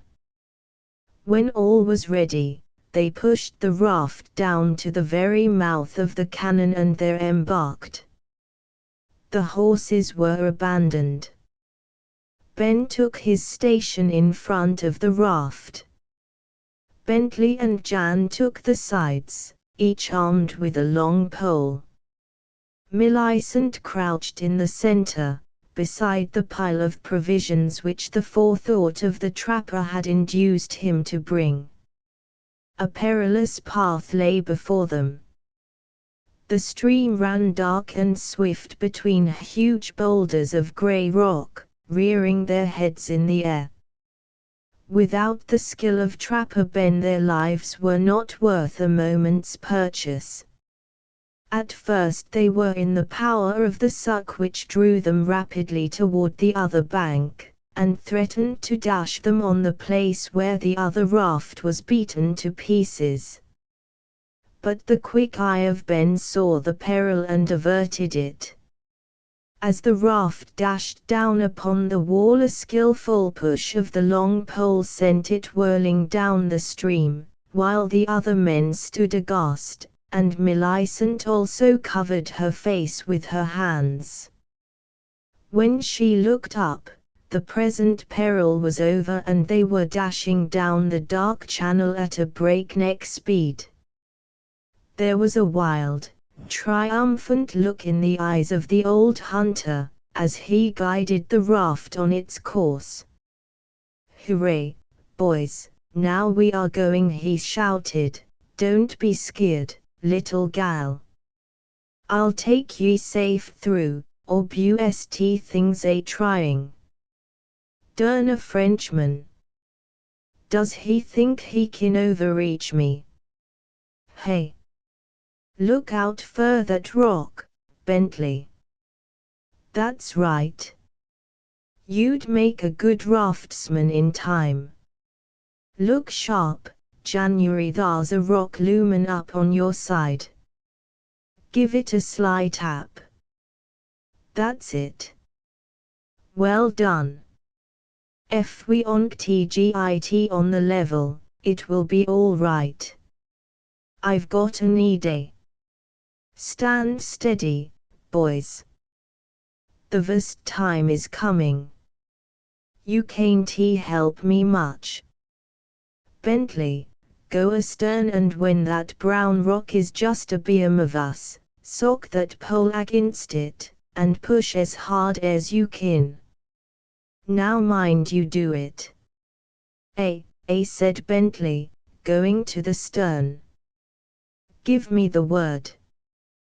They were now approaching a place where a fall in the bed of the stream made a rapid, in which the water was churned into dazzling foam, a terrible sight to the eyes of those not accustomed to the terrors of the western plains. Naturally brave, Millicent could not help a shudder as she saw the danger upon which they were rushing headlong. But a glance at that old man standing upright in the bow of the raft, stern and calm, grimly confident in himself, restored her courage. Down into that wild waste of wreathing foam rushed the raft. A rock was on the right hand, one on the left, and she seemed rushing directly upon destruction in front. But, all at once, the head of the raft swung round, and showed clear water in front, perhaps 10 feet in width, into which they rushed. The spray flew high overhead and for a moment blinded them. The next moment they passed out of their danger, and lay rising and falling in the more tranquil water just above another beaver dam, in the midst of the cannon. "Aha," said Ben. "Higher we be. It'll trouble Injuns to nose us out higher. They'll git round lively if they do." The raft floated on, and struck against the little dam. Using his pole, Ben pushed it along close to the edge of the dam and gained the shore, where he helped Millicent from the raft, and secured it. "That ish gut," said January, "more ush petter ush gut. De red black Fiat never finds us here.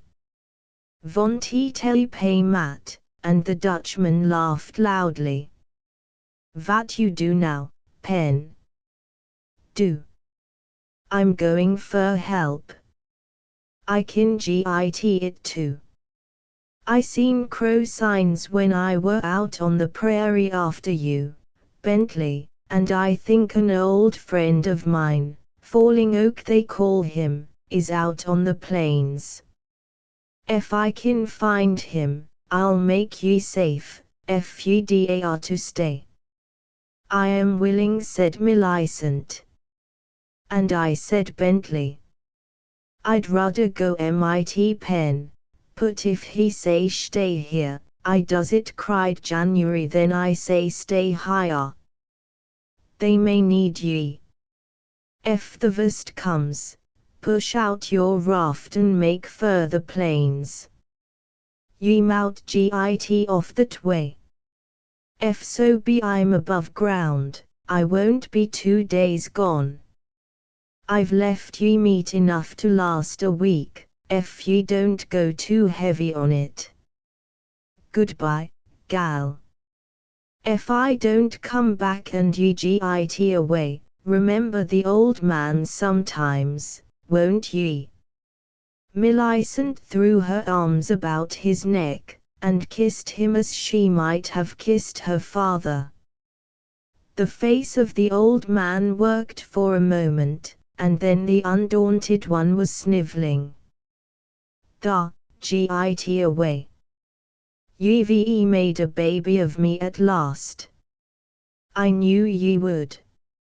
Now let me go. Goodbye, boys. Whatever happens, take care of the little gal. Be sure of that." He sprung upon the dam and crossed to the other side. They saw him clamber up the distant side of the mountain, and turn to wave his hand in token of farewell. Then he passed over the crest and was lost to sight. A strange feeling fell upon them then. A feeling of loneliness, a sense of insecurity, and all felt how much they had learned to love and trust Trapper Ben. Jan felt his loss most of all, and went aside, where he cast himself down on the ground and put his arm before his eyes. The others did not care to stay the tide of the honest Dutchman's sorrow, and a half-hour passed in unbroken silence, when suddenly Millicent cried, "Look there, look there!" Above them, on a ledge of rocks, stood the strange creature which had haunted them since their entrance into the hills. Jan ran for his roer, but Bentley seized him and would not let him fire. But, at the sight of the gun, the monster sprung away and concealed himself behind a rock, from which he peeped out at them, dodging back when the gun was presented. "Don't you dare to fire," said Bentley. You do not know what danger you may bring down upon us by the act. Jan yielded reluctantly, and laid aside the gun. The moment he did so, the creature, with its fierce laugh, sprung up the cliff and disappeared. "Thank heaven he is gone," said Millicent. "That monster gives me more uneasiness than the Indians and Jules Damond to boot. Something within tells me that the villain will yet give us trouble. Oh, if he should get me, by any means, in his power." And she visibly shuddered. "One of us must stand guard," said Bentley. "We have more dangers than this to fear." "So you have," yelled a voice on the cliff above. "Beware." They looked up, long enough to see the malicious face of Jules Damond looking down upon them. It was only a passing glimpse, for he disappeared immediately. "Just as I feared," said Millicent with a sigh. "That villain will not let us rest. He knew that we would take to the river, and followed along the crest until he saw us land. There goes his rifle, he is firing at something." The report of the rifle was followed by the cry of the mountain devil. Then they heard the sound of feet upon the ledge above, and shortly after Jules Damond appeared upon the ridge, closely pursued by the wild thing. The Frenchman had a knife in his hand, and as he reached the level rock overhanging the stream, and saw that he could run no further, he turned at bay, and was ready to fight for his life. The mountain devil held in his hand the barrel of the rifle which he had wrenched from the hand of Jules, and the stock of which he had shattered on the rocks. "Shall we help him, Jan?" "Your," said January, "den we tie him whoop." They began to clamber up the rocks, while Millicent stood, with bated breath, watching the combat on the ledge. The monster was raining a storm of blows upon the head of the Frenchman, but he had closed and grasped it by the shaggy hair upon its breast, so that the blows were not at the full sweep of the arm.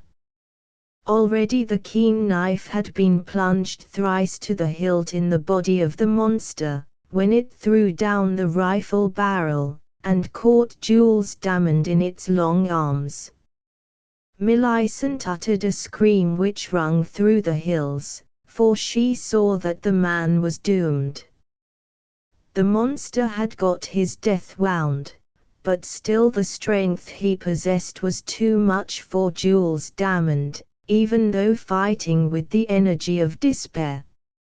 He saw the heads of Bentley and Jan appear above the ledge, and knew that they would be too late, for the monster had forced him back to the extreme edge of the chasm, 200 feet above the torrent below.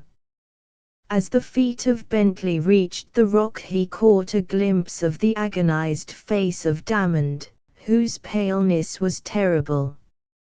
He gasped for breath and made one struggle. It was his last, for the next moment, with a demoniac laugh, the huge body of the mountain devil shot out into the air, bearing in its arms the form of Damond. Millicent saw them strike the water, and ran to the spot. A crimson stain told where they had gone down, and a white hand and arm could be seen struggling faintly in the flood. She seized it, and with a strength which was unnatural dragged Jules Damond out of the water. He had only time to gasp out a prayer for forgiveness, and die. They buried him that day under the shadow of the ledge. The body of the mountain devil was also raised, and they laid it on the shore. Then they saw that it was in the form of a man of gigantic size, whose uncouth aspect might have been gained by companionship with beasts. They buried him too, and waited for Ben. He came back next day, triumphant, but would tell them nothing. "Come along," he said, and they followed with implicit faith up the ledge. The day was nearly spent when they reached their old camp, but Ben caught the horses and made his companions mount. Jules had left his horse, which had found its way back to the camp. Bentley took it. Ben gave up his own good beast to Millicent, and walked by its side. They reached the mouth of the pass, and Ben called them to a halt, and pointed out upon the prairie. There they saw the band of Whirling Breeze encamped, apparently in the greatest security. "Load your weapons, boys," said Ben. "Leave the gal higher. I'm going to fire my rifle. When I do, watch the spur of the mountain yonder, and then follow me." They obeyed him. Ben raised his rifle and fired in the air. Obedient to the signal, 200 warriors, armed to the teeth, emerged from their covert and charged the astonished Blackfeet. Ben sprung into his saddle and rode forward to aid his friends. He came too late. The band of Whirling Breeze was scattered, and he only escaped by the speed of his horse. Ben arrived in time to sequestrate 2 fine mustangs, and compliment the Crow chief upon the neatness and dispatch of the action. The party proposed to return to the forts. The chief and 50 chosen warriors rode with them. Among the prisoners Ben found the son of Whirling Breeze, and asked the chief for him. The request was granted, and the young warrior was set at liberty and returned to his friends. "Chief," said Ben, when he had heard the story of the death of the mountain devil, "do ye know what that was?" "Half-breed," said the chief. "Mad. Lived in the Black Hills many years. Glad he dead. Kill many warriors." "It was a madman, then," said Bentley. "I thought so." A few miles from the first fort the Indians left them. They reached the fort in safety. Here the old man and Jan bade them goodbye, but not until he had seen Bentley and Millicent married by the fort chaplain. The parting was painful, and the young bride was deeply affected. But it was over at last, and Millicent, hand in hand with her husband, watched their retiring forms as they passed over the prairie, toward the distant hills. When Bentley Morris was older, and children were growing up about his knees, in the strong young state of which he was a leading man, he often told the tale of those perilous times, with Trapper Ben and Jan Schneider, in the camp in the Black Hills. And once a year a letter, strange in orthography and composition, comes from the 2 trappers. Jan is still with Ben, and will be to the last. The end. Transcriber's notes: the table of contents at the beginning of the book was created by the transcriber. Minor punctuation and spelling errors have been silently corrected and, except for those changes noted below, all misspellings in the text, especially in dialogue, and inconsistent or archaic usage, have been retained. Page 9. The Hudson Bay was at its height changed to the Hudson Bay was at its height. Page 43, headed by a giant bull, whose patriarchal changed to headed by a giant bull, whose patriarchal. Asterisk asterisk asterisk end of the Project Gutenberg ebook. Ben, the Trapper, or The Mountain Demon, A Tale of the Black Hills. Asterisk asterisk asterisk updated editions will replace the previous one, the old editions will be renamed. Creating the works from print editions not protected by U.S. copyright law means that no one owns a United States copyright in these works, so the Foundation, and you, can copy and distribute it in the United States without permission and without paying copyright royalties. Special rules, set forth in the general terms of use part of this license, apply to copying and distributing Project Gutenberg trademark symbol electronic works to protect the Project Gutenberg trademark symbol concept and trademark. Project Gutenberg is a registered trademark, and may not be used if you charge for an ebook, except by following the terms of the trademark license, including paying royalties for use of the Project Gutenberg trademark. If you do not charge anything for copies of this ebook, complying with the trademark license is very easy. You may use this ebook for nearly any purpose, such as creation of derivative works, reports, performances and research. Project Gutenberg ebooks may be modified and printed and given away. You may do practically anything in the United States with ebooks not protected by U.S. copyright law. Redistribution is subject to the trademark license, especially commercial redistribution. Start. Full license. The full Project Gutenberg license. Please read this before you distribute or use this work to protect the Project Gutenberg trademark symbol mission of promoting the free distribution of electronic works. By using or distributing this work, or any other work associated in any way with the phrase Project Gutenberg, you agree to comply with all the terms of the full Project Gutenberg trademark symbol license available with this file or online at www.gutenberg.org/license. Section 1. General Terms of Use and Redistributing Project Gutenberg Trademark Symbol Electronic Works 1.0.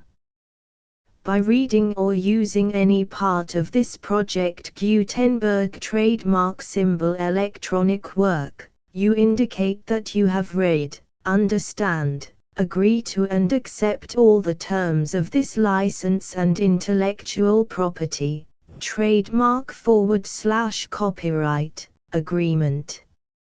If you do not agree to abide by all the terms of this agreement, you must cease using and return or destroy all copies of Project Gutenberg trademark symbol electronic works in your possession. If you paid a fee for obtaining a copy of or access to a Project Gutenberg trademark symbol electronic work and you do not agree to be bound by the terms of this agreement, you may obtain a refund from the person or entity to whom you paid the fee as set forth in paragraph 1.e.8. 1.b Project Gutenberg is a registered trademark. It may only be used on or associated in any way with an electronic work by people who agree to be bound by the terms of this agreement. There are a few things that you can do with most Project Gutenberg trademark symbol electronic works even without complying with the full terms of this agreement. See paragraph 1.c below. There are a lot of things you can do with Project Gutenberg trademark symbol electronic works if you follow the terms of this agreement and help preserve free future access to Project Gutenberg trademark symbol electronic works. See paragraph 1.e below. 1.c. The Project Gutenberg Literary Archive Foundation, the Foundation or PGLAF, owns a compilation copyright in the collection of Project Gutenberg trademark symbol electronic works. Nearly all the individual works in the collection are in the public domain in the United States. If an individual work is unprotected by copyright law in the United States and you are located in the United States, we do not claim a right to prevent you from copying, distributing, performing, displaying or creating derivative works based on the work as long as all references to Project Gutenberg are removed. Of course, we hope that you will support the Project Gutenberg trademark symbol mission of promoting free access to electronic works by freely sharing Project Gutenberg trademark symbol works in compliance with the terms of this agreement for keeping the Project Gutenberg trademark symbol name associated with the work. You can easily comply with the terms of this agreement by keeping this work in the same format with its attached full Project Gutenberg trademark symbol license when you share it without charge with others. 1.d. The copyright laws of the place where you are located also govern what you can do with this work. Copyright laws in most countries are in a constant state of change. If you are outside the United States, check the laws of your country in addition to the terms of this agreement before downloading, copying, displaying, performing, distributing or creating derivative works based on this work or any other Project Gutenberg trademark symbol work. The Foundation makes no representations concerning the copyright status of any work in any country other than the United States. 1.e Unless you have removed all references to Project Gutenberg. 1.e.1. The following sentence, with active links to, or other immediate access to, the full Project Gutenberg trademark symbol license must appear prominently whenever any copy of a Project Gutenberg trademark symbol work, any work on which the phrase Project Gutenberg appears, or with which the phrase Project Gutenberg is associated, is accessed, displayed, performed, viewed, copied or distributed. This ebook is for the use of anyone anywhere in the United States and most other parts of the world at no cost and with almost no restrictions whatsoever. You may copy it, give it away or reuse it under the terms of the Project Gutenberg license included with this ebook or online at www.gutenberg.org. If you are not located in the United States, you will have to check the laws of the country where you are located before using this ebook. 1.e.2. If an individual Project Gutenberg trademark symbol electronic work is derived from texts not protected by U.S. copyright law, does not contain a notice indicating that it is posted with permission of the copyright holder, the work can be copied and distributed to anyone in the United States without paying any fees or charges. If you are redistributing or providing access to a work with the phrase Project Gutenberg associated with or appearing on the work, You must comply either with the requirements of paragraphs 1.e.1 through 1.e.7 or obtain permission for the use of the work and the Project Gutenberg trademark symbol trademark as set forth in paragraphs 1.e.8 or 1.e.9. 1.e.3. If an individual Project Gutenberg trademark symbol electronic work is posted with the permission of the copyright holder, your use and distribution must comply with both paragraphs 1.e.1 through 1.e.7 and any additional terms imposed by the copyright holder. Additional terms will be linked to the Project Gutenberg trademark symbol license for all works posted with the permission of the copyright holder found at the beginning of this work. 1.e.4. Do not unlink or detach or remove the full Project Gutenberg trademark symbol license terms from this work, or any files containing a part of this work or any other work associated with Project Gutenberg trademark symbol. 1.e.5. Do not copy, display, perform, distribute or redistribute this electronic work, or any part of this electronic work, without prominently displaying the sentence set forth in paragraph 1.e.1 with active links or immediate access to the full terms of the Project Gutenberg trademark symbol license. 1.e.6. You may convert to and distribute this work in any binary, compressed, marked up, non-proprietary or proprietary form, including any word processing or hypertext form. However, if you provide access to or distribute copies of a Project Gutenberg trademark symbol work in a format other than plain vanilla ASCII or other format used in the official version posted on the official Project Gutenberg trademark symbol website, www.gutenberg.org, you must, at no additional cost, fee or expense to the user, provide a copy, a means of exporting a copy, or a means of obtaining a copy upon request, of the work in its original plain vanilla ASCII or other form. Any alternate format must include the full Project Gutenberg trademark symbol license as specified in paragraph 1.e.1. 1.e.7.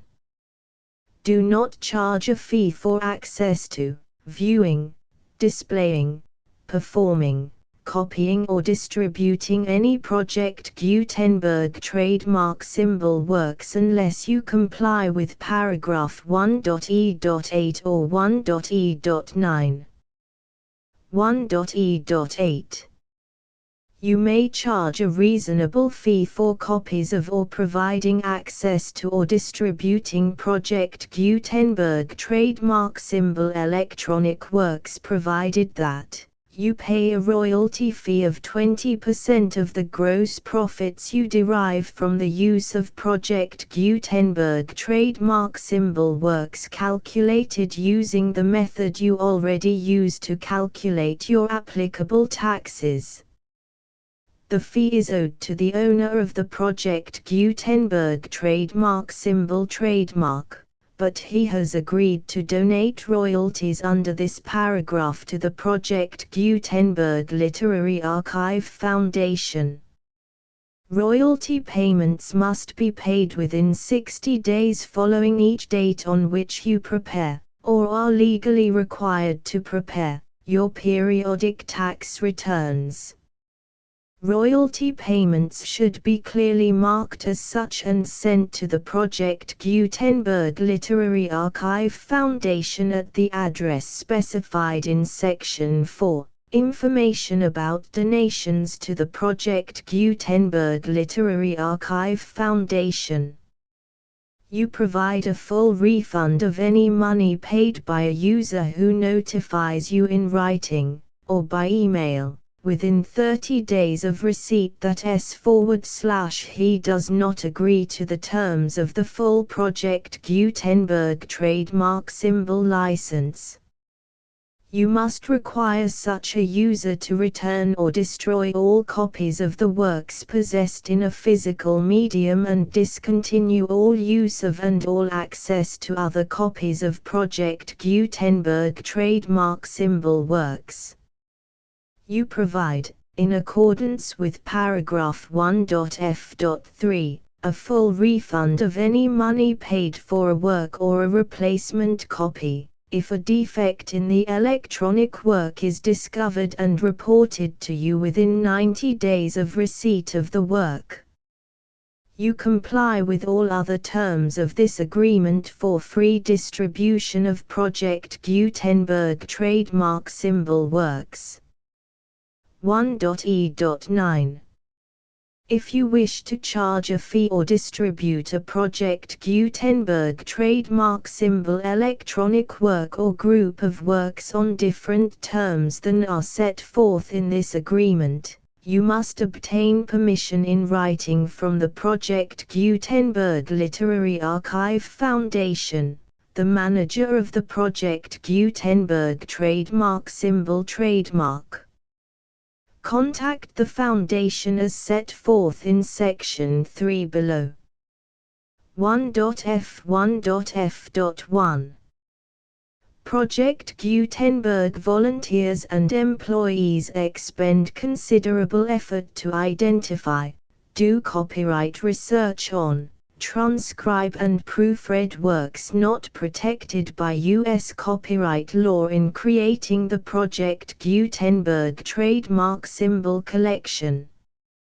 Despite these efforts, Project Gutenberg trademark symbol electronic works, and the medium on which they may be stored, may contain defects such as, but not limited to, incomplete, inaccurate or corrupt data, transcription errors, a copyright or other intellectual property infringement, a defective or damaged disk or other medium, a computer virus, or computer codes that damage or cannot be read by your equipment.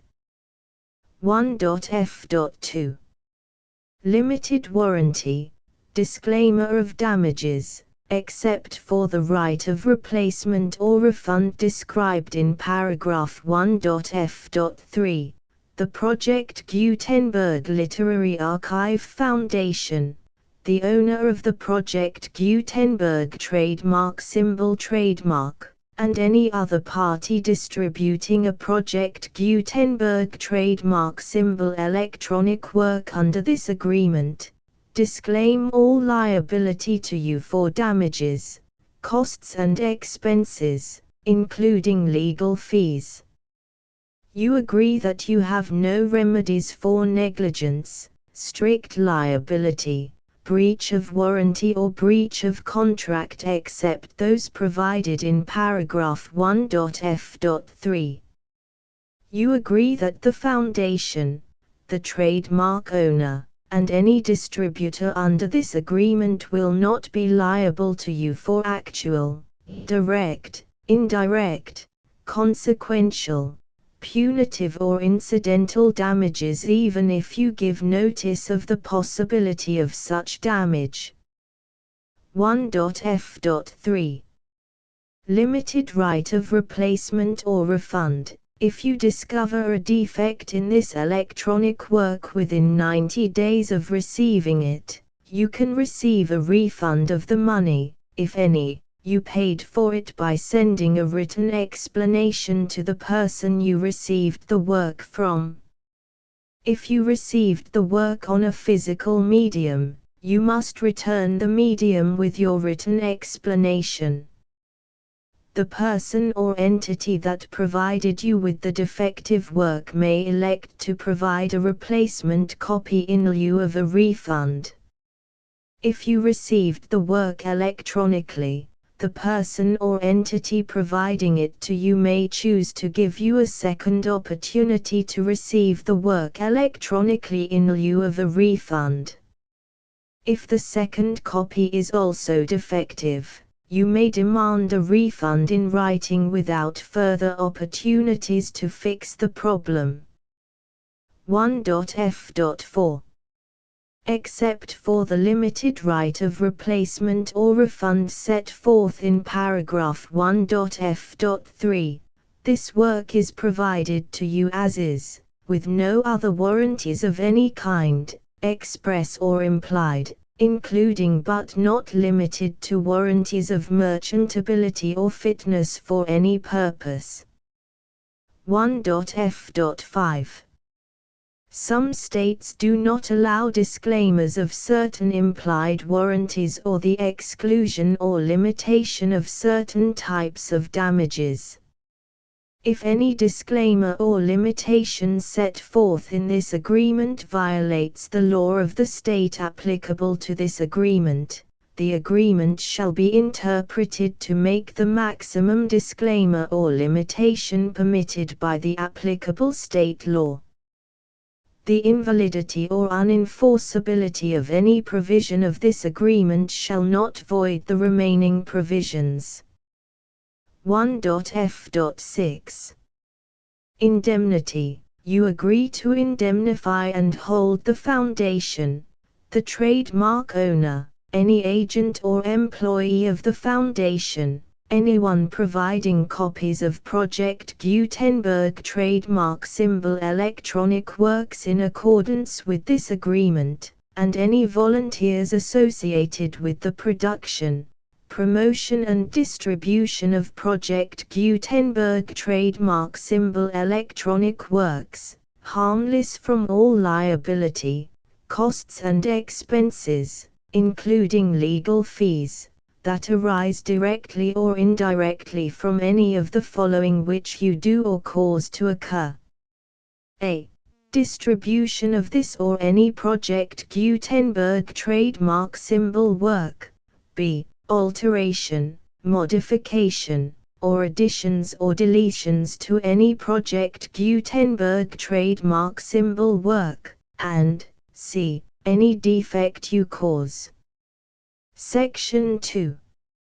Information about the mission of Project Gutenberg trademark symbol. Project Gutenberg trademark symbol is synonymous with the free distribution of electronic works in formats readable by the widest variety of computers, including obsolete, old, middle-aged and new computers.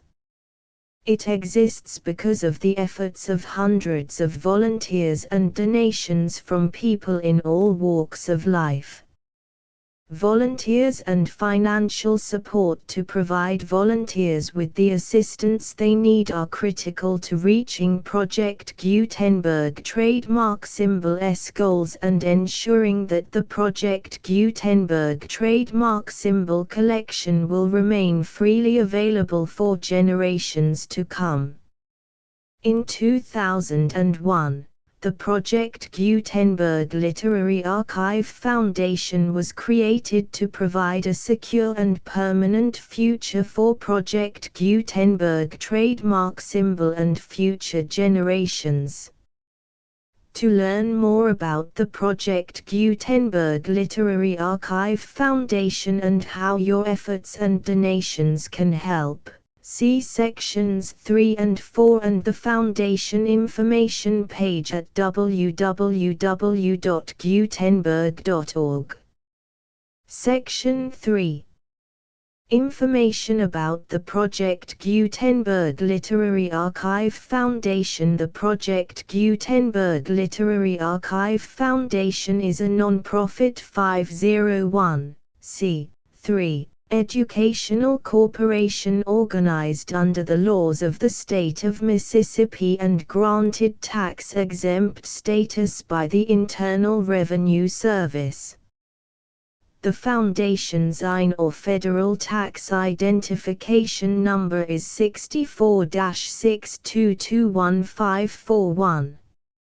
Contributions to the Project Gutenberg Literary Archive Foundation are tax-deductible to the full extent permitted by U.S. federal laws and your state's laws. The Foundation's business office is located at 809 North 1500 West, Salt Lake City, UT 84116, 801-596-1887. Email contact links and up-to-date contact information can be found at the Foundation's website and official page at www.gutenberg.org/contact section 4.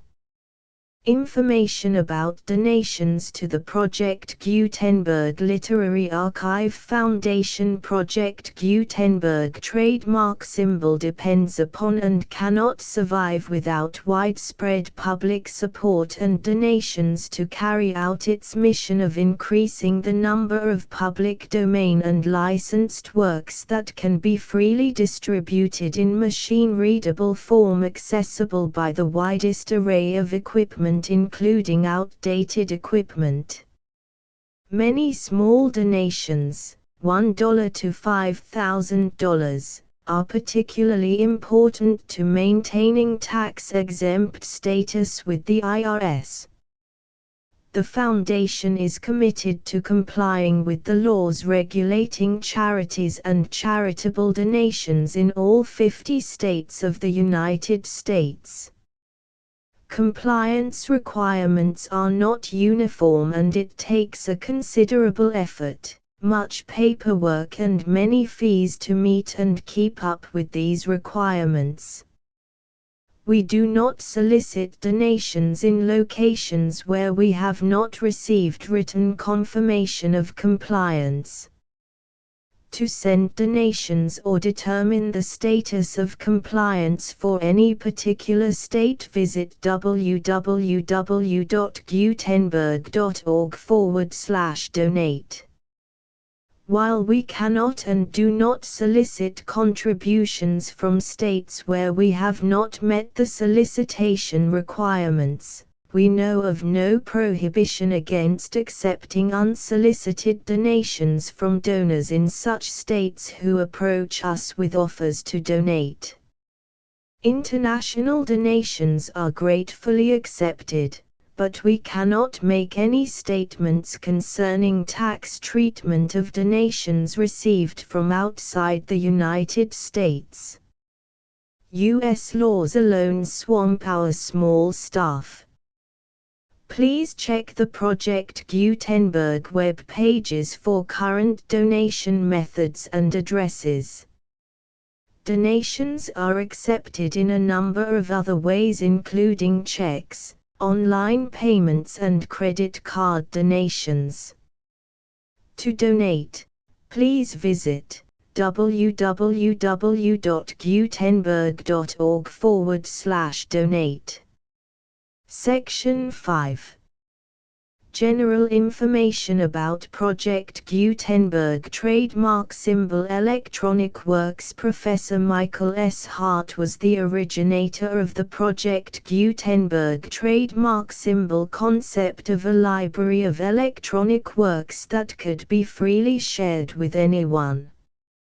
For 40 years, he produced and distributed Project Gutenberg trademark symbol ebooks with only a loose network of volunteer support. Project Gutenberg trademark symbol ebooks are often created from several printed editions, all of which are confirmed as not protected by copyright in the U.S. unless a copyright notice is included. Thus, we do not necessarily keep ebooks in compliance with any particular paper edition. Most people start at our website, which has the main PG search facility, www.gutenberg.org. This website includes information about Project Gutenberg trademark symbol, including how to make donations to the Project Gutenberg Literary Archive Foundation, how to help produce our new ebooks, and how to subscribe to our email newsletter to hear about new ebooks.